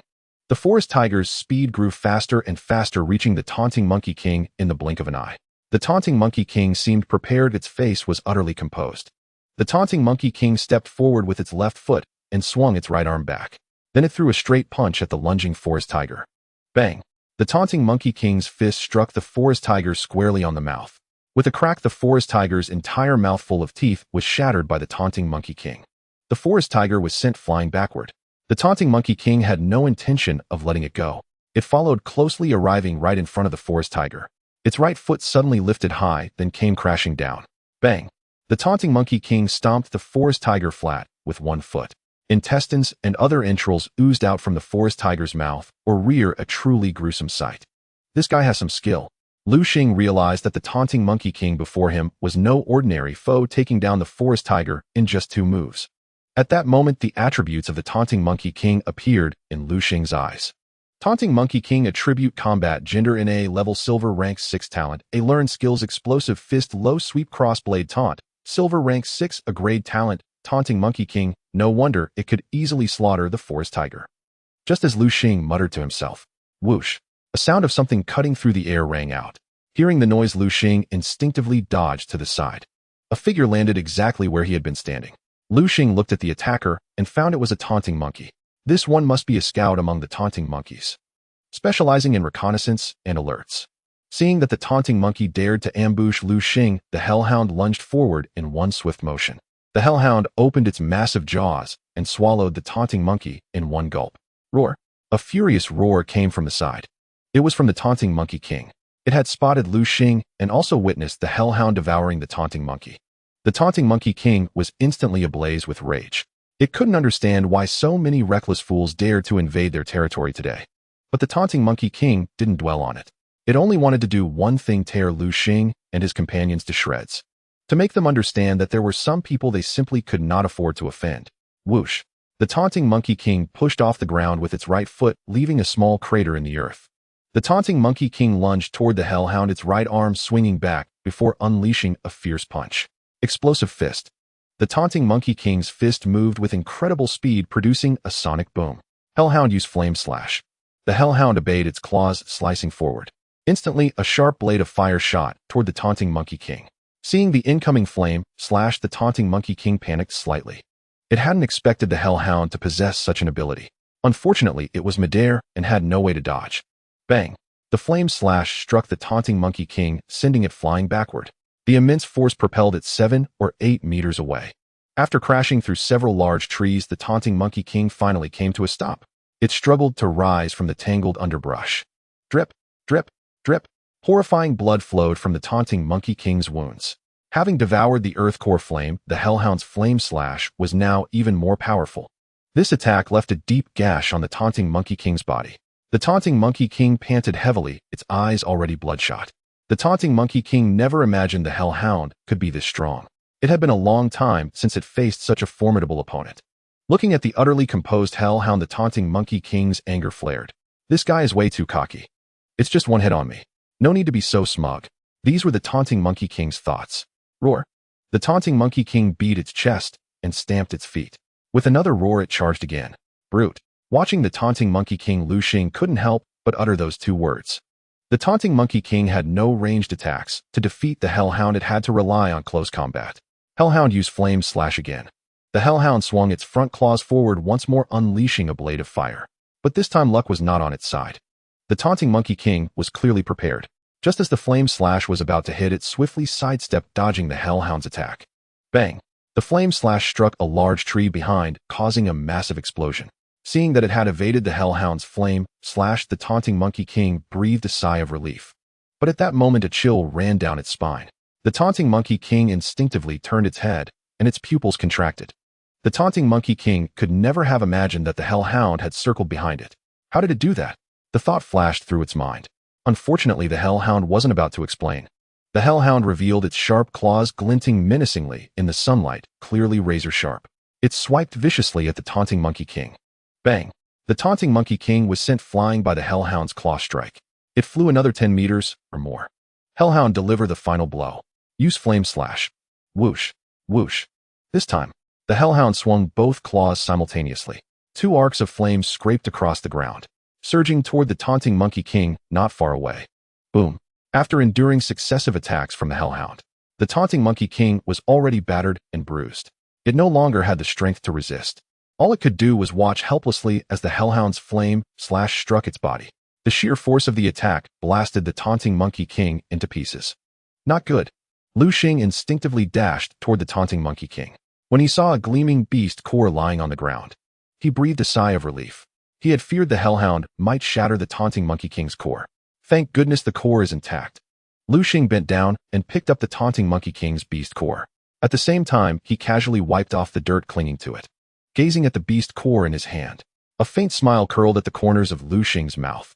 He had achieved his goal for this trip. Squeak, squeak, squeak. Lu Xing turned his head toward the sound. He had assumed that these taunting monkeys, upon witnessing their king's death, would fly into a rage and charge at him, attempting to kill him and avenge their king. But as it turned out, Lu Xing had overthought it. These taunting monkeys, upon seeing their king fall, lost all will to fight. They scattered like birds and beasts, fleeing into the depths of the jungle. These creatures are quite clever. No wonder their clan has managed to survive all this time.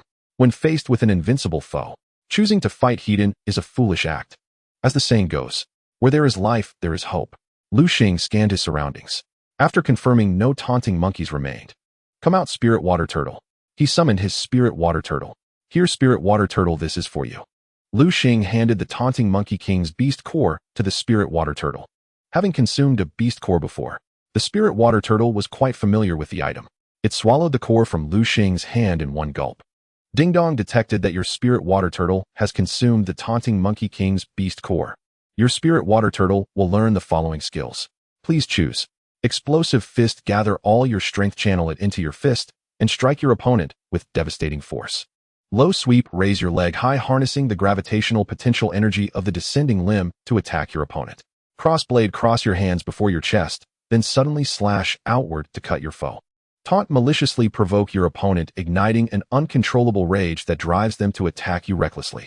The duration of the taunt depends on the user's strength. Choose the taunt skill. Ding Dong. Congratulations, host. Your Spirit Water Turtle has learned the taunt skill. Hearing the system's notification, joy welled up in Lu Xing's heart. With his Spirit Water Turtle mastering this skill, it now possessed a modicum of combat capability. Come on, Spirit Water Turtle, let's test your strength. Lu Xing vaulted onto the Hellhound's back and led the Spirit Water Turtle deeper into the forest. Before long, he spotted prey. Not far away atop a massive boulder, a colossal creature lay sleeping. Its body was pitch black, and it emitted terrifying snores. A black fur bear. Black fur bear. Attribute normal. Gender. Level silver tier 4. Quality D. Skills bear claw, explosive fist, slam shove. Lu Xing's Spirit Water Turtle at this moment was silver tier 2. Facing the silver tier 4 black fur bear. Though it was 2 tiers weaker, the Spirit Water Turtle boasted superior quality and far more powerful skills than the bear. Spirit Water Turtle used Rage Bite on the black fur bear. Lu Xing commanded the turtle to attack. Hearing this, the Spirit Water Turtle charged toward the black fur bear. Due to the Spirit Water Turtle's massive size, it was a heavyweight contender. With each step it took, the ground trembled. The black fur bear, still in deep slumber, sensed danger. It snapped its eyes open, only to find the Spirit Water Turtle barreling toward it. Roar! The black fur bear sprang to its feet, its three-meter frame fully revealed before Lu Xing. Thud! Thud! The black fur bear's eyes were bloodshot, riddled with red veins, clearly from being abruptly awakened. A surge of fury washed over the bear, the infamous morning crankiness. It lunged at the Spirit Water Turtle. Crash! The black fur bear and the Spirit Water Turtle collided. Since both beasts were evenly matched in strength, neither could gain the upper hand, and they fell into a stalemate. Roar! The black fur bear let out another bellow. It raised its right paw, exposing sharp claws, and swiped fiercely at the Spirit Water Turtle's back. Bear claw! Clang! The bear's claws struck the turtle's shell, sparking a shower of light. The Spirit Water Turtle's shell was incredibly hard. Even with the bear's formidable strength and sharp claws, it only left a few shallow white marks on the shell. Spirit Water Turtle used Rage Bite. Hearing this, the Spirit Water Turtle opened its gaping maw and sank its teeth into the black fur bear's body. Howl! The black fur bear cried out in pain. Enraged, it relentlessly pounded the turtle's shell with its heavy paws. Slam! Thud! Thud! Thud! After several strikes, the Spirit Water Turtle sustained minor injuries, but the black fur bear, due to the recoil from the turtle's spiked shell, suffered severe wounds. Panic set in for the black fur bear. It realized it was no match for the Spirit Water Turtle, let alone the hellhound standing nearby. The moment the black fur bear laid eyes on the hellhound, an oppressive aura crushed its will to resist. Flee! Escape at once. That was the only thought in the black fur bear's mind. It struggled desperately, but the Spirit Water Turtle's jaws clamped down like a vice on its thigh. Gritting its teeth, a glint of resolve flashed in the black fur bear's eyes. As if it were a warrior severing its own arm, it slashed its sharp claws across its own thigh. The black fur bear wasn't trying to sever its leg, but to cut away the flesh clamped in the turtle's mouth. A large chunk of meat was sliced off, and the bear finally broke free from the turtle's grip. Flee. It turned to escape. Trying to run. Lu Xing snorted coldly. Spirit water turtle used taunt. Lu Xing had taught the turtle this skill. Precisely for moments like this. The black-furred bear, having just run a few steps, suddenly felt an inexplicable rage surge within its heart. It instinctively looked back and spotted the spirit water turtle with glowing red eyes. For some reason, the thought of escape vanished from the black-furred bear's mind, replaced by an overwhelming urge to give the spirit water turtle a thorough beating. With a roar, the black-furred bear turned and charged at the spirit water turtle. Raising its right claw high, the black-furred bear used the momentum of its charge to reach the spirit water turtle and struck it fiercely.